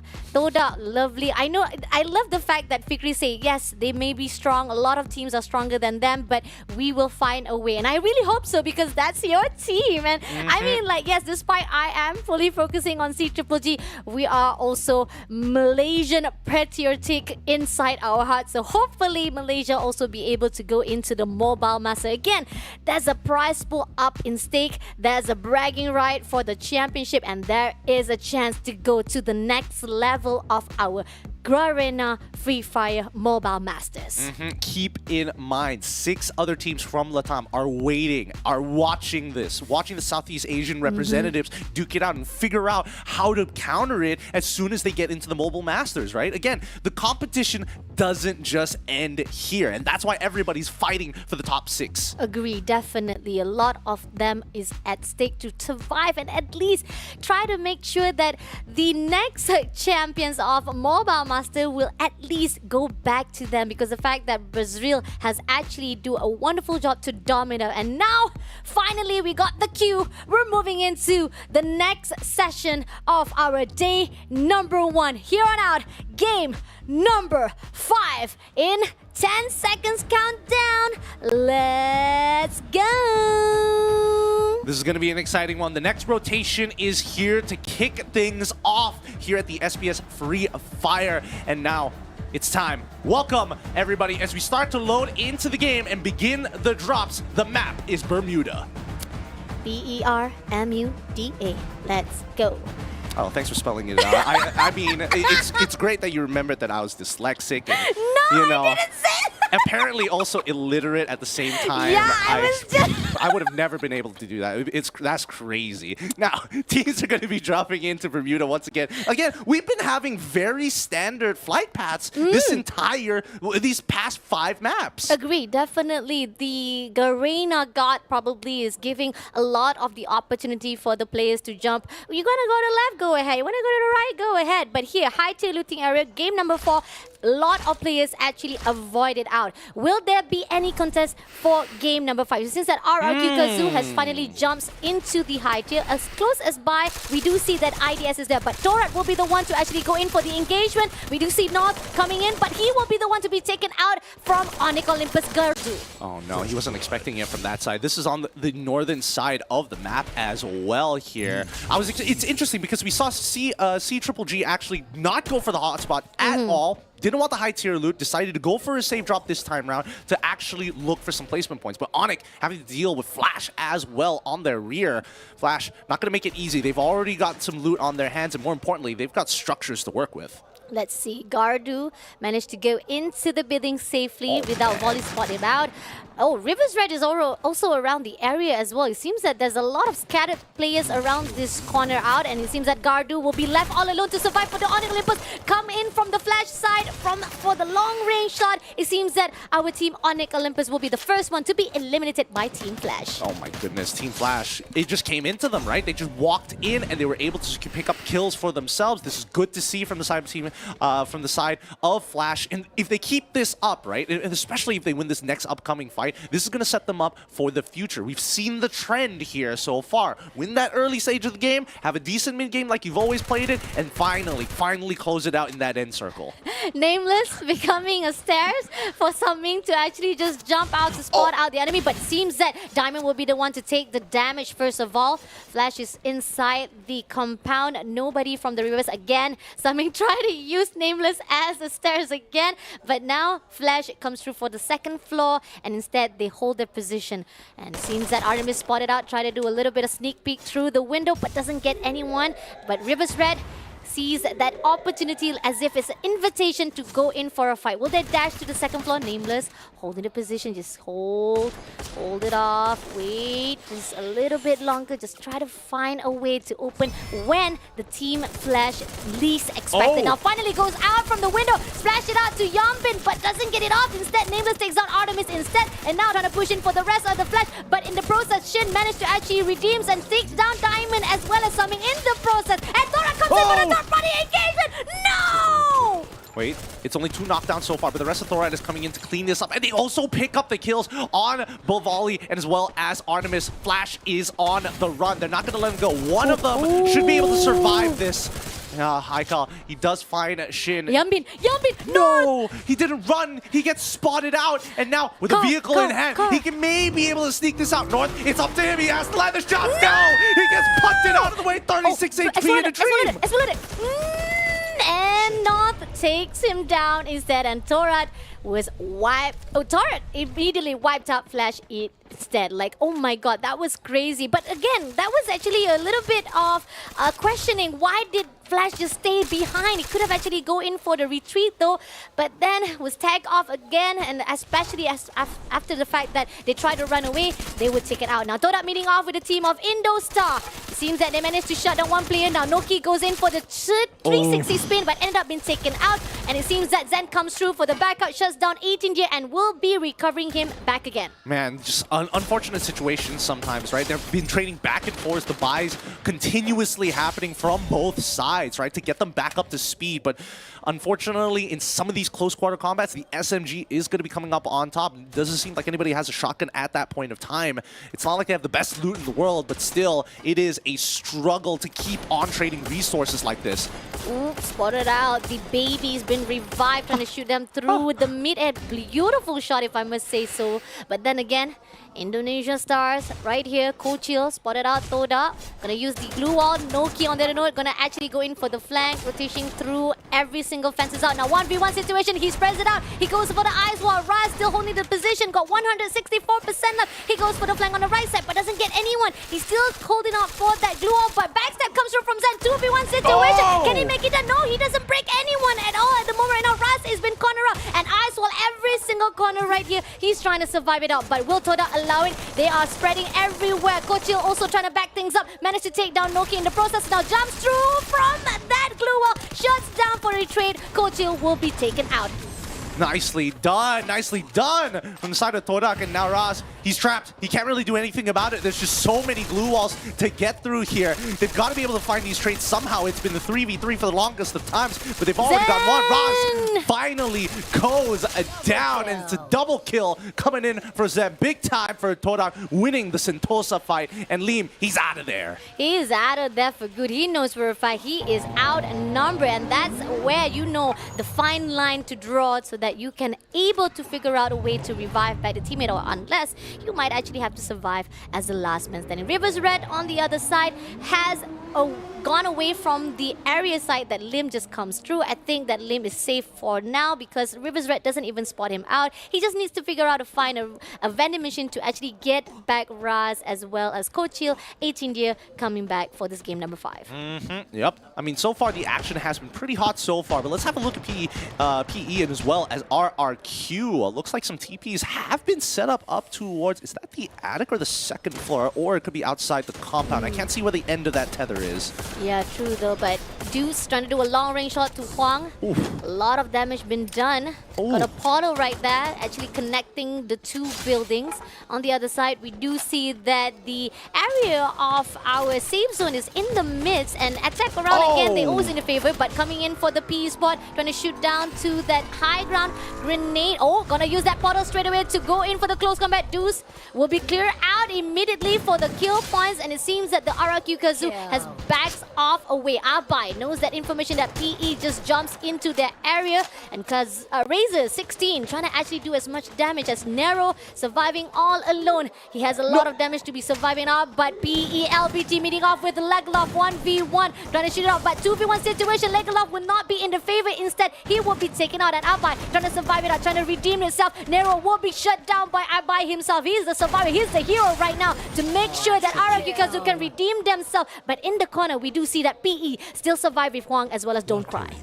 It was really good play coming in from PE to isolate their targets, taking the portal, getting the initial trade, which is great because it's a 1v2 situation. But as soon as they come back, you can see that RRQ Kazu have regrouped. They're communicating very, very well with each other. Now, Flash and as well as Onyx have already been eliminated. With PE 2 members down, this could be some pretty dangerous stuff as C-Triple-G now take the roof opposite on the eastern side, looking down towards them.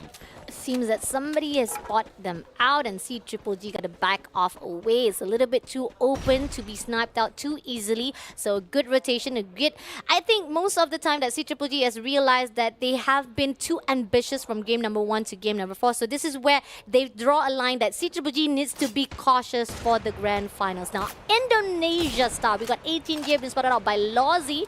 Alright, trying to actually scope it out. Doesn't spot him out on the maze though, but it seems that 18 Deer is being damaged a lot as well on the other side. Now Thorad is already holding it, but somebody comes through to fight out. It's gonna be them to use that portal to go in to bring out the fight to the team. As soon as the shot came out, they knew exactly where he was, instantly dropping the plasma screen TV, TPing right on top of him to take him out from a side flank. Well played, but that just means that Indostars, they're out of there, right? They had their initial ideas of what was going on, but now that the member is gone, no choice. We got to make it into the ring. We got to find a buy station. All right, JV Esports, they have been doing well. They have been great with the engagement-wise, but so far they have been a little bit slowed down. They haven't had any engagement whatsoever compared to how they have done for game number 1 and 5, game number 4. Now, coming into the zone, they are going to meet off with the team of Rivers Red. They're trying to actually gatekeep one another, but it seems that they don't find the right positioning of Rivers Red, trying to do a long range shot by Cougar, but it's not going to land as much as possible to take down. Posey is in a really nick-picked place at the moment right now, and they're going to move away. They're not actually going to fight off with the team of JV Sport. They're prioritizing to say, let's go for the safe zone. This is not safe to fight off, and that's actually a good rotation coming in from Rivers Red. So far, playing it really tactical. Our games, it's as much as it has been very fire up from the beginning of game number 5, it has slowed down just a little bit after we're joining into the third zone for our game 5. Speaking of which, let's have a look at where this third zone is going to be. Some engagements happening for RRQ as we jump back in onto the southern side of the map. Esports continuing to try and keep them out, similar to what was happening earlier. All right, seeing RRQ meeting off with PE. This is back again, a redemption for them. Let's see how they fight it off. LBT is inside the building, hiding out, not gonna move an inch, but it seems that LBT managed to shut down a player there. Razor 16 comes through, taking him out immediately, and they will be moving into the safe zone as well. Don't Cry is on the other side, hasn't been spotted out just yet. If you can find at least a vending machine in this factory, there's a possibility they might revive, but oh no! C-Triple-G is inside this area. PE, from one mouth to another mouth, you might actually stumble upon to another player to beat you up, but you gotta be careful here. Let's see. PE Don't Cry actually go into the highest state of this factory. C-Triple-G probably spot out the step, but ended up doesn't go after him. They ended up saying that maybe there's a possibility if he comes out to actually go into the safe zone, they will go in for a fight. Now Rivers Red meeting off with the JV Squad again. They were the one who tried to gatekeep each other. Grenade will be thrown out. Cougar comes in from one door to another window. Now trying to actually close in for the combat, but doesn't actually hit anyone just yet. And great game sense. Great game sense. They recognize that they're both being looked upon by attack all around. But let's cut back to C-Triple-G dealing with RRQ as they both have the same rotation pass, but they're playing on an awkward slope. All right, one more comes through for the long range shot. On fire, takes down Alpine. First of all, clears it up completely, and it seems that C-Triple-G is in a good action, but somehow Legolas comes through. Razor 16 takes down Pedro first of all, and now spotted out Koskyu. He has to be a good defense-wise because 62% is not going to be enough to fight it off with Koskyu. Koskyu has the better upper hand at the moment for the high health point. He's trying to revive himself right inside the glue wall. He's been cornered out.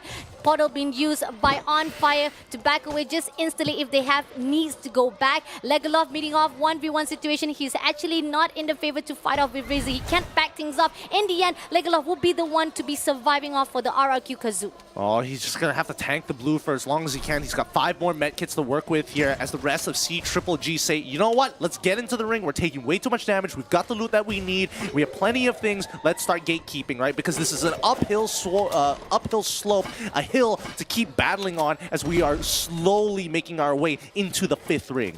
Alright, Rivers are still there, right on the left side of the corner for the team of C-Triple-G. They're just trying to figure out how they actually go in for a fight. JV Esports meeting off with the attack all around. The winner of the Booyah for the first round. Can they actually repeat it off? So far, attack around is safe inside the zone. JV Esports trying to figure out which rotation will they go in, for the flank on the right side, or they want to actually push through in the center. RRQ Kazu has been eliminated at the 9th place.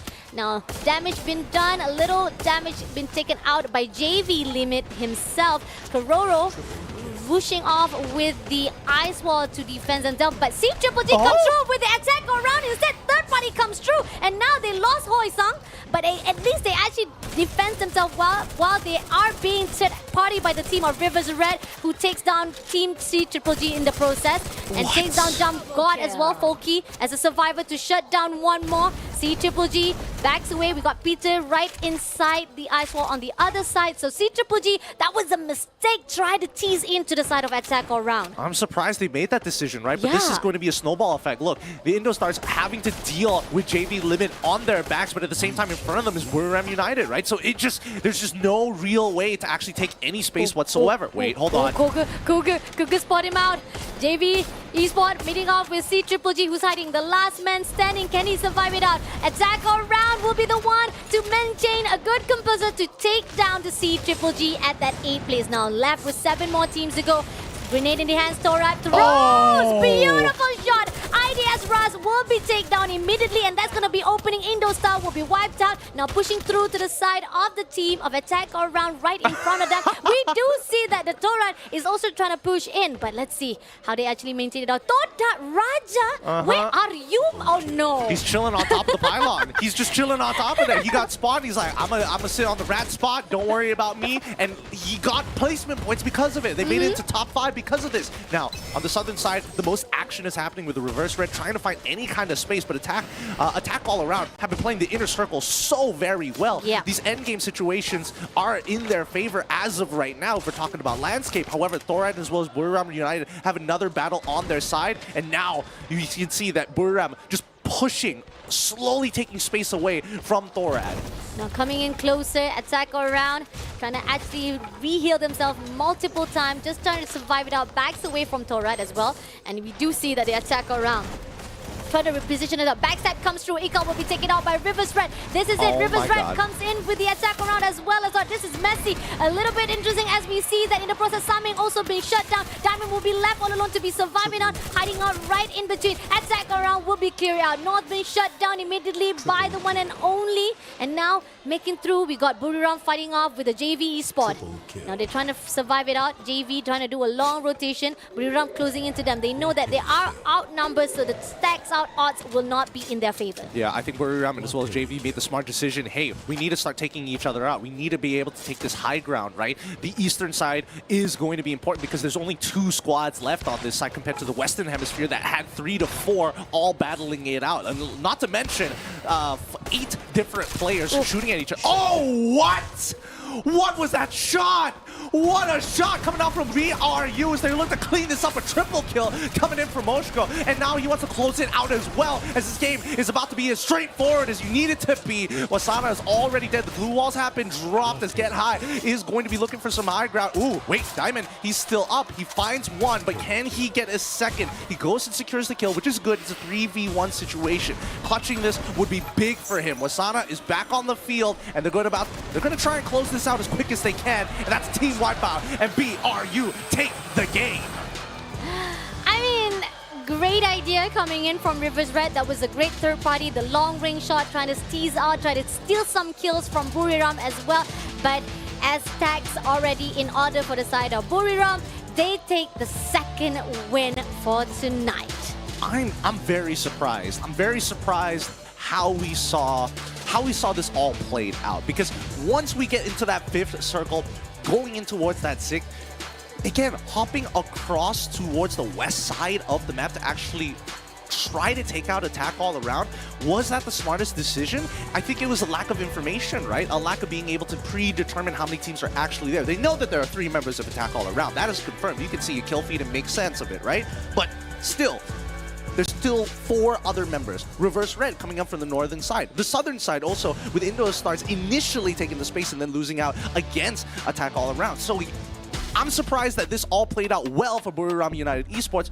Just slowly work their opponents, make them feel uncomfortable. And once they get uncomfortable, they make a sporadic decision, and then it's just a 1-team squad wipe that they need to secure on the north side to secure the game. Agree. Started out really great for the Team Flash though. They had a really good early game engagement where they managed to shut down Onyx on Plus, but I think they didn't actually expect that it was going to be a third party coming in from Torad. And they even had like teams from Rivers Red coming through as well to fight it out, but they back away from the fight immediately. And Flash tried to survive it out. Our Flash team Yunbin using the vehicle, but it was about to explode, and North says, no, you're not gonna go anywhere, bro. We'll take you down immediately, and that was the shutdown for the team at Flash, even though they had a really good start. Now, coming out to Todak, this is a beautiful gunfight I have seen after 4 rounds of Todak been struggling because they had a massive success fighting off with the team of Indosat with a great gunfight, despite there was a lot of mishap, especially the third party comes through. That's when Todak actually stumble upon and they struggle to fight it off. But CGG also get a good engagement wise for this round, but a lot of mistake was done at the end of the zone where they tried to actually contest attack around area, and with the third party engagement coming from Torak as well as River Red, I think CGG didn't expect it was set up for them. Yep, set up perfectly, in a matter of fact. I mean, one thing leads to another. These fights eventually snowball into something out of control, right? And I think that was the big story and the big philosophy that was happening in this game. These fights are messy. It gets really, really close quarters, and you're expecting 4-on-4s happening within basically a square foot of space. Yeah, definitely. And it's the fact that I do see there was at least a hope, as well as trying to survive from the side of JV Esports. They move away from Buriram, and that's what you needed. You got to make sure that you're not too aggressive to a point that you lose those gunfight. But then again, with Buriram already stacks up, and with the Rivers Red taking a lot of the toll to just KS a little bit from the side of Buriram, that was amazing from the teams. Now, coming into the highest kill, we got our RQ Abai with 5 kills, Glue Breaker from the side of Torat, Ika, as well as highest assist coming in from Torat again, but from the player North. 22 Revival, Glue destroyed 59. It's definitely a very, very slow-paced game for game number 5. And the highest of, or the longest kill destined coming in from Todak Fikri for the Sniper Assassin, Headhunter Abai with 2 headshot, Ikal with the 1 grenade kills, and Combat Medic with the Raz as the nurse to survive and revive the team is back again for game number 5. Pretty standard game overall. The decisions being made is definitely matured amongst the players, right? They're going to be a lot more confident.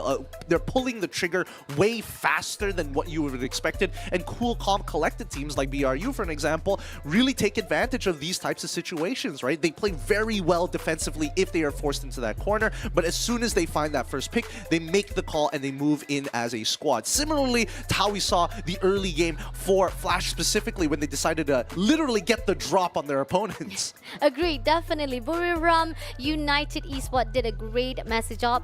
Loadout, as simple as they've already put out earlier on, 3 Tatsuya with 1A, 1, 2, 4. Kill point wise, we got 2 from Wasana, 4 by Moshi, 2 by Jonah, as well as 5 by Get High. The damage wise is higher to Get High as the MVP, definitely deserving wise, but the accuracy wise definitely goes out to Moshi with 31.87. He has a great, massive, long range shot to actually penetrate to every single enemy right in front of them to actually find an opening to fight off. And that's what is needed for the Buriram to at least go in for the closure. They find someone and they manage to actually go in for the rush all together. I mean, how else is he going to be, utilizing these weapons with such accuracy without his huge hands to hold these huge guns that he's really making a difference on? BRU, Thorat, and as well as Reverse Red being our top 3 teams. Now, I have to say, Reverse Red has been consistently hitting this, right? Every single time, if not top 3, at least within the top 6 or top 4. They've been doing a pretty good job, but haven't been able to close it out. Would you say it's a little unlucky, or is it one of those things where it's like, it's an endgame scenario, you got to be able to win those 4v4s? Agree. I think I agree with the latter one. It's always have to be the end game that you have to be controlling wise, because the fact is some of those gunfights is a little bit too massive at the start to a point that they ended up panicking and they're not able to actually fall back a little bit and just cornering out immediately for the survival wise. Now coming into the game standing, we got Buriram United Esports with 25 rounds. That's going to actually put them up for the overall standing. Torat with 20 points, Rivers Red with 13 points, Toda at the 4th place for the survival. Wow, that's amazing. Not just that, they did manage to steal some 6 kills for that game. Attack on round with 10 points, RRQ Kazu with 9 points. Man, I'm surprised Todak made it 4th there, because again, I remember that Todak members were still alive with RRQ Kazu, so I thought maybe around 5th, but apparently Todak eventually got eliminated after attack all around got, well, jumped on by Reverse Red and as well as Buriram United Esports across the map. I think so far it's a pretty decent standing. Agree, definitely. I feel like Toda has improved even more after one game, and it makes us feel that there's a hope for Toda to at least be the top 6 to the Mobile Master. And I'm loving it because the fact that most of the teams that, again, has been performing very poor during the early games of first session has finally figured out a good rotation, and Toda is getting more brave. And that's what I love about it, because when we saw on game number 5, that's when we finally see they put their foot down. We want to go in for the gunfight. We see Zen pushing through, Noki going in for the rotation, flanking off. They try to fight it off with the teams, and that's how you want it to actually go in. Kill points is the way to go, and at least if you can't manage to survive it out, go in for the placement point. That's it. I think, we're seeing very different styles, right? Yeah. Depending on where you're going to be placed. The more confident teams are, again, the more, quote-unquote, 3 categories. Consistent teams, aggressive teams, and teams that want to play for the placement, right? Attack all around, it's very clear that they want to play for the inner circle. They don't want to play on the outer side. They want to have full control over a parameter as much as they can. Then you have teams like, similarly to Todak, we've also seen JV kind of do the same thing, where they go for a very... what's the best way that I can phrase this? A very bully style, where they go around, they go around harassing people for fun. And if they're able to get a pick off and get those kill points, really take advantage and cause chaos, the important thing is that it attracts other teams to come on in to find these scraps and eventually look for these thirds that Thorad picked up on, quite frankly. I don't know how they made that read, but maybe it's coincidence, maybe it's just luck. We'll have to see in the upcoming map. Agree, definitely. The fact that a lot of the engagement, especially coming from Toda, there's a lot of third party, and that's the beautiful idea of the part from the Battle Royale of Free Fire. When you go in for the 3-way, 4-way match, it really surprises you. And game number 6 is coming up next to surprise you even more. So please don't go anywhere, stay tuned. We'll take a short break right after this.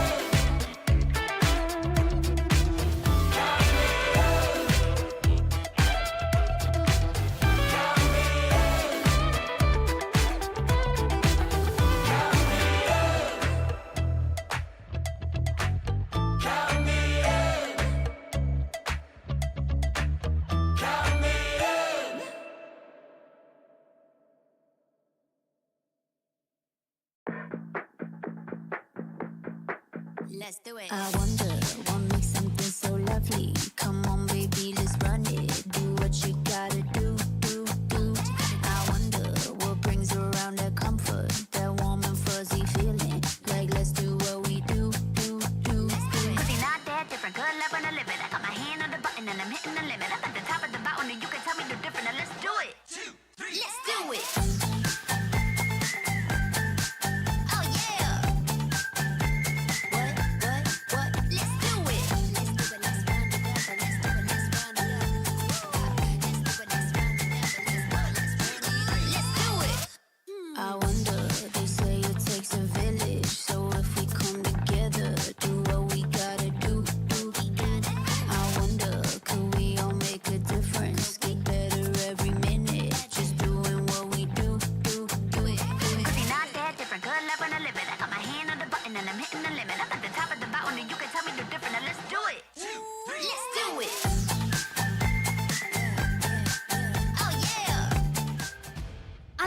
ครับเนี่ย Double Booyah Booyah! And here is, of course, we have Buriram United here with us, right?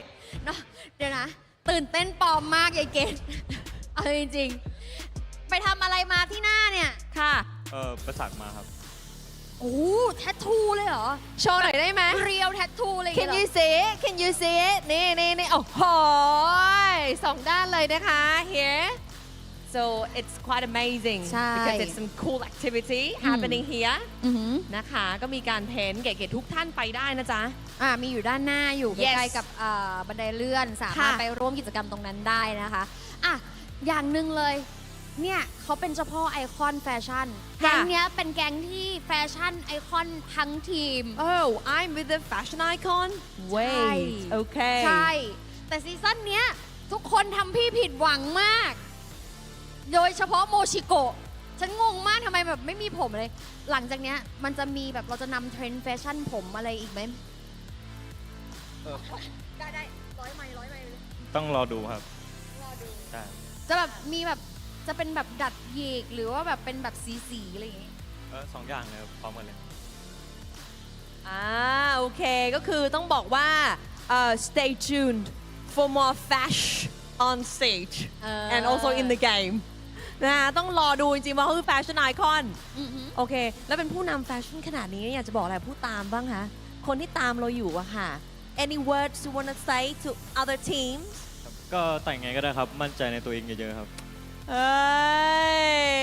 โอเค ความมั่นใจเป็นหนึ่งในเคล็ดลับที่ทำให้ได้ดับเบิลบูย่าใช่ไหมคะ ใช่ครับขับเคลื่อนด้วยกำลังใจครับ เพื่อนด้วยกำลังใจ หลังจากนี้จะมีบูย่าเพิ่มอีกไหมคะสำหรับ BRU ก็น่าเก็บรัวๆเลยครับเอาให้แบบทั้งแถบมีแต่บุรีรัมย์อะครับ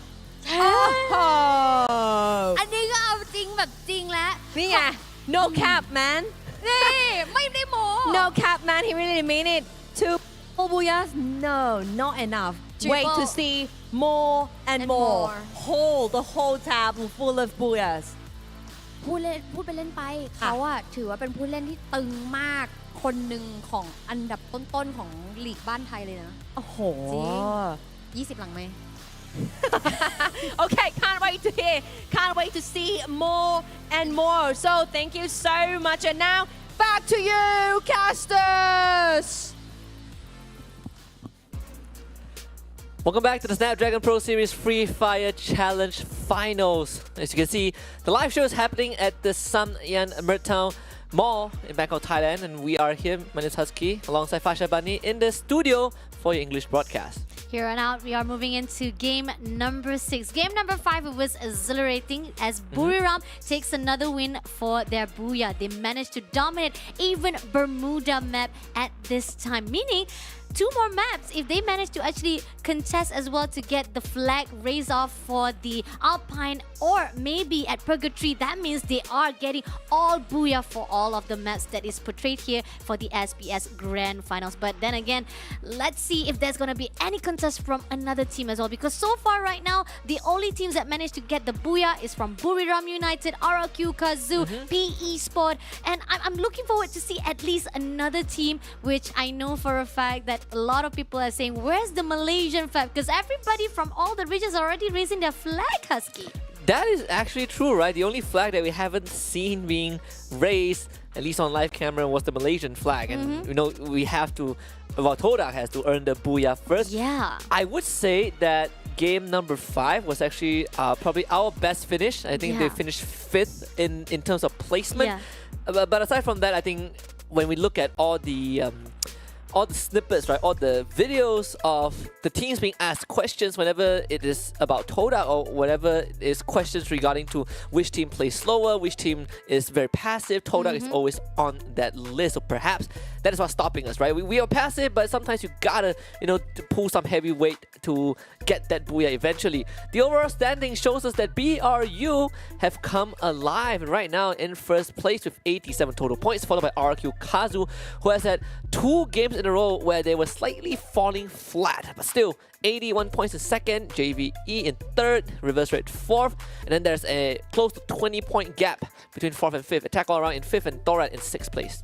I mean, the fact that we are seeing that still there's a struggle coming in from CGG, even though round number 5, I mean game number 5, the fact that that's it. You and me, we actually wanted to predict that CGG at least pick up the pace, because if you don't do right here, right now on day number 1, especially this is the second session of day number 1, this is gonna be tough for CGG. And again, this is what I said to Gideon, might as well just throw all the stats from the grand final or from the group stage itself. Like, no, this is gonna be a new stat already. Buriram is already dominating our games itself. RRQ Kazu really consistent. JV Esports also maintain a really composure right now. So definitely most of the teams that we thought that was not doing well during the group stage ended up doing a great job. Now top teams that is expected doing well here at the Nextera will be Buriram, definitely with the average 9.89. We got CGG still in the list, but here again, like I said, this is just the stacks coming in from the challenge finals, and the fact that we are seeing that CGG still a little bit struggling, we're still hoping that they might be able to show a glimpse of they be able to actually go into the left side of our overall starting. B Esports at the 4th place with Indo Stars at the 3rd place. RRQ Kazu not far behind with 7.89 average kill. So I think top 5 definitely is those are the teams that has been performing well here tonight. Yeah, you're looking at for the teams to kind of reflect the performance in terms of stats, right? The stats have to match what they show, and CGG is definitely the one that is kind of the outlier, right? They are always on the list as top 5 teams off of the challenge group stage stats, but in the finals it hasn't been shown, at least not up to this point. They were making some recoveries, but it's not enough. They need to get a big win. And I want to talk about our predictions for this, right? By the way, if you're watching on Twitch.tv, you can put it on the Twitch chat. Let us know, or let everyone else know which team you are supporting. You know, wave that flag, wave that banner. It's your chance to do so. For our predictions, so far, I think when we go into Nextera, I personally am expecting a different team to walk away with the Booyah.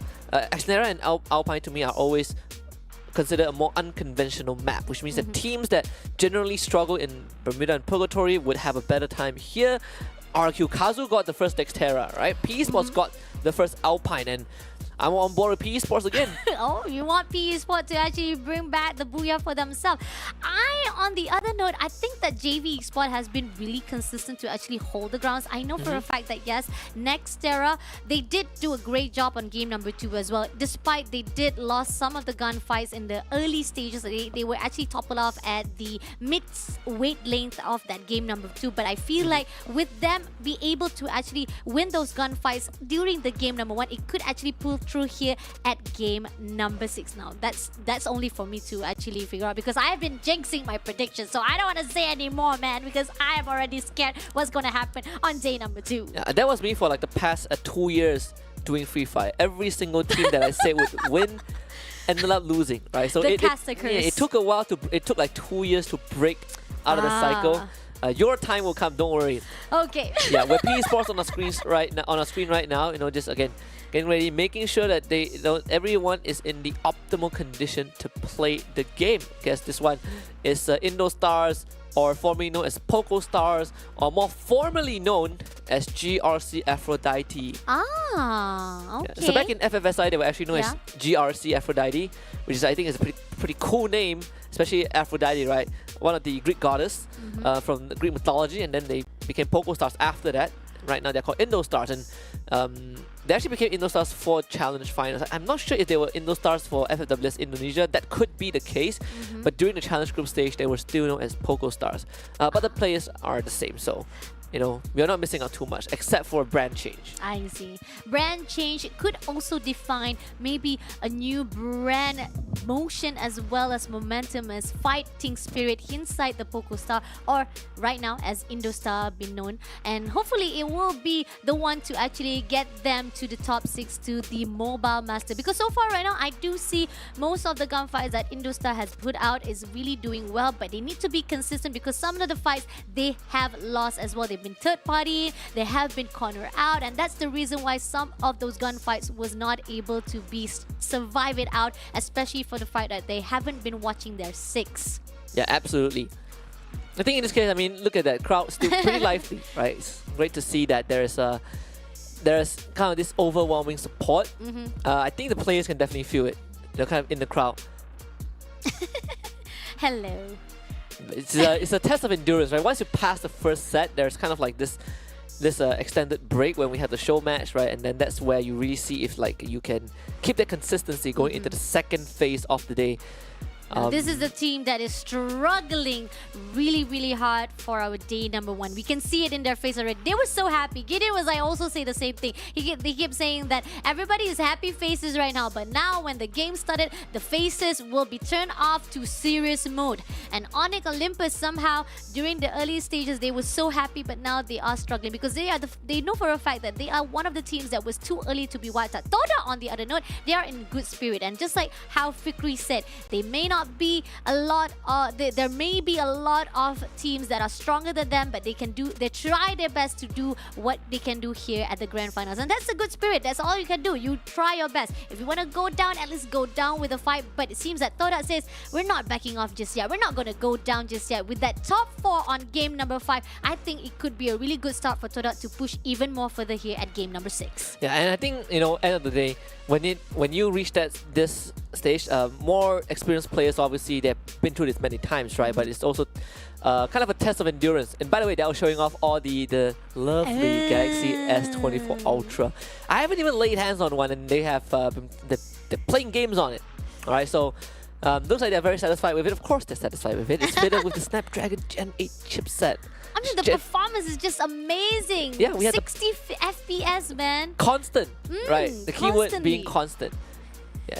You do hope that the fatigue doesn't start setting in for these players, right? True. Like you do, like in these long runs, we talk about being consistent in the first few rounds, and afterwards, to keep that consistency, it's a bit tougher, right? Mind's got to be sharp.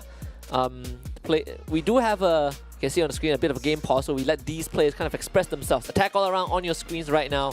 Still feeling pretty optimistic about how things have turned out so far. I mean, they had a really good start. That's the good part about it. That's the good part. They actually open up our grand finals with a great opening, so that's something to actually build up from the attack around teams. But here, back to the Onyx Olympus, this is a team, like I said, they need to do something because they are one of the teams that was wiped out too early on a lot of massive times as well. They always lose some of the gunfights, and Onyx Olympus is not doing well. That's a cute shirt, by the way. that is a cute shirt. I want to know where to get that. So there's been this sour strip candy that I've been looking for in Thailand for almost 2 years since I first had it, and I cannot find it.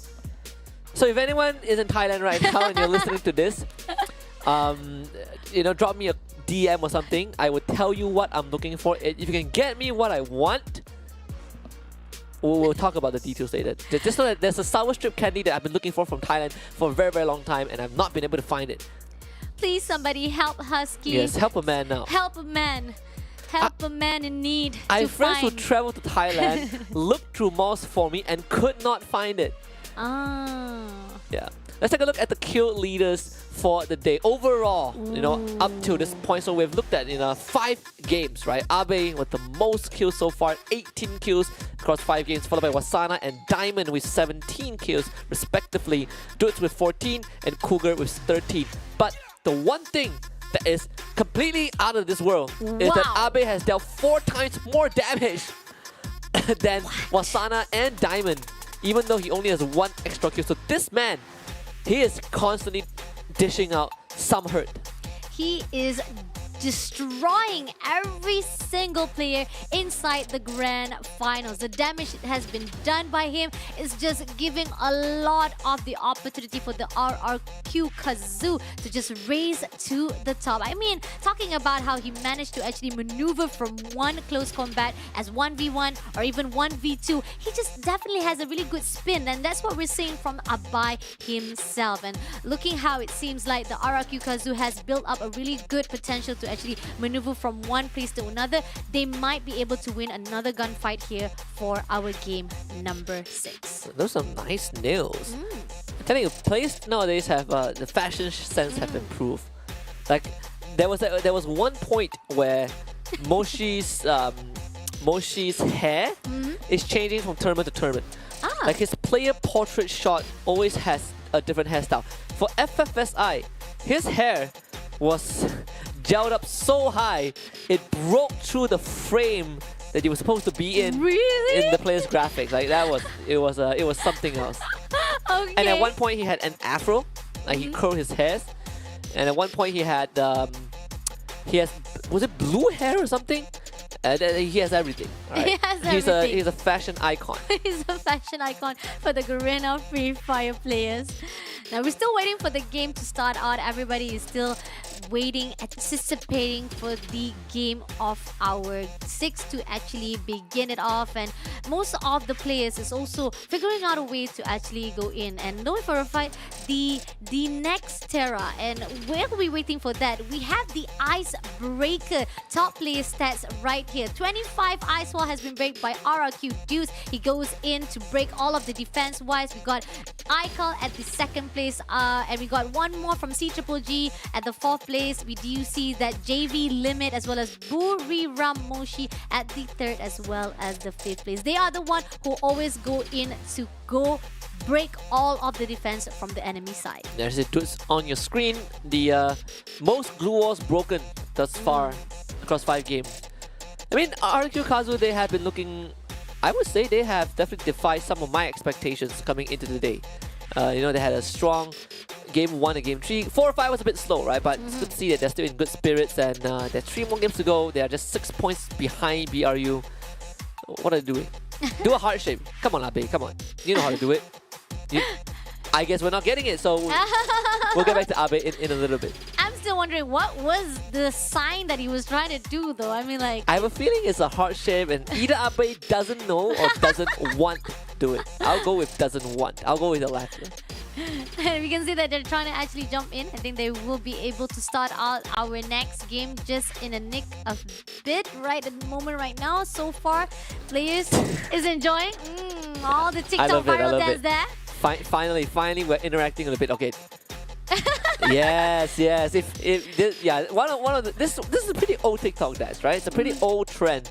That story on your screen. Get back to PE Sports. This roster has been around for quite a long time, I'd say. I think LBT is one of the newer additions. When I say newer additions, I meant that it's not like just recently added, but if you look at the previous roster and roster now, he's kind of like the newer addition.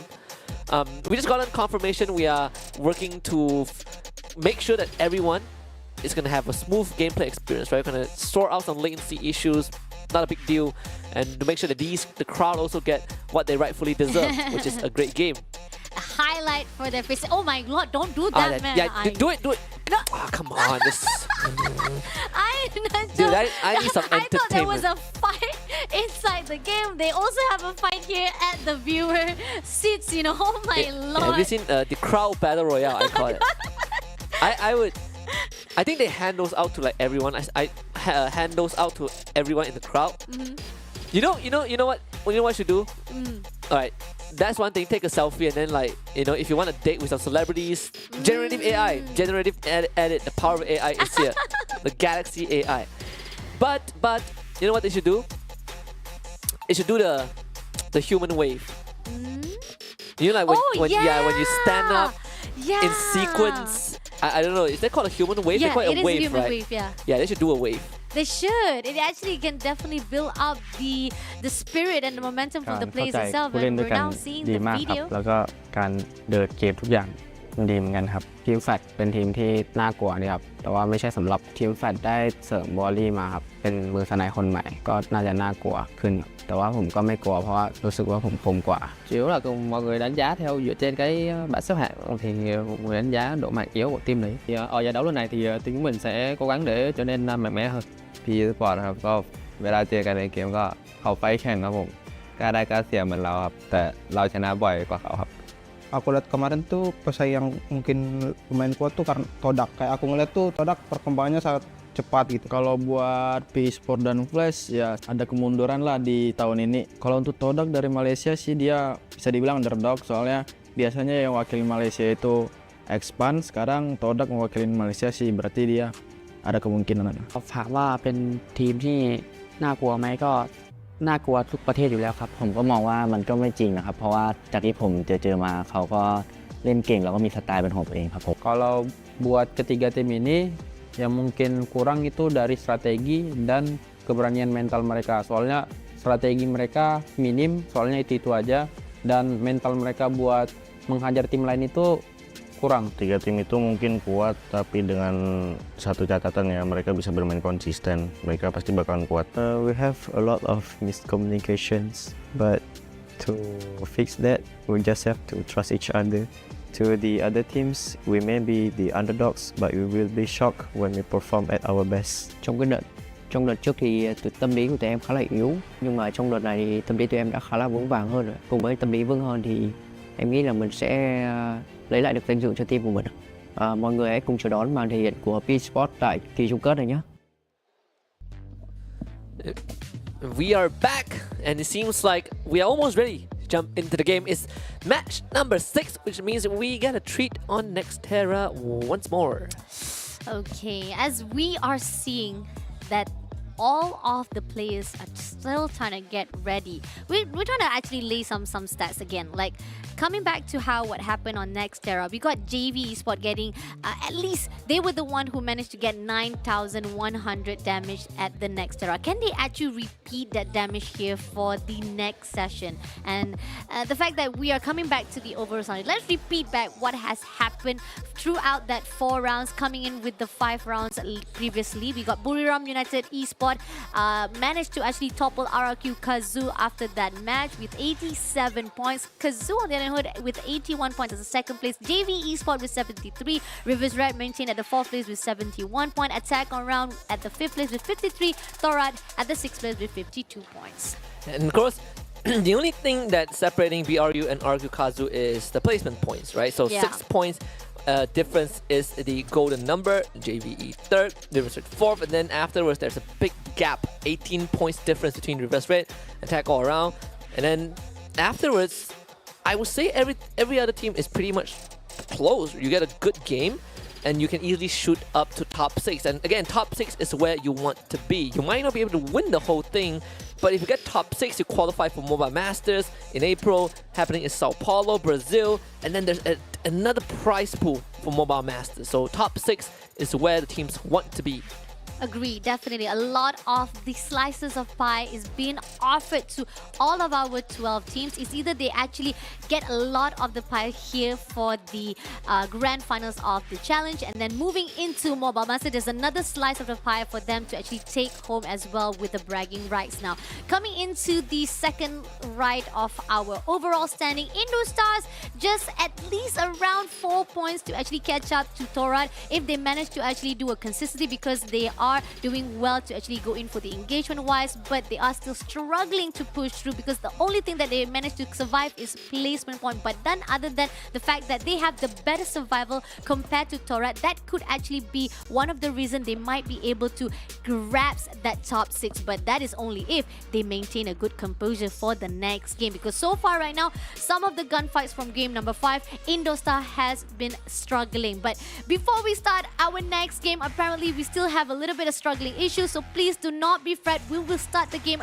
right after this short break, so please don't go anywhere. Coming back for our next game. Battle Royale. That's when it starts.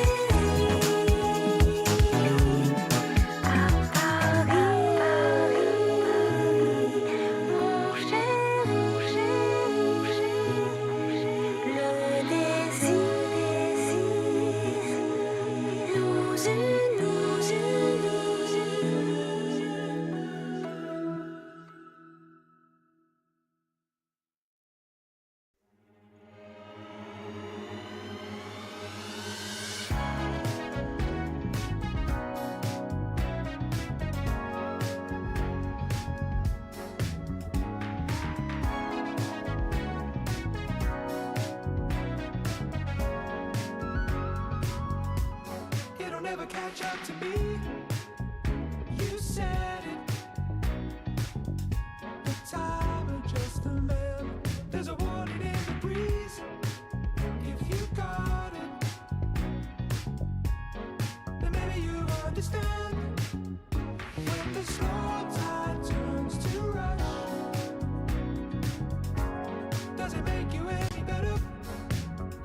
Turning noise back down to hush. In the morning and night, from the darkness to light, don't you know there's a promise there to keep? Don't waste your time.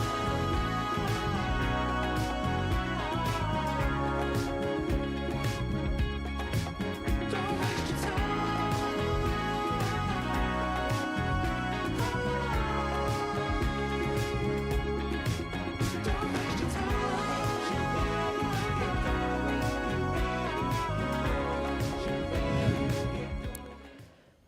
Welcome back to the Snapdragon Pro Series Free Fire Challenge Finals happening right now live at Samyan Town Mall in Bangkok, Thailand. You're on the English broadcast with us, Husky and Fasha Bunny, and we're in game number 6. We're heading to Nextera.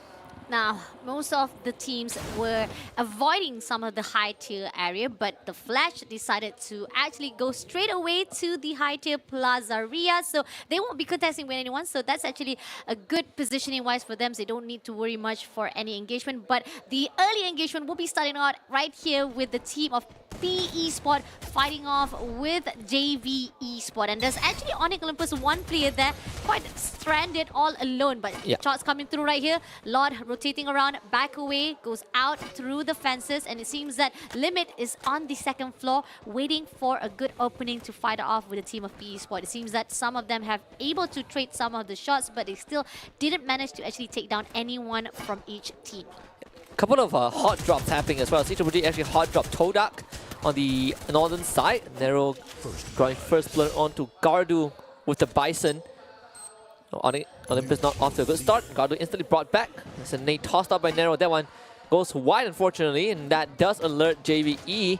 So you gotta be ready if you're PE to take on this fight. JVE will not shy away from a challenge. Huang Ang tasting the bitter end of that as Cougar clips him on the edge, and it's Cougar finding the first onto PE. Alright, Cougar goes into the building looking for the next one. They need to actually scout the area properly. There's one player just hiding off behind the wall. It seems that they haven't spotted out. Second floor has been covered out by the team of PE Sport. Shots coming through. There's going to be an information taker. Protective shuts down to Nero, but backstab comes through, and it seems that Protective will be taken out by Lot, but comes through at this backstab as well. We do see that Lot will be scattered out, but CGG is also in a fight at the moment right now. They have lost their players now. August is trying to survive it out. Cougar and Limit still fighting off with the team of Peace. Onyx Olympus comes through. It seems that the scouting was done, and now they come in for the third-party engagement. Perhaps Onyx Olympus can walk away with a bit more than they asked for. Nero not having a best time. Gary, the good nade, gets the secure second one for his team. Jack finds number 3 onto Cougar. Onyx Olympus comes back and they bounce back strong with 2 for themselves. PE Esports out of that vicinity. Same for JV as Limit scatter into the wind. All things considered, the biggest winner is Onyx Olympus. Agree, definitely. I mean, like, yes, they did lose Gardu in the process, but that's a scouting that's needed, a sacrifice that needed for the team of Onyx Olympus to actually push through, and BA Esport and JV Esport wasn't expecting that. Now, coming in to see Triple J meeting off with the Thorat right here, that actually on the lower ground, Thorat has the better, higher ground, but it depends with the fact that they have a portal is already ready for them to take. It's either Peter or one more try to catch in, or will Thorat actually go in? Now, finally push through for the side of Team Thorat. Peter comes through with 1v1 situation, but he will be taken out in the retreat. But somehow, Lucy right here trying to actually revenge it off for the redemption of the death. He is been backstep on the backside, but not to worry, he will be the savior to survive and takes down 2 players from the CGG. Yeah, saves his captain and gets 2 in return. So an 0 for 2 trade. Good maneuvers from Lozzy in that 1v1 situation, isolating these gunfights to get the win. North, unfortunately, not that lucky. Just tag a little bit, but on fire. Gets knocked down by Ikao, who was watching from the sidelines and decided to join the fight. It's Coscu. Last one in the lobby. At least 4 team on CGG. The revival does come true for Peter and one more before anything else. Coscu now trying to get as much points as possible. The crowd erupts as Cosq draws the 5th point for his team, and C-Triple-G still in the game. Can Thora at least find Cosq and get rid of him before backup arrives, as Cosq is going to lay down the glue wall to buy a bit of time and distance. Ikao managing to trap him in the building. Finally, the Micro Uzi to get point number 5 for themselves. I mean, it's a great trade-off for C-Triple-G, but I love the maneuvering coming in from C-Triple-G Cosq. But then again, let's see how they do well as On Fire just comes through. Rivers Red on the other note is on the other side. They're trying to find out their own target, pushing through, but doesn't found anyone. They only got 1 elimination, and that's by Saming himself. PE Spot finally revived back, don't cry. Cosq comes back alive again. On the other side, we got the team of Lash coming towards the side of JV Esports. Purgatory will be picked up again. Limit was taken out, but will they actually push through? We got Artemis on the right side with Yanbin taking over to actually regroup themselves. Gonna do a little bit of flanking, but they didn't found any opening though. Portals has been open, and now they push through closer to the side of Team JV Esports. Still haven't found anyone just yet. There's a vehicle already moving in, so that's gonna be information. Yabin takes a little bit of coin, but doesn't actually shot them. So JV Esports instead rotate around, giving a lot of the gap for the Team of Flash to fight off with the close combat. All things considered, JVE continues to try and find some safety haven, but Cougar was not the one to do so. Taken out by IDS from long range. BRU does show up around Graph Labs, the southern side of it at least. You can see there's a goal portal put up. Liam trying to play ring around the rosy, does not get to outrun Wasana, who tracks him to the ends of the earth. Backup is coming through. Wasana is gonna try and take the fight, drops down, breaks his ankles in the process as Raz also gets Jonah. Liam gets brought back. BRU now in a disadvantaged situation, get high, needs to somehow equalize this, but just traded back by 18 Deer instead. Kochu will need a bit of help, and Moshi unfortunately will have to do this all on his own. Pressured by 18 Deer from the top, and Raz from the sidelines. Where are you gonna go? Infrared tracking now. Moshi trying to run away, but not gonna be able to do it. BRU out very early on in 11th place. Again, we only need like 4 points for the Indostar to actually catch up to that top 6. If they can manage to actually topple Torat, they might be able to actually go into the left side of the overall standing. And somehow, Indostar is doing well for the gunfight, taking out our Buriram, the one who managed to get 2 Booyah already for tonight. And it seems that no more Buriram here for our game number 6 now. We're looking for the team of Flash instead. They're going to actually fight it off with the team of Onyx Olympus. Great start for Onyx Olympus though. They had a really good run to actually pick up a lot of the pace from the PE spot as well as JV. But here, are they going to actually do a great fight as well to the team Flash? Jack right here, 1v1 situation. Jack has been spotted out. He moves away with the portal. Yambin on the other note, trying to do a long range to Gary, do some barrier as well, breaking for the ice wall, but does not do enough to take down any of the players. Now they push in with the glue wall as well as the portal again. Closer and closer, grenade been thrown out by Gardu, one after another to do some damage as well as for the breaking of the ice wall. Artemis does the same for the retreat, and now they're pushing in closer and closer for the flank, but Gary gets hit a little by. Gonna actually use the ice wall dash away from the fight, but Kiba comes through the fight. 1v1 ice wall as a barrier. Got only 20% left for the health. 93%. Grenade been thrown out and now spotted out. Kiba takes down. A great combat and composition coming in, and Jack will be shut down by Yanbin. A very, very nice conversion from Yanbin to get one at close range, an instant flick onto the target afar. So Team Flash, 4 points. Onyx Olympus, even though they have the same amount of points, they definitely are bleeding out. Even the clear leaderboards tells the story. Look at Lozzy, 3 on his own. It's the Indonesians and the Thais, is, as always, dominating the kill count. The C-Triple-G, I mean, every single member has been brought back at least once in this game, but it's good to see that they finally have some time for themselves to start looting up. Right, we are almost 9 minutes into the game, which means that this game is not long. We're gonna have a couple more minutes until we reach that end phase. Right. Throwing a lot of grenade to the high ground. RRQ, Kazoo trying to push into Torat. They have all the rooftop for themselves to dominate though, but somehow they know that RRQ trying to actually penetrate to their positioning. But Dark Hole Trying to actually spot out. Oh, portal being used already. They gotta prepare for the backstab. On the other side of rooftop, we have the Rivers Red meeting up with the attack all around. Zone is not on their favor though, but Posey pushing in to the side of the team. I don't spot anyone yet, but they go in for a fight. They manage to actually clear some of the players, but attack around only left with Hoisan. One more player to go. Yeah, it feels like attack around we're not ready at all to receive reverse red. And as a result of that, Hoisang has nothing. He needs to somehow get coins and then bring them to a vending machine or stand on a revival point. So he doesn't have enough to buy his teammates back. Alright, he's going to have one of their members knocked down, but it's a small price to pay. It's RQ Kazu on the receiving end of a more deadly loss. So Legolov will have to get his teammates back, but he's filthy rich actually. Legolov has 1.8k gold. Oh my god, that's crazy. The best part is that, again, Thorat was right on the rooftop, and it seems that RRQ Kazu actually forced them down to fight on the ground level. And that's the best part. The fact that they managed to actually top it all off. And let's see if they be able to actually catch up and clear them out, because the zone is already eating them up just a little bit at the end of it. Now, coming into the zone, it seems that our safe zone will be at the center of Plazaria, and Thorat still surviving to fight with the RRQ. Gonna use that portal to back away from the fight. CGG on the note. Peter will be tagged by 3 players of the Flash. This is a Kroyo, aka from the woods of Indonesia. So sad for the team of CGG because of that situation is not in their favor. Team Flash is just farming most of the kills for this round number 6. 8 kills already. Team Flash coming alive late, deep into the second set of the day. Gary able to find On Fire as well, keeping Onyx Olympus in this game. 10 more teams remain. Despite the state of the game, Shin found number 9 for him for his team. There's one more on expedition. He can afford to buy one team back, but does not find a chance to do so. Cougar finishes them off.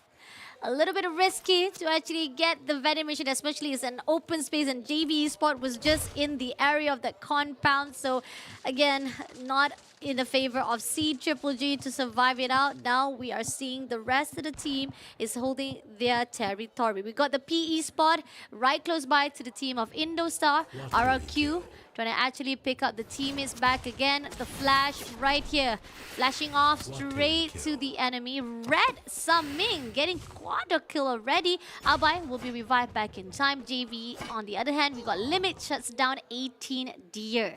Reviving wise, or trying to actually survive it wise for the teammates. PE spot closing into Indostar. They are actually been cornered out just a little bit at the outside though, so they don't need to worry much. They're just going to hold their ground. PE spot on the other node. They're not actually throwing as much as possible to actually break the barrier. Look at that circle. Shin just stepping his foot, putting his foot through the barrier. It's the safe zone. Kind of drawing a line in the sand. IDS. 4 people left.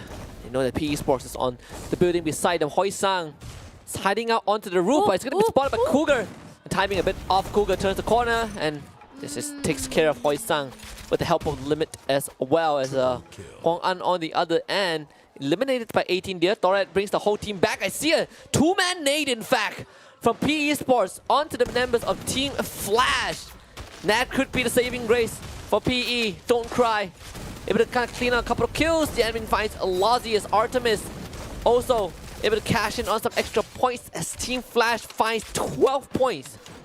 Wow! Team Flash is amazing for this round. They have been farming a lot of the kill points. Now PE spot right behind, we got Nero as well as Don't Cry. They're trying to actually try to backstab, but Flame Flash will not allow it as they clear out straight away PE spot. RRQ Kazu also been eliminated at the 7th place. Now we got 6 more teams to go. Team Flash rotating around, trying to actually figure out to corner out the team of Indostar right inside the building. Onyx Olympus on the other. No, we got Gary all alone right there, preoccupied with the team of JV Esports. And Cougar takes him down immediately, and it will be KS by Red Summing himself from Riverstrat, the one and only, always going for the third-party long-range shot. Yeah, the Charge Buster starting to make a comeback. One of my favorite weapons in CQC. Kochu with the Trogon also finds Volley and Yanbin. So IDS making it deep into this round. Just 5 more teams left. Thorat having a survivor on perched on top of this building. It's actually two of them, two Thorat members, but they have to move in just a little bit, unfortunately. The structure not exactly in the center. Look at JVE, they are still having the full squad left. I mean, IDS having 3, Saming under a bit of a pressure. Here comes Reverse Red, blitzing into the building. Potato lets them eat. The Charge Buster is Nameless to fall. Needs help right now. All the glue walls put up to try and get Nameless back up and buy a bit of time, and successfully they'll be doing so as North gets rid of Artemis. The team flash out in 5th. JVE continues to receive pressure from Reverse Red, who applies them from the outside as Saming puts a bullet in Raz's head to take him down, but also fighting a fight on different fronts against JVE. This is a lot of work that JVE needs, that Red needs to pull off, and they are doing it pretty well. Potato getting knocked down, but Chargebuster and Cougar comes back and pays it the twofold. Diamond though will get the finisher. Saming now gets taken out by Darko, who was on top of the building for the entirety of this sequence as Cougar gets rid of Nameless. Now, 2 more players to go for the team of Rivers Red. They had been doing amazing job, but now struggling to fight with the JVEs for Esposy as well as Diamond, pushing through into the safe zone as JVE Sport also will be cornered out. They need to fight it off, as well as Thorat is actually already backs away from the billboard, and it seems that Rivers Red has spotted out. Now, Esposy throws some grenade, trying to give as much damage. Diamond will be taken out easily, but in the process, our team JVE Sport managed to actually top it off, and Rivers Red will be the one to be wiped out. Now 3 more teams to go. It seems that Thorat is quite in the favor with the side of the team of Indostar, as 18 here managed to take down a couple of players here. North managed to shut down. Now left with the one and only Kochil to be surviving right here. Goger trying to actually corner out. 3v1 situation. Kochil has no chance, and the team of Indostar will be wiped out. Now Thorat North trying to survive. Takes down Goger. 2 more players to go. Limit and August trying to actually shoot it off. But unfortunately, shuts down another player. JVE Sport making a way to get the first booyah of the night for themselves. I'm gonna tell Thorat almost made the impossible happen. A 1v3 and a Charge Buster in hand. Ooh, JVE. You know that they sweated in that final sequence. That could have gone either way, but JVE pulled through at the very end with a 3 against 1 odd. If that was a 2v1, Thorat would have gotten the booyah, but nonetheless, what a sick fight towards the end. IDS making top 3, Thorat almost getting a booyah, and JVE finally putting a note, putting a stamp on that schedule, on that map recap. We've been waiting for JVE to finally cash in a win, and they've done it. I'm happy because this is a team that I'm rooting for. I have been pranked by my caster curse. That's amazing from the JVE Sport, definitely. But I do agree on the fact that it could have gone either way. The fact that the struggle, as well as the Thorat that tried to clutch it out, they make sure that actually get one player after another, and JVE Sport was left up with 1 more player to go. But at the end of the day, JVE Sport was the one to deny that booyah. Yeah, what a performance from JVE. This is going to help them in the standings as well. We saw them. They were in, what, top 3, top 4, and now they get their booyah. It's all the way to the top, baby. So JVE getting their first win, and a big one as well. And it's a very stellar performance from a team that we know, even though they might not have the most placement points at times, you can always rely on them to get those kill points, right? Super aggressive team, very, very confident, sometimes a dice roll, but more often than not, they will take the fight and they will win it. Agreed, definitely. JVE Sport always maintain a good composure for the gunfights, the engagement. Yes, there are a couple of times they have been a little bit stagnant. A lot of the times they also lost those engagement-wise. But here on out, where they have managed to actually pull through from each and every single gunfights, this is how they managed to actually get the booyah. Started out with the highlights where we do see that Team Flash meeting off with the JVE Sport. Indonesia team, we got the team of Indostars fighting off with the Buriram, and great job coming in from the side of Indostar to take out the first team to be wiped out, which is the team of Buriram United Esports. Coming off for the team of Thorat with RRQ Kazoo, which is a great strategy. They did try to push through. They try to give as much pressure to Thorat. They don't actually use that portal to go into the high ground because that's going to be a risk for them. They actually let the team of Thorat goes down below, and that's where RRQ Kazoo ended up losing those gunfights, and C-Triple Triple G also ended up being taken out at the 10th place. Coming up with Attack All Round, Hosan has been spotted out by Cougar, takes out Attack All Round as well. Yeah, and I think overall it's just very, very stellar performance from a few of these teams. I mean, C-Triple-G unfortunately just cannot find the footing. It's 6 out of 8 rounds and C-Triple-G are still struggling at the bottom. And I didn't think that that's something that I would say on day one, but that's the harsh reality. But for Torad, right, even though they finished second, you can see, you know, the smiles, the high fives, they know they have done more than enough. Look at this final sequence, absolutely out of this world. North with the Charge Buster, almost clutching it out for the squad. This is an incredibly explosive game because with 84 total kills, 41 total revivals, but 112 total knockdowns. So it's everyone comes out guns blazing, trying to take each other out, and at the end of the day, the high kill count is going to make kind of a huge difference. Agree, definitely. 7 kills by both, the highest kill as well as the assist. Coming into another game summary, we got the Sniper Assassin 84 middle kill distance coming in from Volley Flash.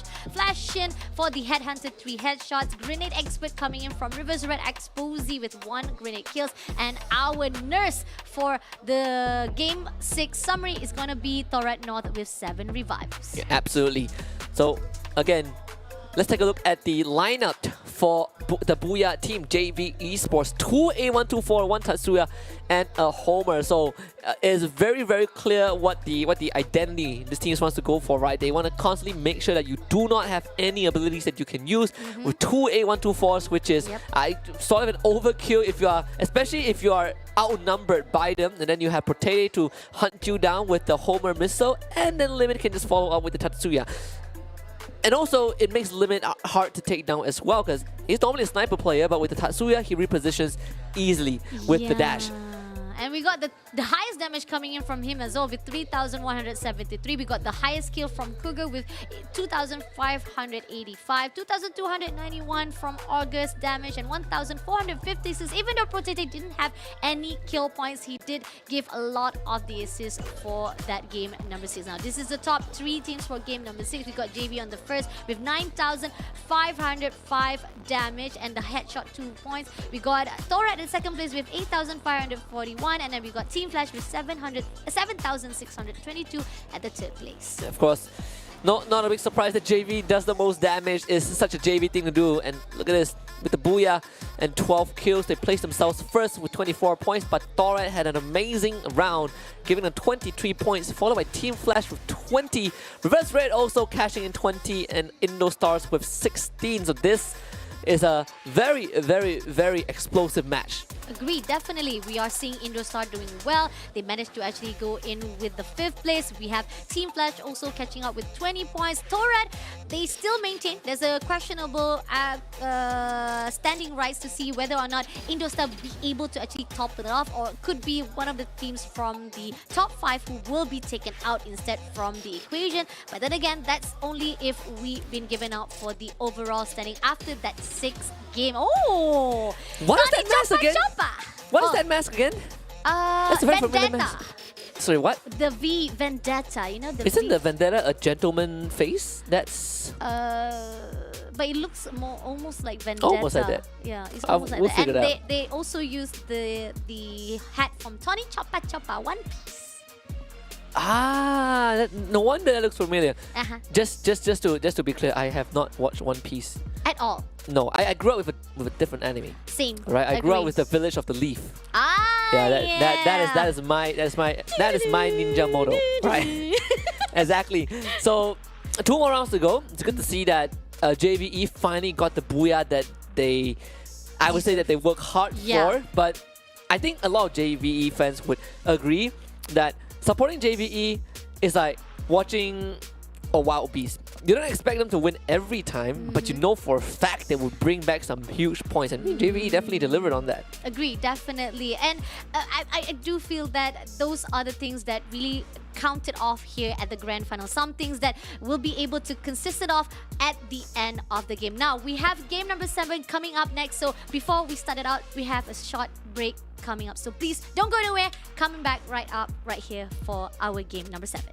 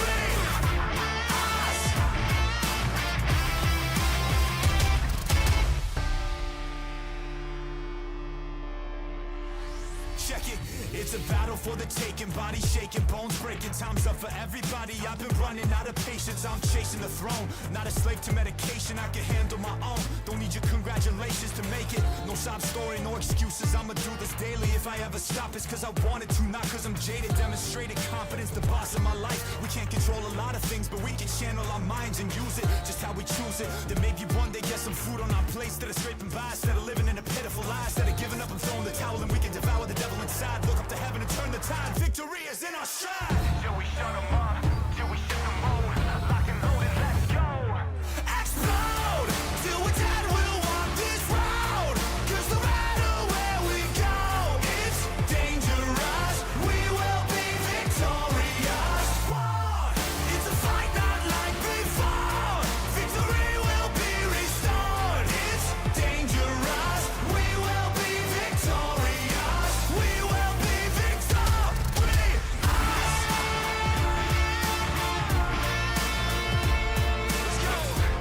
It's dangerous. We will be victorious.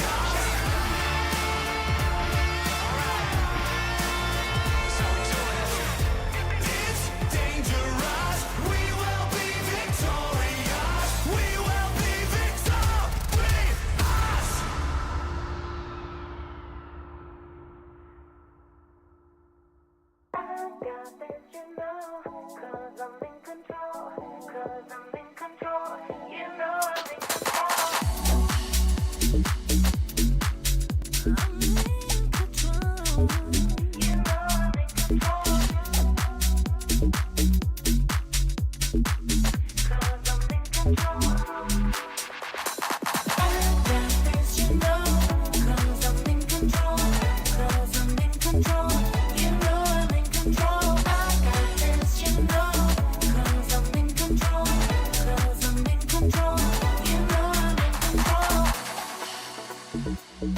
Let me take it for a ride.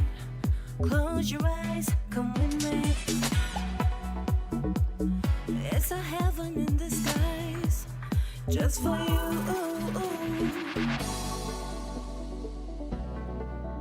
Just for you.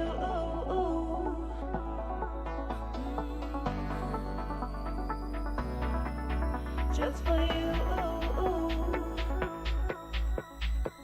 You know I'm in control. I got this, you know, 'cause I'm in control. 'Cause I'm in control. You know I'm in control. 'Cause I'm in control. You know I'm in control. I got this, you know, 'cause I'm in control. 'Cause I'm in control. You know I'm in control. I got this, you know, 'cause I'm in control. 'Cause I'm in control. You know I'm in control. Let me take it for a ride. Close your eyes, come with me. It's a heaven in disguise, just for you.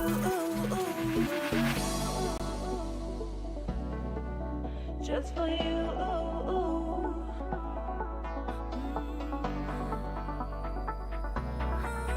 Just for you. You know I'm in control. I got this, you know, 'cause I'm in control. 'Cause I'm in control. You know I'm in control. Because I'm in control. You know I'm in control. I got this, you know, 'cause I'm in control. 'Cause I'm in control. You know I'm in control. I got this, you know, 'cause I'm in control. 'Cause I'm in control. You know I'm in control.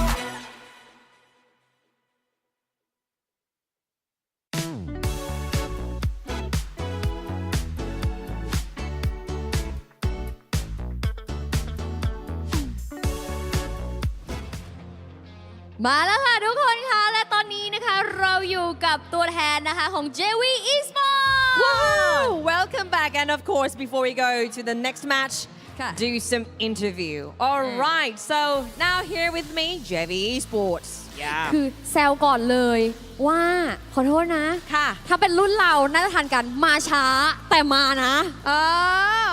มาช้าแต่มานะ แต่ Here ว่า I come ใช่ได้บูย่าร่างมาแล้วแต่ว่าจริงๆ ก่อนหน้านี้ก็ต้องบอกว่าเป็นทีมที่ไม่ใช่ว่าอยู่ดีๆก็พุ่งขึ้นมานะคะ ค่ะ เขารักษาผลงานได้ดีตลอดทุกๆเกมจนมาถึงตัวนี้ได้บูย่าแล้ว เป็นแบบแผนการของทั้งทีมหรือเปล่าที่เน้นการเก็บแต้มด้วยการไฟท์และการเก็บอีลิมมากกว่าแรงพอยต์ถึงได้แบบมาช้าขนาดนี้ ไม่ครับเล่นหน้างานเลย หน้างานเลย เจอเอาหมดเลย เอ้ย because we want to know is this your plan like focus on elimination elimination not just only for boogers or whatever and then he said no we do our best always no aim but yeah make the most of it just that make the most of it period แค่นี้เลยคือเอามันเอาเน้นๆเจอกันหน้างานตรงนั้นแหละมีโจทย์อะไรมาคือแก้โจทย์ต่อข้อเดี๋ยวนั้นอะไรแบบนี้ ชอบแผนเขามากเลยเนอะแผนเขาอะคือดูแบบคิดไม่ต้องเยอะแต่ล้ำลึกอะ มันเรียกว่าเป็นแผนใช่ไหมเป็นแผนใช่ไหม โอเค now up next ตอนนี้เรารู้แผนเขาแล้วยับแน่นอนยับเลยนะคะเพราะฉะนั้นเนี่ยมีอะไรอยากจะบอกคนอื่นบ้าง any words for other teams อยากพูดอะไรถึงทีมอื่นบ้าง ส่งเมสเซจไปถึงทีมอื่นๆหน่อยสิ ไม่มีครับ ไม่มี ไม่มีเจอกันในเกมหรือเปล่า ใช่ Oh dear I asked him if any message to other teams and he said nothing no just see no in thank game you see you in the game wow wow รู้สึกว่าแบบ goosebumps yeah I can feel นะคะ so action speak louder than words ถูกต้อง ซึ่งมันทำได้จริงสำหรับทีมเขา action speak louder than words เนี่ยมันเป็นอะไรที่เหมาะกับเขามากก็คือการกระทำสำคัญกว่าคำพูดคือโชว์ให้เห็นแบบจ่าๆไปเลย ใช่ คำถามท้าย in game นิดหนึ่งหลังจากเล่นไปเนี่ยเราจะเห็นได้ว่าการแข่งขันในครั้งนี้เราไม่มีคาราฮารีเนาะเรามี4แมป4แมปเนี้ยสำหรับ JV Sport แมปไหนเล่นยากที่สุดไม่มีครับ เล่นได้ทุกแมป เฮ้ย ก็มาดีครับ yeah so every map is just the same because the question is which one is the hardest the challenge the most challenged one and he said no they're all the same so yeah see you in the game สุดยอดจริงๆ และนี่ก็คือสไตล์ของ JV Esports นะคะ หวังว่าเกมที่เหลือจะทำได้รักษามาตรฐานนะคะ เอาใจช่วยด้วยนะคะสำหรับ JV Esports ค่ะ ต้องขอบคุณน้องมากๆเลย และในตอนนี้เกมของเราพร้อมเป็นที่เรียบร้อยแล้ว เดี๋ยวเรากลับไปหาชาวแคสเซอร์กันเลยดีกว่า ไปค่ะ Thank you to our lovely host. Yes, everything is the same. One of the few statements that JV Esports can definitely say because they have been consistent throughout the entire day up to this point. You're here with the English broadcast. I'm Husky, joined by Kid and Q. Yep. After looking at that interview, it's good to see that the mentalities of the players is, hey, we don't need to say anything first, right? We don't need to start anything. We just have to be consistent. Wait till day 2, and maybe they'll get that confidence. Yeah, the result speaks. The result speaks everything, right? That's what's most important. And speaking about results, have you ever feel like you need to please your parents and then criticize your job choices? Well, if you want to level up your career, you can do it with DHL because they're implementing artificial intelligence. Yes, it's the era of AI, and you can be a part of that workforce. Just check it out at esl.gg/fe-career. Who knows, you might be that one golden child during Chinese New Year that gets extra ang pao because you're making something big. When your parents are telling you, oh, my kid works at DHL, you're going to hear that everybody else shuddering in the room. Straight A's, I have a job. You will be that cousin. You're going to be You're that gonna guy. be that cousin. You're going to be that cousin, that guy at the family reunion. But back to business with this upcoming game. We still have 2 more maps until we close out the day, and teams are going to be looking to rack up as many points as they can before they move on in towards day 2 and start really VOD reviewing how they can start improving with the rest of the teams playing. Certain storylines are starting to right themselves, right? RRQ Kazu, great start, starting to dip down a little bit. CGGG not doing well from the start until this point. Thorat and IDS, they have kind of been hovering around, right? Reverse rate as well, hovering around the pack, sometimes rearing their heads, sometimes they don't. BRU also had a pretty interesting day so far. underwhelming rounds, and then 2 booyahs, and then suddenly they disappear once more. This is the current overall standing, and JVE off of that 1 booyah in a massive 24-point game now sits in first place. It's huge. It is such a huge swing in terms of difference. They're sitting at number 1 with Reverse Red in number 2, Buriram United Esports at number 3, and RQ Kazu at currently number 4. Now keep in mind, from 1 all the way up till 5, it's very easy. A single booyah with a good, decent amount of kills can shoot you right to the top spot and end the day very, very well. So keep an eye out for the top 5. Yeah, I would say even for Indostars, there was a great chance, right? If they get a good round, they can actually shoot up to top 4 or top 3. But from attack all around onwards, that's where it gets a bit tricky. Because at the end of the day, you might want a bigger cut of the prize pool, but the most important thing is you make top 6. Top 6. Top 6. That is the objective. Because once you make it into top 6, you move on to the next round. The prize pool gets even bigger, more competition to play for, and 6 other representatives coming from Latam to challenge. So we got to put on our best performance here. We got to send the best people possible. So I think preparation has definitely kind of gone down the drain for some of these teams. Don't get me wrong, right? Again, some interesting strategies coming around when it comes down to compositions, but that changes according to the day. You can't always have the same game plan for each and every single map and hope that it works out. Yeah. And I would say that some teams are actually making adaptations, right? For example, CGGG, they had to share the same drop spot with RQ Kazu for 3 rounds in a row, and they started switching their drop spot, right? They ended up with teams like Todak, which was a bit more manageable. So props to them for that, but everything else, they're still struggling. They're not winning team fights, right? I was looking for Peter to really show up, but this is not the Peter I know. Yeah, he's feeling a little, well, on the cold side. His hands might still be a little cold just for now. Hopefully that does change, right? Because I think the biggest problem is coming into the mid-game. Like most teams, for the majority of the tournament, mid-game has been pretty good. But as soon as we start to get into that transition into mid-game, CGG either not to be found or just barely struggling to get in. Yeah, you start to see some patterns, right? Some teams just love to fight, some teams just prefer to be on the bench. I want to hear your predictions though. If you're watching on twitch.tv, drop it in the Twitch chat down below and see if you are getting more of the predictions right than we are. Because so far, I've only gotten 1 correct. Yeah, I'm pretty sure everybody's getting more than me at this point, right? Right, chat, right? Let's calm down. All right, because for our talent predictions, it's going to be, Buriram United this time round. Okay, JV for Fasha Bunny and as well as RQ Kazu for me. Interesting. Fasha Bunny's predictions, sometimes on, sometimes off, but it might be just 1 map ahead. Yeah, she got the previous one correct, right? She voted for JVE last game, and that one was super accurate, but that could have gone to Tora, right? Pretty close finale. Yeah. But Purgatory is coming up next, the second last game of the day and the last Purgatory map for day number 1. All right, let's see how this is going to play out. Finally, some variance in the drop spot. Sorry, not drop spots, but at least for the pathing, right? It's going to be closer towards the western side of the map, heading straight from south to north. And, Not again. I was just saying that while CGGG, they've decided, you know, enough is enough. And apparently, they are still sort of sharing the same spot as RQ Kazu, albeit not entirely on top of them. Yeah, it looks like they might want to go for the contest at Central. They are by Fire Bridge right now, but Lumber Mill is completely open. And if they can just make their way down there, it's going to be free loot. But here we go. CGGG want to look for an opportunity here.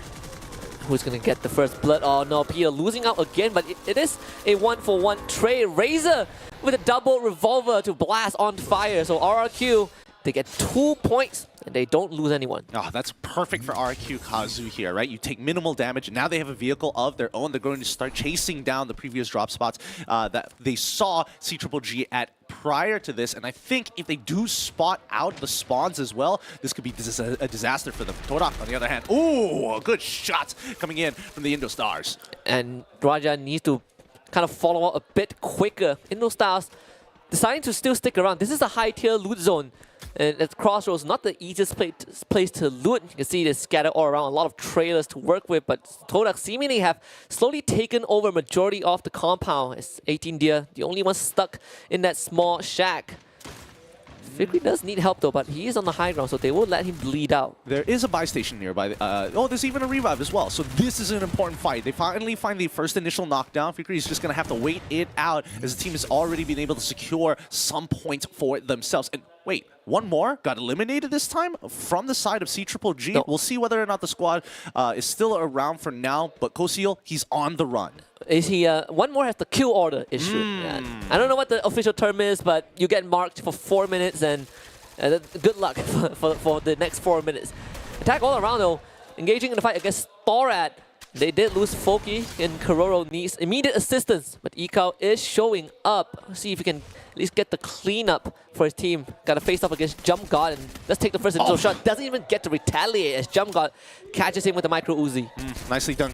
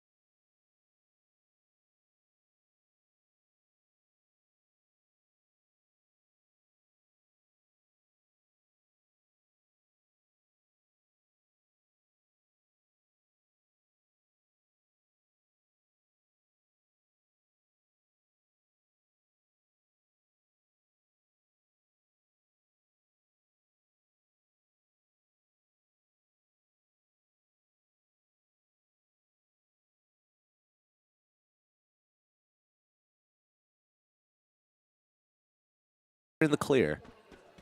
Lossy did get revived, so Thorat continues to stay in this game. And RQ Kazu crashing in the compound. Oh no, it's C-Triple-G again, as they just cannot shake each other off. And so far, surprisingly, RQ Kazu has a better record against C-Triple-G.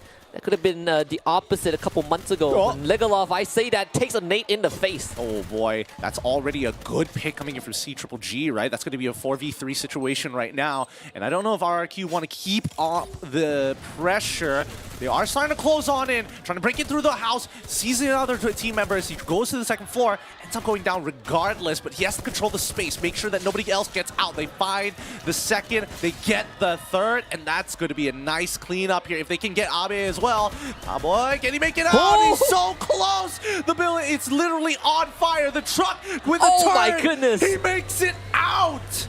Man did the Tokyo Drift on the entire C-Triple-G, but he needs to break line of sight. As you can see, the Tatsuya dash, Abe gets to the revival point, needs to try to cap it.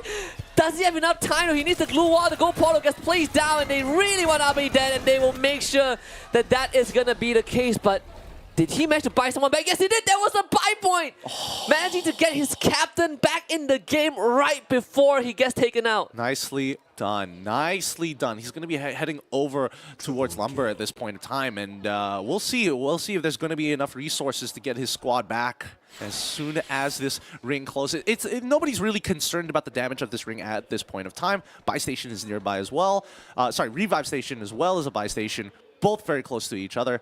But now it's going to be the real question of how do they recover from this? Yeah. It's a very smart move to bring Legalov back because he did have the homer, so you can use it to see if there's anyone nearby, and Legalov knows that, okay, it's safe. I'm going to try and cap the buy point, cap the revival point. Very, very smart decision making from Abe towards the very end. Attack all around also finds himself in a very comfortable area in that factory zone. No one is within the vicinity as well. Considering that we are 6 minutes in and all 12 teams are still around, they are very scattered.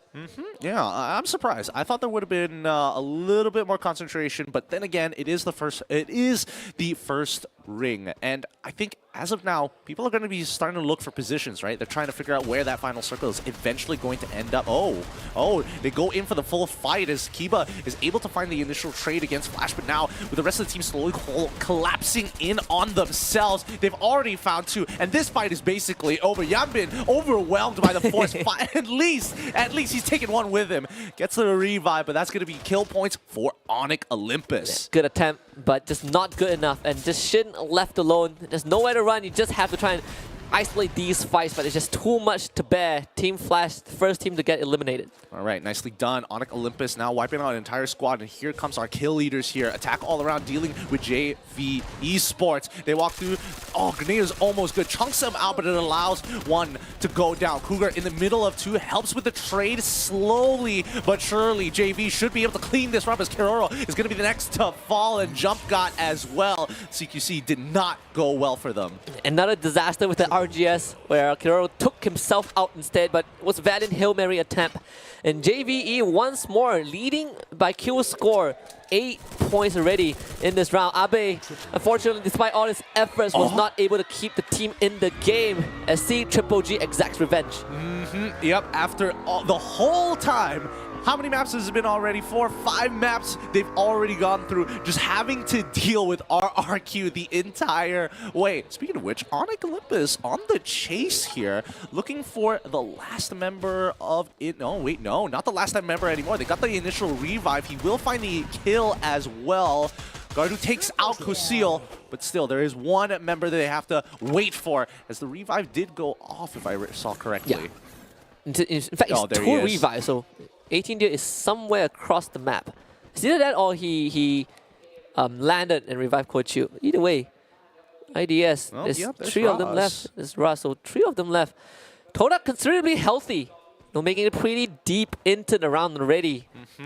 They're just taking advantage of the hill range, right? Nobody is abusing the high ground just yet. They're just looking around, looking for those kills, looking for position more importantly. It's not like the circle has been too punishing this time round. It's only the second circle as well, as they continue to play up to their play style. Reverse Red, not too far away from them, just a little bit lower down in the range. Sorry, the hill range here. So we look over Ski Lodge, it's Thorad. And immediately we see the shot coming in from JV's Cougar, taking North down. Yeah, and the goal portal as well to help Cougar reposition. And look at that. A straight line to C-Triple-G. Finding the confidence after taking out their nemesis to take on JVE instantly. On Fire was able to stand back up and heal himself, in fact. They can get rid of JVE. That is a huge boost of morale for C-Triple-G as On Fire gets knocked once more, this time by Cougar. Just need a bit of help as JVE are starting to spread that manpower. They've cleaned this up quite well, but they're not done with the job just yet. Still a couple spectacles to take care of. Thorad just trying to disengage from this and entirely hiding within the blue to make sure that he doesn't get spotted out just yet. The revive point is nearby, and the UAV will reveal the positions of the members of C-Triple-G, but it looks like it's going to be a full engagement from here on out. JV, they've got 3 members here. The blue walls have already been dropped. Gas mask to keep them alive. Peter is in a lot of trouble as Cougar from halfway across the opposite mountain range is going to take shots as quickly as they are receiving them. The blue is forcing them in an awkward spot, but it doesn't matter. They'll take as much damage as long as they break line of sight. JV is trying to get as close as they can. There is someone playing from long range, so there's a sniper to help provide the support for JVE. Cougar just dancing around this labyrinth, this maze of glue wall. Koskyu gets the revive on one more in that chaos as On Fire and Peter both get dropped. It seems like in this wall of attrition, both teams are losing out. Limit and Orb is bleeding. That vending machine right in the middle of this war zone is helping both teams stay in the game. As on the other side, we have Onyx Olympus against P Esports. It's Joel and Kiba both on the ground, but don't cry. It's gonna get picked up by Gardu as he secures all of those kills. But unfortunately, it's still not done just yet. P Esports left in the game. A fair 2 versus 2. Yep, these wars happening on 2 opposite sides of the map, right at the outer edge of the blue here. PE, they're trying to hold on for as long as they can. The 2v2 situation to try and break Onyx Olympus here. It's a make it or break it for them. They find the initial trade, and now it's a 2v1 type of situation. Not to be messed with. Triple kill coming out from Kiba's side, and unfortunately for LBT, he eventually goes down. Team wipe here. Onyx Olympus, they are awake. 10 elims already. If there is a nearby vending machine, they can definitely get the revive. And Garden has enough coins to do so. But they have to start making that rotation. Darko, in the meantime, exposed in the open, having to deal with Koskyu, the UMP in hand. And C-Triple-G have the full squad back once more. Man, even after the war of attrition, it looks like nothing happened to them, right? For now, On the other hand, Thorad eventually gets overwhelmed with just the overwhelming numbers of C-Triple-G. However, JV will not take any chances. They will start taking shots back at C-Triple-G. They've already got the initial knock. Let's see whether he gets the revive off, or at least for JV to take the space. Oh. It is round number 2 between C-Triple-G and JV, and this time it seems like JV has the upper hand. They have the vantage point, they have the weapons! And JV Cougar with that charge buster to just blast Peter into outer space. The C-Triple-G have to run away with the tails between their leg with just one survivor. By the way, look at JV, 16 kills already, and we're not even close to the end game. Yep, not even close at all. There's only the 3rd ring, and Fikri, he's in a lot of trouble. Cut in, literally stuck between a rock and a hard place. Is Torak looking to break them? No. Are they going to disengage? Oh, okay. But I don't think BRU is going to let you guys go off without a slap on the wrist. Hey, there we go. There's the slap on the wrist. Now, it looks like Torak might just have to commit to this. There's nowhere else to go. The buy station is nearby, but I don't think BRU are going to let him do anything with it. As they take the space, they slowly find it. They take out Zen as well. They found 2. Raja doesn't even get the trade back, unfortunately. That's going to be 3. Oh, my goodness. Torak eliminated instantaneously. BRU not letting their foot off the throat. Yeah, just surgical from BRU.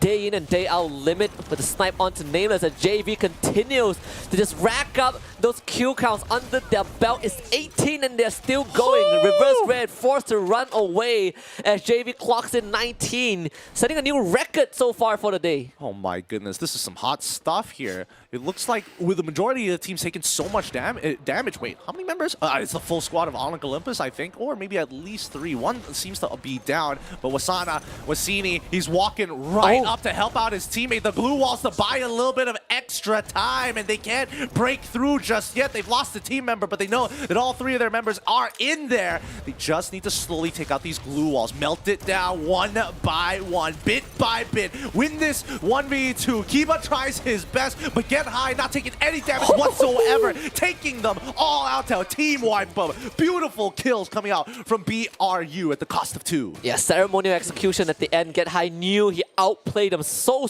hard with the charge buster. Saming is not that fortunate though, using the BRU glue walls to keep himself safe, but has to somehow find a way back into the game. C-Triple-G eliminated by Kochu as JVE now sitting at 20 eliminations, and they have a chance to get a couple more reverse red removed from the game. I think at this point, it's good to say with no more POIs to actually work with, you don't need to start chasing kills anymore. You can start playing for any. You can start harassing everybody else. Indo Stars on the opposite side, on the southern side. Wait, no, I take it back. JV, they want this, right? They smell blood in the water. They have limit on the far right, keeping eyes on BRU, and it looks like he is forced to move in once the circle has been revealed. Yeah, position compromise thanks to BRU, so they will try and take over where IDS is to start with. As 18 Deer, he's going to be the first recipient of all this pressure, the contact point between these 2 teams. Cougar, unfortunately, is getting shot at by BRU, as BRU taking advantage of this chaos, the third party. Oh no.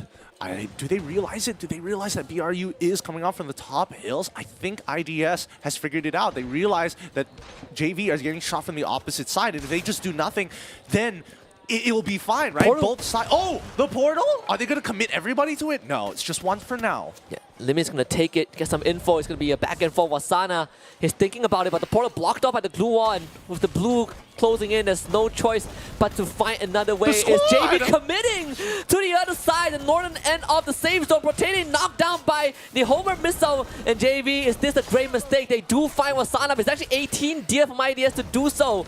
JV still left with 3 members, and now it's an even fight. IDS might have a chance to steal this away from JVE, as Get High somehow is surviving in the midst of this chaos. Spotted by 18 Deer, but he has the glue wall to keep himself occupied and safe. They just got to work the space here. Slowly work the space. I mean, IDS, as of right now, they've got everything, every single angle, all up to them. And JV, they're trying to push through. They're trying to break through that front line. Rotating is already down. Oh my goodness, Cougar. He's going to turn the corner, gets the initial one with Limit with the headshot. Limit is the one who's able to secure it. And 18 Deer, he's all by himself. This has been a big mistake for IDS. They weren't able to control the space. And now JV coming in with a big kill. 18 Deer, he's going to try and be a part of this 2v1v1 as they try. BRU has finally gotten taken down, and now Now it's 3 versus 1. Get high. Tried his best. Tried his hardest. One goes down. 18 Deer is the only man left with JV looking for that big booyah. They know that they have 2 members, but if they get clutched on, this could be brutal. Isolate those fight. Just need to find the 1v1s. 18 Deer, this is your moment. The young child of Indo Stars. His time to shine. This glue wall's not helping out, and Limit with a close range shot to end it all. JV Esports, 24 kills and a booyah. Wow. A record high that we've only seen the likes of on the world stage, and they've done it here in Thailand. 36 points in a round. Oh my goodness, what a huge win for JVE. They are warmed up and more confident than ever, despite everything that has happened in the first couple of maps. What a performance from this team. We said that, well, RQ, Kazu, and BRU, they showed some consistency, but JVE, truly consistent from start until near the end. Even in games that they don't get the booyah, they have enough points to make up for that loss, and that's the identity of JVE, and that's why they are one of the favorites to take away the trophy. But I didn't expect them to do it in this fashion. I mean, it's like in-game buff, right? You win that very first squad fight, you team wipe them out, and then you just feel yourself level up. Every other team, it just gave them as if they had an extra man each and every time. Maybe even extra fingers almost. And right now, if you are some of the teams who are trying to get into that top 6, you are starting to feel the hits, because JVE have their own farm right now. They are you come back, will take you down second time. But we do see some interesting developments. And we'll see Triple G finally, you can see even from the player reaction, conquering RQ Kazu after God knows how long. I mean, they tried really, really hard, and let's not forget that they were getting chased, almost hunted even throughout the southern side of the map. But we've seen other teams start to walk up here, getting their confidence back in terms of their gunfighting and firepower, right? Onyx Olympus being one of them, and obviously JV just taking out the more consistent members. A very explosive performance that I don't think anybody was prepared for. And hopefully this is a sign that we are seeing JV back at their prime, because last year during the Southeast Asia Invitationals, that was JV at their best when they were still known as E Arena. They won the FFSI Grand Finals, which was a 3-day Grand Finals, by the way. They won it in the first day. That was how good they are. And we are seeing the resurgence of that era, and perhaps they are going to revive the dynasty right here in Thailand. I mean, let's not forget, they did get a lot of stragglers on their way to their usual spots, right? They were able to find people who are, well, looking to go to looking to go for a buy station, looking to go for a revive, and those free kills definitely helped them out, kind of scope out the map with so much action. It gave free information for them to work with. And unfortunately for Todak, this is one of the games where they kind of made it into the top 7, but in the hands of BRU, tough luck.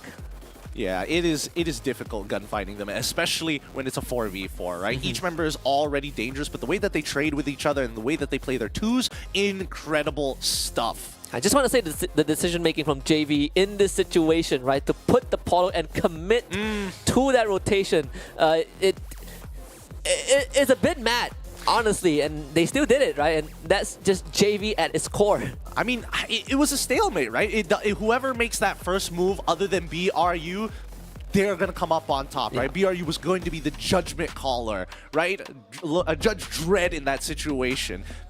But TPing right on top of them, taking them out, and then somehow, despite getting thirded, still managing to top the charts. 79 total kills with 34 total revives this game. It has been a blast. And you look at the highest kill, Cougar, highest assist, also Cougar, and August being the glue wall breaker. We have like what, almost 90 plus knockdowns this game. Something else. Protete, longest kill distance, Cougar, cost kill, of course, topping in the MVP billboard as well, and Wongang with the most revives this game. Oh boy, this, a great game number 7, really sets the precedent for everything else. And I think, you know, the slight adjustment, could it be confidence? Could it be like a small little message that was given to them? I don't know, maybe they had a phone call with their mom or something. Something is inspiring these guys to play at their best, and they've made slight adjustments to do so. I think in one of the videos, BRE did say, you know, you can support the other Thai teams if not us, because at the end of the day we gotta go to Brazil as a region. So it's very nice to hear that, right? Maybe they're united, maybe they're hungry after losing that world trophy to LATAM at the end, towards the end of last year. And in fact, they are one of the few teams, at least for JV, that runs the Skylar, which last year was a LATAM meta. Everyone looked at it and was like, well, we don't use it in Southeast Asia.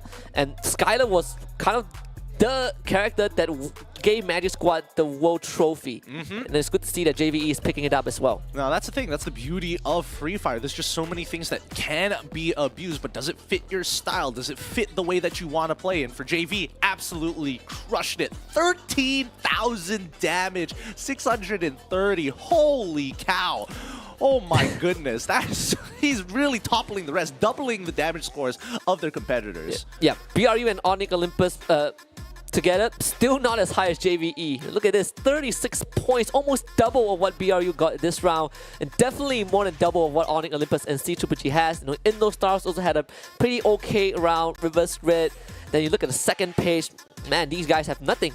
It's just scraps. Yep, they were just fodder for the top 4, right? I mean, C-Triple-G, Onyx Olympus, even Onyx Olympus was racking up a good amount of kills. 11 kills by the end of that game, 16 points. It's good, but that would have been nice at the beginning of today on map number 1. Yeah, and you know this game only ramped up from the mid-game onwards when Attack All Around has 6 kills and still finished 11th. Oh, dude, man. Whew.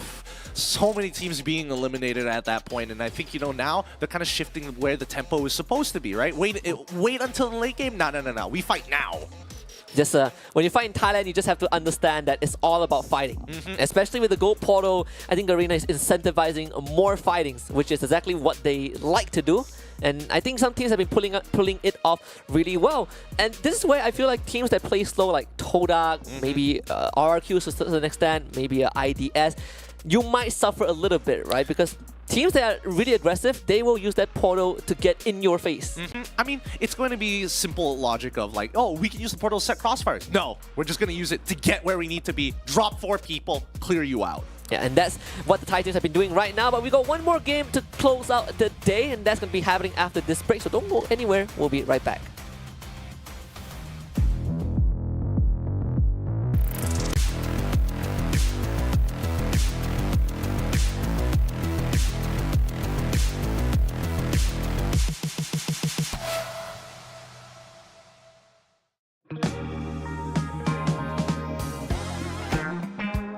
โอเคก็จบไปแล้วกับโชว์แมตช์นะครับเป็นไงบ้างดิวเมื่อกี้รู้สึกโดนแต่แบบว่ามีคนจ้องครับแบบมีตาที่3 4 5 6 7อ่ะเต็มเลยอ่ะมองผมอ่ะผมนี่คือใส่เลยนะครับก็แบบคือแบบเด็กๆเขาก็อยากยิงดิวอ่ะนะครับแบบอยากรู้ว่าเก่งขนาดไหนนะครับพรุ่งนี้ก็ยังมีนะครับโชว์แมตช์ก็สามารถมาเล่นกันได้อีกนะครับแจกของรางวัลเยอะแยะมากมายนะครับเดี๋ยวให้ดิวพาไปดูกิจกรรมในงานดีกว่านะครับว่ามีอะไรบ้างนะคือดิวบอกว่าอันนี้เป็นกิจกรรมที่แบบง่ายมากๆนะครับดิวแบบอยากเล่นให้ทุกคนดูนะครับขอแซงคิวเลยนะเพราะเดี๋ยวพี่ดิวมีแข่งนะนี่ไงขอแซงคิวนิดหนึ่งได้ไหมครับพอดีพี่ดิวอยากโชว์สเต็ปเต้นให้ดูอ่ะจัดเลยดิวพี่บอกแค่นี้ถ้าดิวเลือกเองอ่ะมันจะง่ายแต่ถ้าเกิดดิวให้พี่เลือกอ่ะเจ้าของยากนะได้ขอท่านี้ขอดิวโชว์ท่านี้อีกที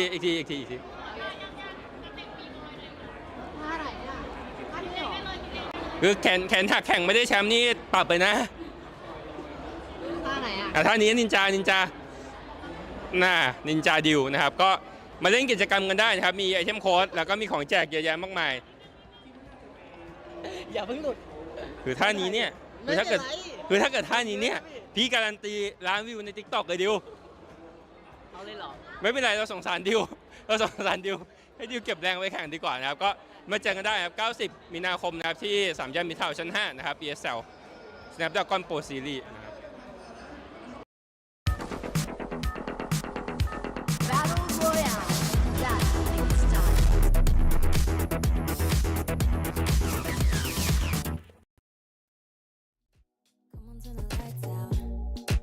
Have a little faith, throw back to the beginning of the decade when our dreams were called insane. Let's make peace with the past and leave behind the pain of yesterday.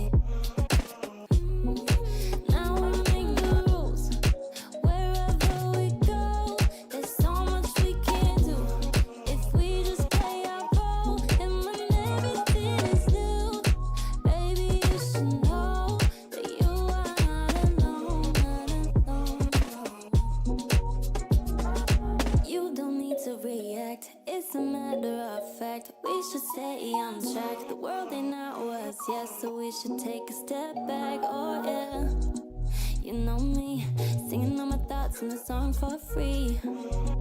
You know me.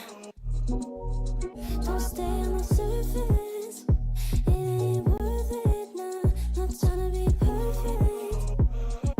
You are going to break, and it ain't worth the headache.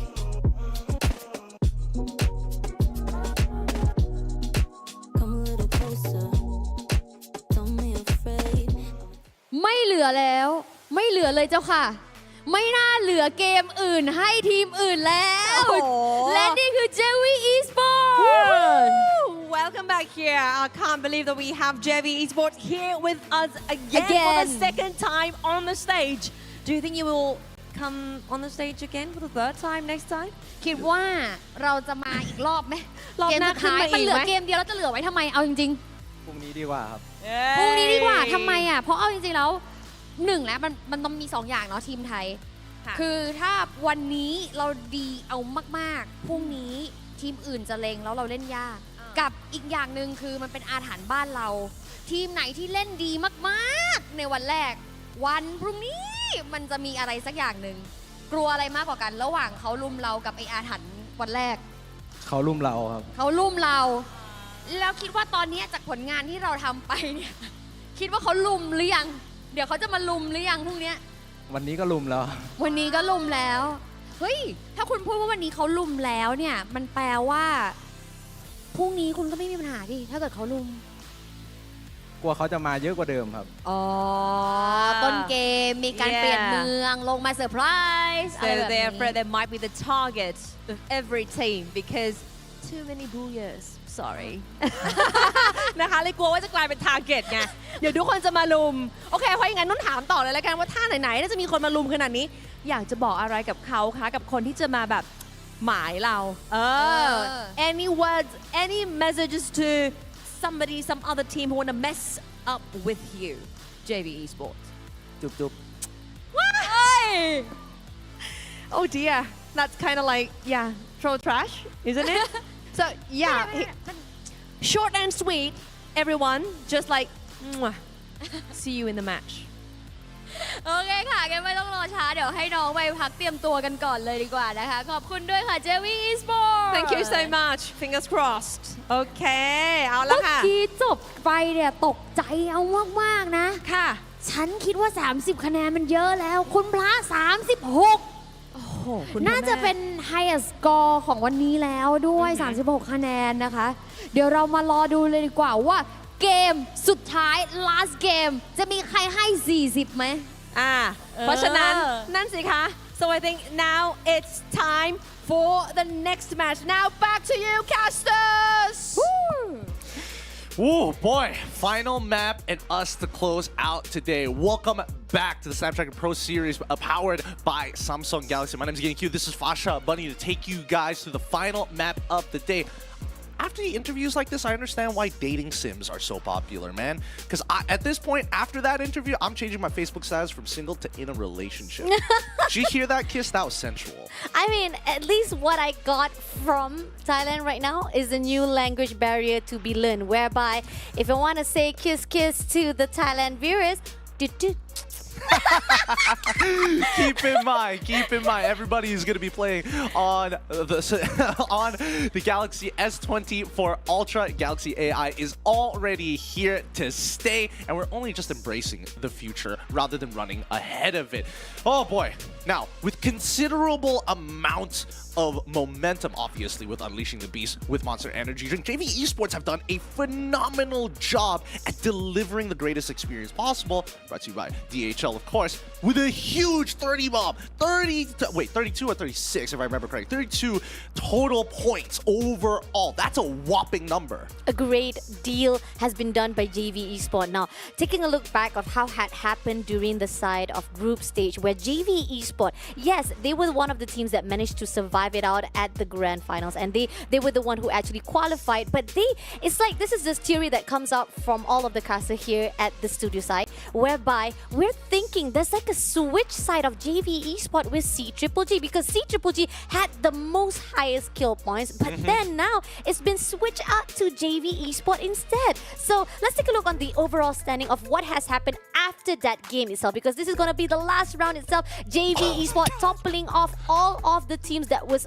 able to lead. Started out with RRQ Kazu, we got Buriram also overtaking them back again at the first place, but now JV Esports is at the top with 133 points, leaving Buriram far behind with 29 points away. And then we got Rivers Red with 101 points, RRQ Kazu giving even more down below. And I'm wondering if they might be able to come back here for the last game, because they did do a good job at the Alpine, but there was a lot of struggling. Now Torat, on the other hand, at the 5th place, nobody is actually taking them off. Instead, they actually pulled themselves up from the 6th place and getting 80 points. Indostar, on the other hand, managed to actually move Attack around, moving away from that left side of the overall standing, getting that 6th place. And right now, top 6 is where teams want to generally be, especially with the top 3 really pulling ahead in terms of the points, already breaking the 100-point mark so far. So teams like Attack All Around, CGGG, Esports as well, they still have a chance to make it in towards that top 6. It's all about consistent performances, but let's not forget,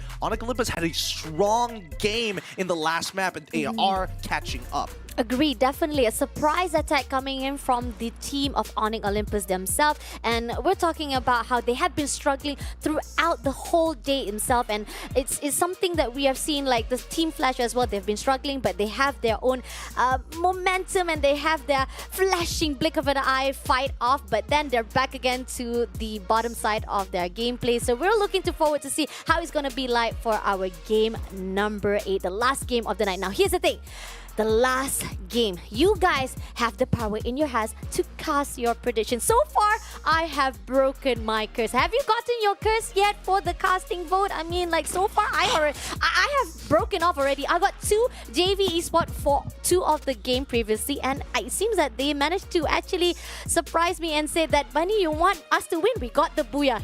But can they actually do it for the next round? I don't think so. I'm going to switch back to Buriram instead, because they did amazing job for the Alpine previously, and we see that Husky decided to actually switch to RRQ, but you... Look, I'm actually trying to get it right, okay? I haven't got any of it right, I'm being completely honest. I should be asking you what it's like to get predictions correct at this point. I don't know. I mean, like, it could call, you know, the blessing in disguise, I guess. Oh, blessing in disguise as we head on over to the high stakes, the high mountains of Alpine. Welcome as we check in on the flight path. Another nice flight path. Seriously, the thing is right now is all about which side do you guys want to go in. So far, the Team Flash, they did had a little bit of contest for the high tier, despite that they were the only one who jumps in. Once people found out about it, everybody wants to go into Team Flash. And that's the reason why they falter immediately at the Purgatory. On the other hand, here at game number 8, it seems that everybody decided to say, hey, might as well just go out with a bang, right? For the last game, we got Attack Around will be contested out, but it seems that nobody is actually going to fight it off there. And on the other side, we got this Japanese house will be contested by the Team Flash as well as Buriram United. Now, these 2 teams, definitely we have the odds number compared to the team of Buriram because they have the most engagement, but it seems that Flash will get the first blood to take down Jonah first of all. Artemis still surviving, backstab comes through, he's trying to actually survive it out. Ice wall for the barrier, but goes through with the backup right here. 1v1 situation. Yanbi will be taken out, volley also being shut down, trying to shoot down to Wasana, but Wasana is jumping up and down. Artemis trying to survive it out, but it's gonna be the team of Buriram United who will be taken out earlier by the Team Flash. Oh my goodness, that's what we want to see coming in from Flash, especially on the last map as well. They need to catch up in an early bow out coming from BRU. That's going to hurt their standings. They're still going to be in top 6, but unless everybody on below 6, 7th all the way to 12th catches up and has strong games, it's the only way to really shake their position, especially with the performance meter going at at 60 FPS. We do see that Darko does find one. They finish him off the help of Lozzy. Really nicely done. And that's going to be one member of the PE. Wait a second. Wait a minute. That's not one person. That's the entire squad. Man, so what's it like getting your predictions right? Not anymore, as my BRU already been wiped out. I got the curse again, bro. Oh no, what is going on? I really thought that Buriram will be able to actually get a hold at the Alpine side, and I think they didn't actually expect that Team Flash will contest the same area. But then again, Team Flash flashing before our eyes and managed to get a team wiped out. Again, they are not consistent tonight. There are days. Yes, definitely there are teams that will not be able to push through, but it seems that Team Flash has some of the games on their side so far. We got Torad also managed to get a team wiped out, and two teams that has been taken off earlier is going to be the team of Rivers Red as well as Buriram. Still left with a few teams that coming up to fight off. It's going to be the team of RRQ here at the train station. So far doesn't meet off with anyone just yet, and it seems that the area side of this Alpine is still not giving a lot of the space for them to fight off. Esports, it seems that they're actually sneakily checking out RRQ like, woohoo. Yep. Can we go in for a fight a little bit? I mean, they were able to get the revives, which is great. It's good. They're back at it again. They don't need to worry about too much as of right now, so at least another lifeline has been bought. In the meantime, however, we will see the rest of the team start to make rotations happen. The first ring is going to close, but there's a lot of ground to transverse. They've got vehicles at hand, ready to go whenever necessary. So let's have a look at North right now. Currently, he does hear the vehicle coming up from PE, but attack all around is not too far away. Okay. Oh, Karo spotted Toth there with a one shot. Nicely done. Gonna actually not allow North to move away with the vehicle.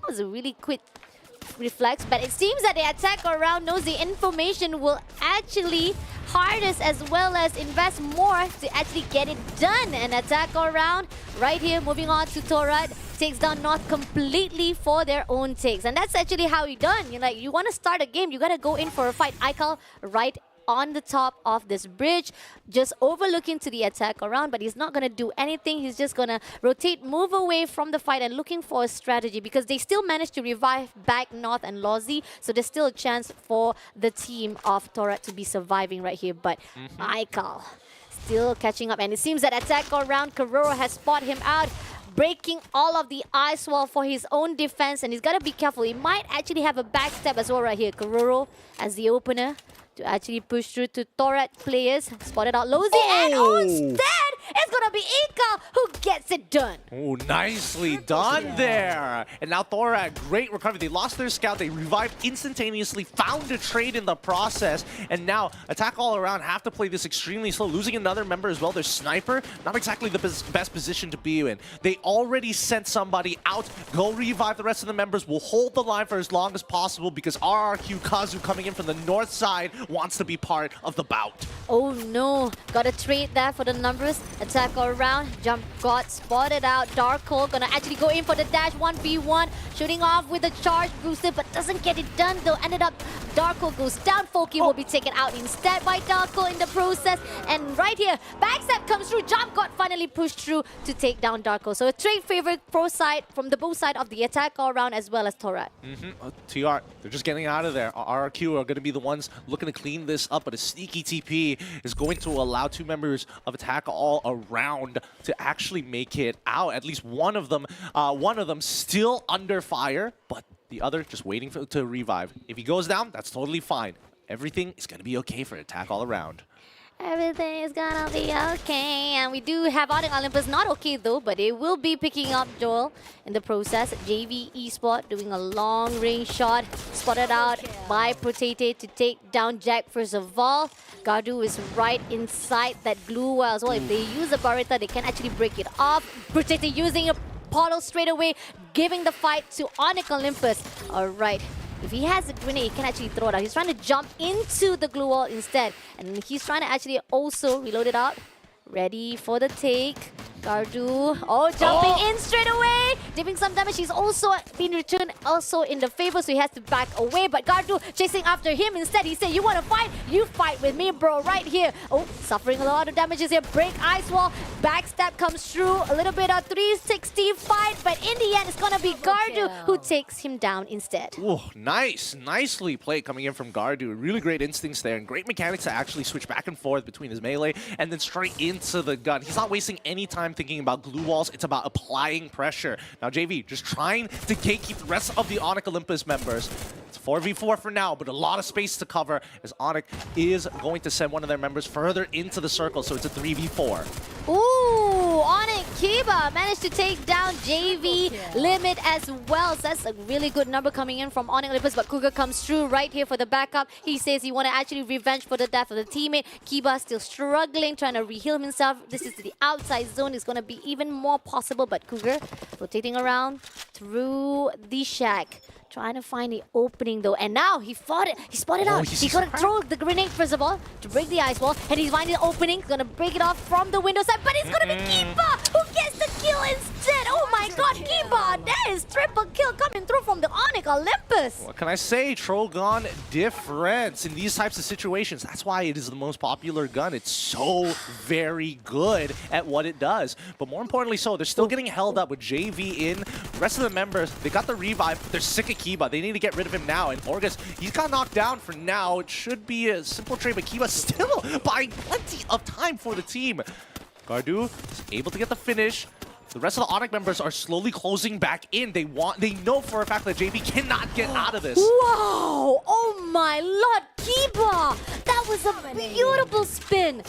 A great well done job to hold the position. Onyx Olympus, this is a way different fight than it, but on the other spot, they've also been taken out. And JV Esports finally spotted out another player, and that's going to be the end for the JV Esports, done by the team of Onyx Olympus. The only thing taking Kiba out ain't going to be JV. It's literally a landmine. That's the worst part. Oh, man. He just walks into the landmine. It's like, darn it. I was playing it so well. But now we see the chase from RRQ Kazu, looking to engage straight into Thorad's side. Z is going to go down, and Dark Wall as well. That's going to be 2-0. And Icall and North, they're just tanking the blue. They have to at this point. They don't want to lose any placement points if they get squad wiped. Agree. So far, so good for Thorad, though. 9 elimination is already one of the highest kill points so far for the team itself. So they got to make sure to be surviving. Kiba getting 5 kills, definitely. The highlights really turns out to him. He had a lot of massive destruction to JV Esports. He was the one who had a really good, clean wiped out for the team. And at the second place, we got Thorad as well, catching up with 3 kills. Now, RRQ on the high ground will be meeting off with Team Flash Deuce with the ice wall. Gonna actually go in. Alpine will be taking out Shin first of all. There's gonna be 3 more players to go. And it seems that the team of Flash knows an infinite Legolas comes through. Deuce with the high ground, trying to actually give a really good backup. Legolas going in for the rotation, takes on Artemis in the process as well. Now Team Flash, knowing that information, they are backing off with the portal, but Deuce is not gonna allow it. He's gonna chase after him. 2v1 situation. They're gonna corner out Team Flash. Yumbin holding up the position. Alpine will be taken out in the process, but at the same time, we do see that Team Flash volley with a backup from the long range shot. Sniper comes through, taking down one player from the RRQ Kazoo, but it's not going to be enough as the team of RRQ will be able to pick him up again. A beautiful setup coming in from both of these teams. You got to give it to them. I mean, Flash, the fact that they had 2 people ready to go, one of which just had to guard the portal, a second person to play his Overwatch, and being able to create a crossfire if we see RRQ make the mistake of jumping through that portal, and they did get punished for it. But now with the buy stations all nearby, both teams, they farmed each other for points. That's totally fine. We need to get these revives down. But RRQ, they got the revives first, and now 4v3, they're looking for the rest of the members. Flash, they're out of there. They've had enough. They had enough of RRQ Kazu giving a lot of pressure. Now Onyx Olympus continuing on fighting off with the team of Toda. Toda did an amazing job on the few rounds early on, but they are struggling. They are actually having problem. But Noki comes through, taking down Joel first of all for the Onyx Olympus. Can they actually make another done deal? And Fikri comes through from the window side, and it seems that one player from the Onyx Olympus is hiding off in the ice wall. But there's one player inside the building, Kiba. Building up, and it seems that Noki gonna try to break the barrier coming in for the true fight. 1v1 situation. It seems that Toda will be able to take down one player. Now, it seems that Noki will get the trade. Here, Raja comes through with a charge boost. He's looking for a target, but he doesn't spot out clearly though because of the glue wall. Yep, he doesn't even see his little feetsies as well. There's just no space to actually work with. Todak already going into protective protocols, having one of their members actually walk into the circle to guide them. They also have Overwatch set up as well. The UAV is going to come out. They know this for certain now. This is where it gets awkward. Both teams suffering casualties. This is going to be a little bit difficult.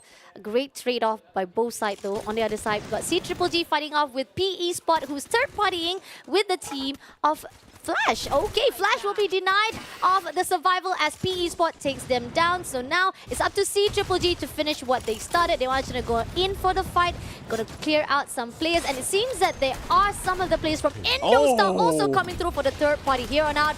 Throwing a lot of the grenade comes through, takes down Nero first of all. Great job with the glue to break it off, but in the process, Esports Huang has managed to move away to survive all alone.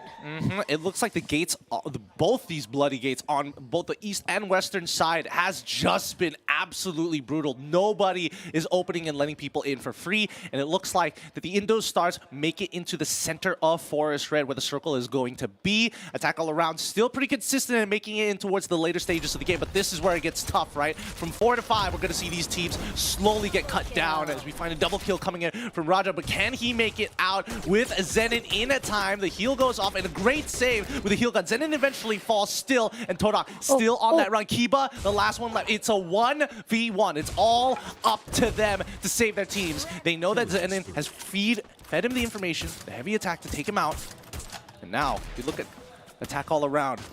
Keeping a close eye on Thoret Aikal. He's going to be going down too. Ooh, a struggle coming in from Toda. Unfortunately, we do see that this 1v1 is not going to be in the favor of Toda as they are suffering a lot at the outside zone. But Kiba comes through, dashed in it. But Toda Raja still surviving on putting out the ice glue wall. Damage comes through, and there you have it. Toda will be eliminated at the 7th place by the team of Onyx Olympus. Oh my goodness, attack all around. They saw it and noticed that Onyx Olympus, they're stuck out in the blue here. Attack all around are not going to let anybody else go through. This is their play style. They play for the outer ring, and they're controlling 2 directions here from north to south on the eastern front. Oop. CGGG also been spotted out, trying to break the ice wall as well. CGGG is actually in the midst with the team of Indostar in their process. Onyx Kiba instead actually slingshot to the death of his own with 30% left for the health point. He is actually giving his death just freely for the teams. On the other note, attack all around. It seems that Foki was tagged off by Legolas, a really good composer for the side of RRQ Kazoo. But on the other note, Peter, right here, already ready with a portal. He wants to go into Hoi Sang-do.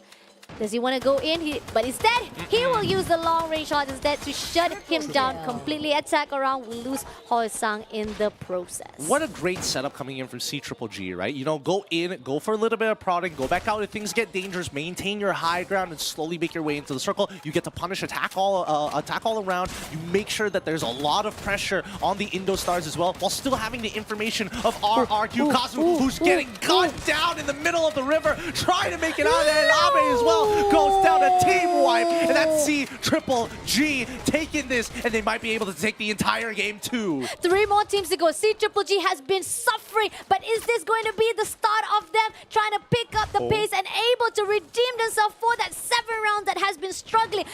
Indostar right down below. They have the high ground. Definitely they need to figure out how to actually close in to fight it off. But it seems that Indostar ready in to be surviving. Onyx Kiba also joining in for a fight. Portal is already open, but Zone, will they actually be going out from the high ground so far? So good. No actually fights so far, because the fact is everybody is just holding their ground. The positioning is not in anyone's favor whatsoever. But CGGG already prepared with the portal, and they might actually be able to gatekeep those who goes out from the building. And that's what we want to see. We want to see if CGGG with the full squad right here be able to have the odds in their favor. Yeah, but let's see how much util they actually have as they start blowing Raz up. Cover, say no no more. We got this, boys. That's going to be one knockdown instantly as IDS tries to retaliate with grenades himself, but CG and Triple G jump down and take the fight. They expected this. Peter goes down. Kotil and 18 Deer, can they pull this one off as 18 Deer loses his feet, loses his life at the same time as Triple G might actually find their first booyah right at the end on the final map of the day. Koskyu, he's gonna have to take his time with On Fire. They gotta work together here. They have to work together. If not, they're gonna be losing more members because keep in mind, two squads are alive. Kiba has been waiting so patiently and Triple G are not taking any chances at all. Right here, two players of solo, a representative Indostar as well as Onyx Olympus. It's going to be Indonesia versus Thailand to actually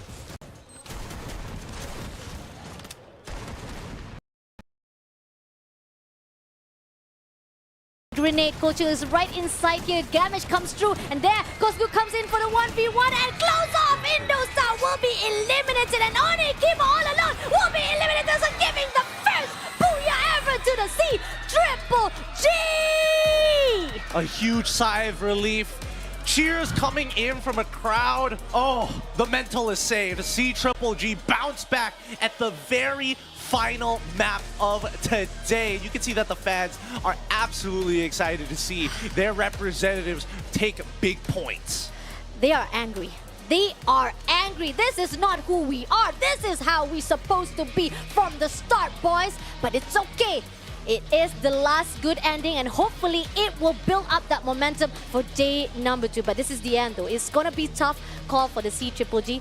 Maybe with this great win on their side, they might be able to pull through to that top 6. Because again, like we're talking about, C Triple G has been struggling for game number 1. They were scattered around, they've been pinpoint one after another, and we're talking about C Triple G, who had 352 kills from the challenge finals. Now let's take a look again from the side of the Team Flash, where they managed to wipe out Buriram. When it comes to gunfights, these two teams, definitely the odds stacks up to Buriram, because when it comes to the winning, it always go to the team of Buriram. But unfortunately, Flash, Artemis was just doing superb to shut down every single player, even with a pistol, which is amazing job, and Buriram United couldn't do anything. Coming up for the second team that was taken wiped out, it was Torat to shut down the team of Rivers Red. Absolutely. It just shows the value of these early fights from right at the very beginning of the game, where it's basically a game of rolling the dice, RNG. You don't know what you're going to be able to pick up in those fights, but later on, especially with the majority of the loadouts not being there just yet, you could see people getting punished. Oh, I'm getting gunned if he's got a Trogon. I don't exactly have that level of weaponry in my arsenal right now, and that's what you see constantly from both of these sides. What doesn't help is the consistent staggering of these kills, right? Every single time you see a pick, oh, we're gonna fight around a POI, like a buy station or a revive station, and then we have some of the most prolonged fights we've seen so far today. Agree, definitely. Toda, on the other note, I know they have been struggling from the early games, but I think they actually come up rising from the ashes like a phoenix, did a great job despite the strugglers they had actually managed to steal 6 kills in the process that were taken out by Onyx Olympus, but Kiba as the survivor till the end zone, getting number 2 for the teams. I think Onyx Olympus has also rises from the ashes. Again, most of the teams that was doing so poorly in the start has managed to emerge as a star here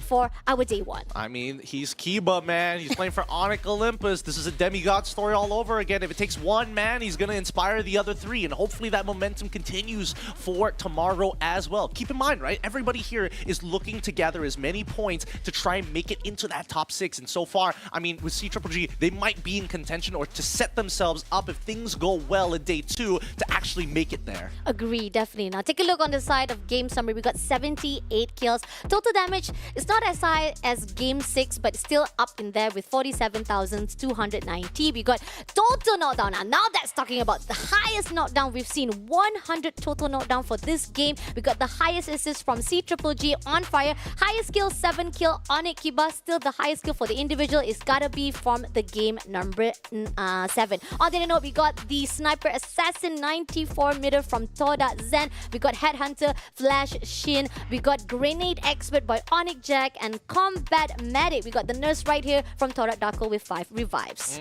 He's been reviving his team pretty often, but if we look over at CGG, standard meta, standard loadouts all across the board. Just really nice work here. And I like the utility that they bring, right? They are very considerate of increasing their throw range, especially when you start thinking about grenades here coming from Coscu, just to make sure, hey, if we do set up a crossfire, there are angles that we cannot cover. And the only way to deal with it is utilizing the grenade. Here's the thing. Previously, CGG always stick with the same loadout. They always use 4 Tatsuya. And I think that's also one of the reasons maybe they thought they might be able to actually repeat the same success they've done on the challenge group stage here. But when they saw a lot of the loadouts has been changed from a lot of our Booyah winners, that's when A124 has been added on there. Now, top 3 teams right here, we got CGG with 6,782, but the damage-wise still comes out for Onyx Olympus with 7,351. RRQ not far behind with 6,133. With that being said, let's look at the Game 8 current standings and how much points that everybody else was able to accumulate in this period of time. The top 3 obviously breaking the 20 mark, but everyone below that up to 4th to 6th only breaking 10 points at a minimum. Everybody else not even getting remotely close to that. Like even JV Esports, after having a whopping game number 6, did not make it that far. I mean, 2 Booyahs in a row. That's like if you're asking for 3 after the kiss kiss from JV Esports, it's like you're asking for the target to be at your head. So that's why it's been struggling for JV Esports for the game number 8. But nevertheless, they have done a great job for that 2 Booyahs, and there's still day number 2 coming up. On the other note, here's the thing. Indostar at the 5th place with 11 points. That's the consistency that we are looking forward to the team of Indostar. Toda on the other note as well at top 6. Not bad as well, because again, they did steal 6 kills before they were taken out. So I'm looking forward to see Malaysia doing even better, because as we progress from one game to another, all of the players that was doing so poorly, like I said, have been performing even better as the game grew. Most of the time, I would have expected, the games to be pretty standard, but so far we've been seeing very explosive games, and that's where you see the big hitters start coming on in. Like JV, of course, coming off big wingmans, big assists, and I think this is like an unsung hero, especially for RRQ Razor, right? He's not exactly racking up the kills as much as people want to, but he sure is putting them in positions where he can let his boys go out and take him out. And the same goes for Legoloth, right? They both take a very supportive role. Yes, if they get a kill, that's great, but majority of the time, they let the youngins do the work. They're just gonna pepper them up. Agree, definitely. When it comes to the captain of Legoloth, he knows for a fact that he will give the instruction. He will try to back it up for the assist-wise. Now, top weapons for today is gonna be M1216 with M14 and M1887. That was kind of interesting. Yeah. I wouldn't have expected that. I would have assumed that at least the MGS might have been like part of the equation. But this time, they're like, you know what? The sawed-off is pretty good. When we get into those deep 4v4s, if they make a single mistake getting too close, it's over. Yeah, true though. Now, damage dealer, we got the highest damage coming up from JV Limit, obviously. He did amazing job for the long range shot. He had the highest dip, 4,000. Come on, 4,000 for that whole entire round. All of them, they just did amazing job. Kugo also not far back with 16,000, and then we do see that a couple of it from the Buriram is a Wasana, and there you go. We got our kill leaders right here. JV Cougar with 31 kills, far away from JV Limit himself. Oh my goodness, which begs the question, JV Limit, how many assists does he have? Oh, yeah, true though, yeah. Limit's looking at Cougar, Cougar's looking back at him, he's like, thanks, brother.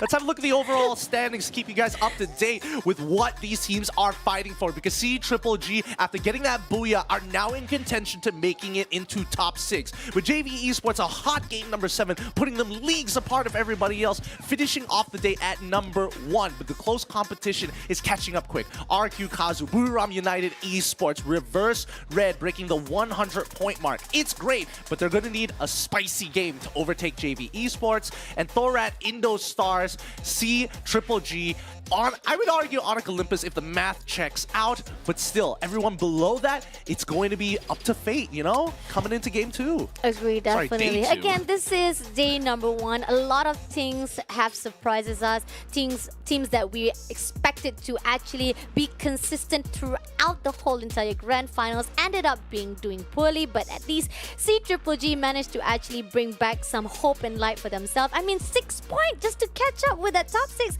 I think there's still high hope for CGG and for me to not do the Guillaume at the end of day number 2. But then again, here's the thing. We do see that to catch up with the rest who are at the top side of our overall standing, there's still a lot of fights to actually encounter as JV Esports that, again, like I said, 2 Booyahs is already putting up them too high at that overall standing. The question begs right here, whereby will there be any team be able to actually catch up? That's it. 141 with 101. That's like 30 points to catch up, man. I mean, I guess everybody else is hoping that JV Esports just has a bad day tomorrow, right? Agree. Like, if they just don't make it into top 8, don't get too many kills, right? As long as they're not getting 10 points each in every single one of those rounds, the difference will eventually close off, especially if you're in 2nd and 3rd. Not that they're really concerned about it, but it's just a bigger chunk of the pie. Agree, definitely. I mean, shout out to Shark Gaming as he actually has his card. We actually established here at the studio test as Shark Gaming, our BM caster, has the curse of casters, whereby whenever he actually predict one team to win,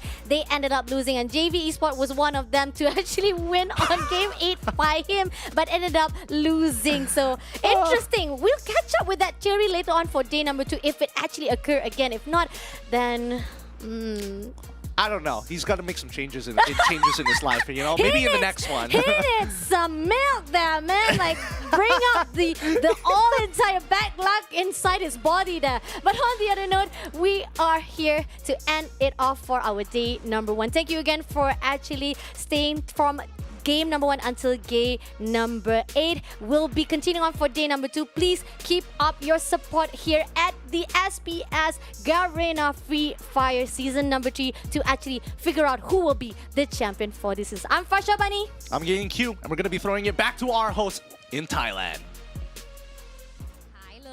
ค่ะแล้วจริงๆหลังจากนี้ไปเนี่ยในส่วนของเซกชันด้านนอกยังเปิดให้ทำกิจกรรมอยู่นะคะแล้วก็ Attack All Round เนี่ยมีการมาแจกลายเซ็นกันด้วยยังไงถ้าเกิดเป็นแฟนคลับของน้องๆนะคะสามารถที่จะไปนะคะขอลายเซ็นกันได้นะคะวันพรุ่งนี้กิจกรรมแน่นๆเหมือนเดิมของแจกแน่นๆเหมือนเดิมและเกม8โดดรวมไปถึงทีมไทยยังรอให้ทุกคนค่ะมาติดตามเอาใจช่วยกันด้วยแต่สำหรับวันนี้ค่ะยูกิเด็กยูค่ะ and noon English afternoon นะคะเรา2คนหมดหน้าที่แล้วค่ะ so stay tuned and see you tomorrow guys สวัสดีค่ะ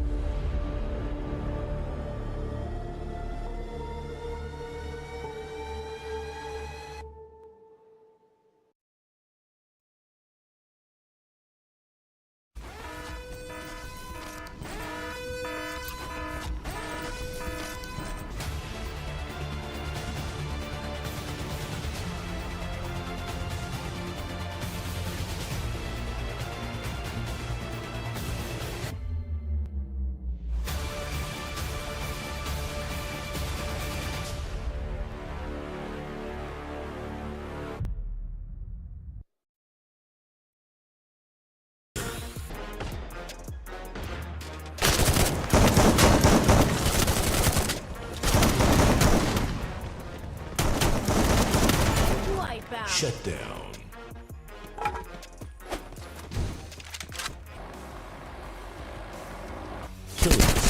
Quadra kill. Quadra kill.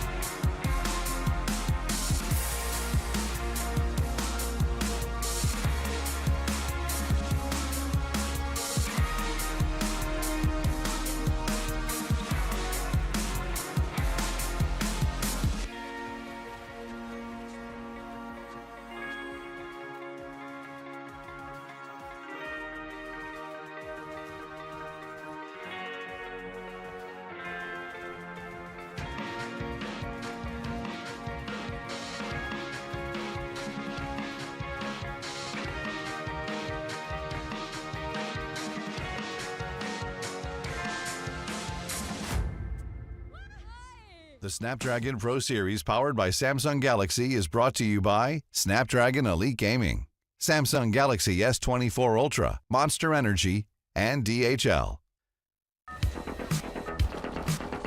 Battle Royale. That's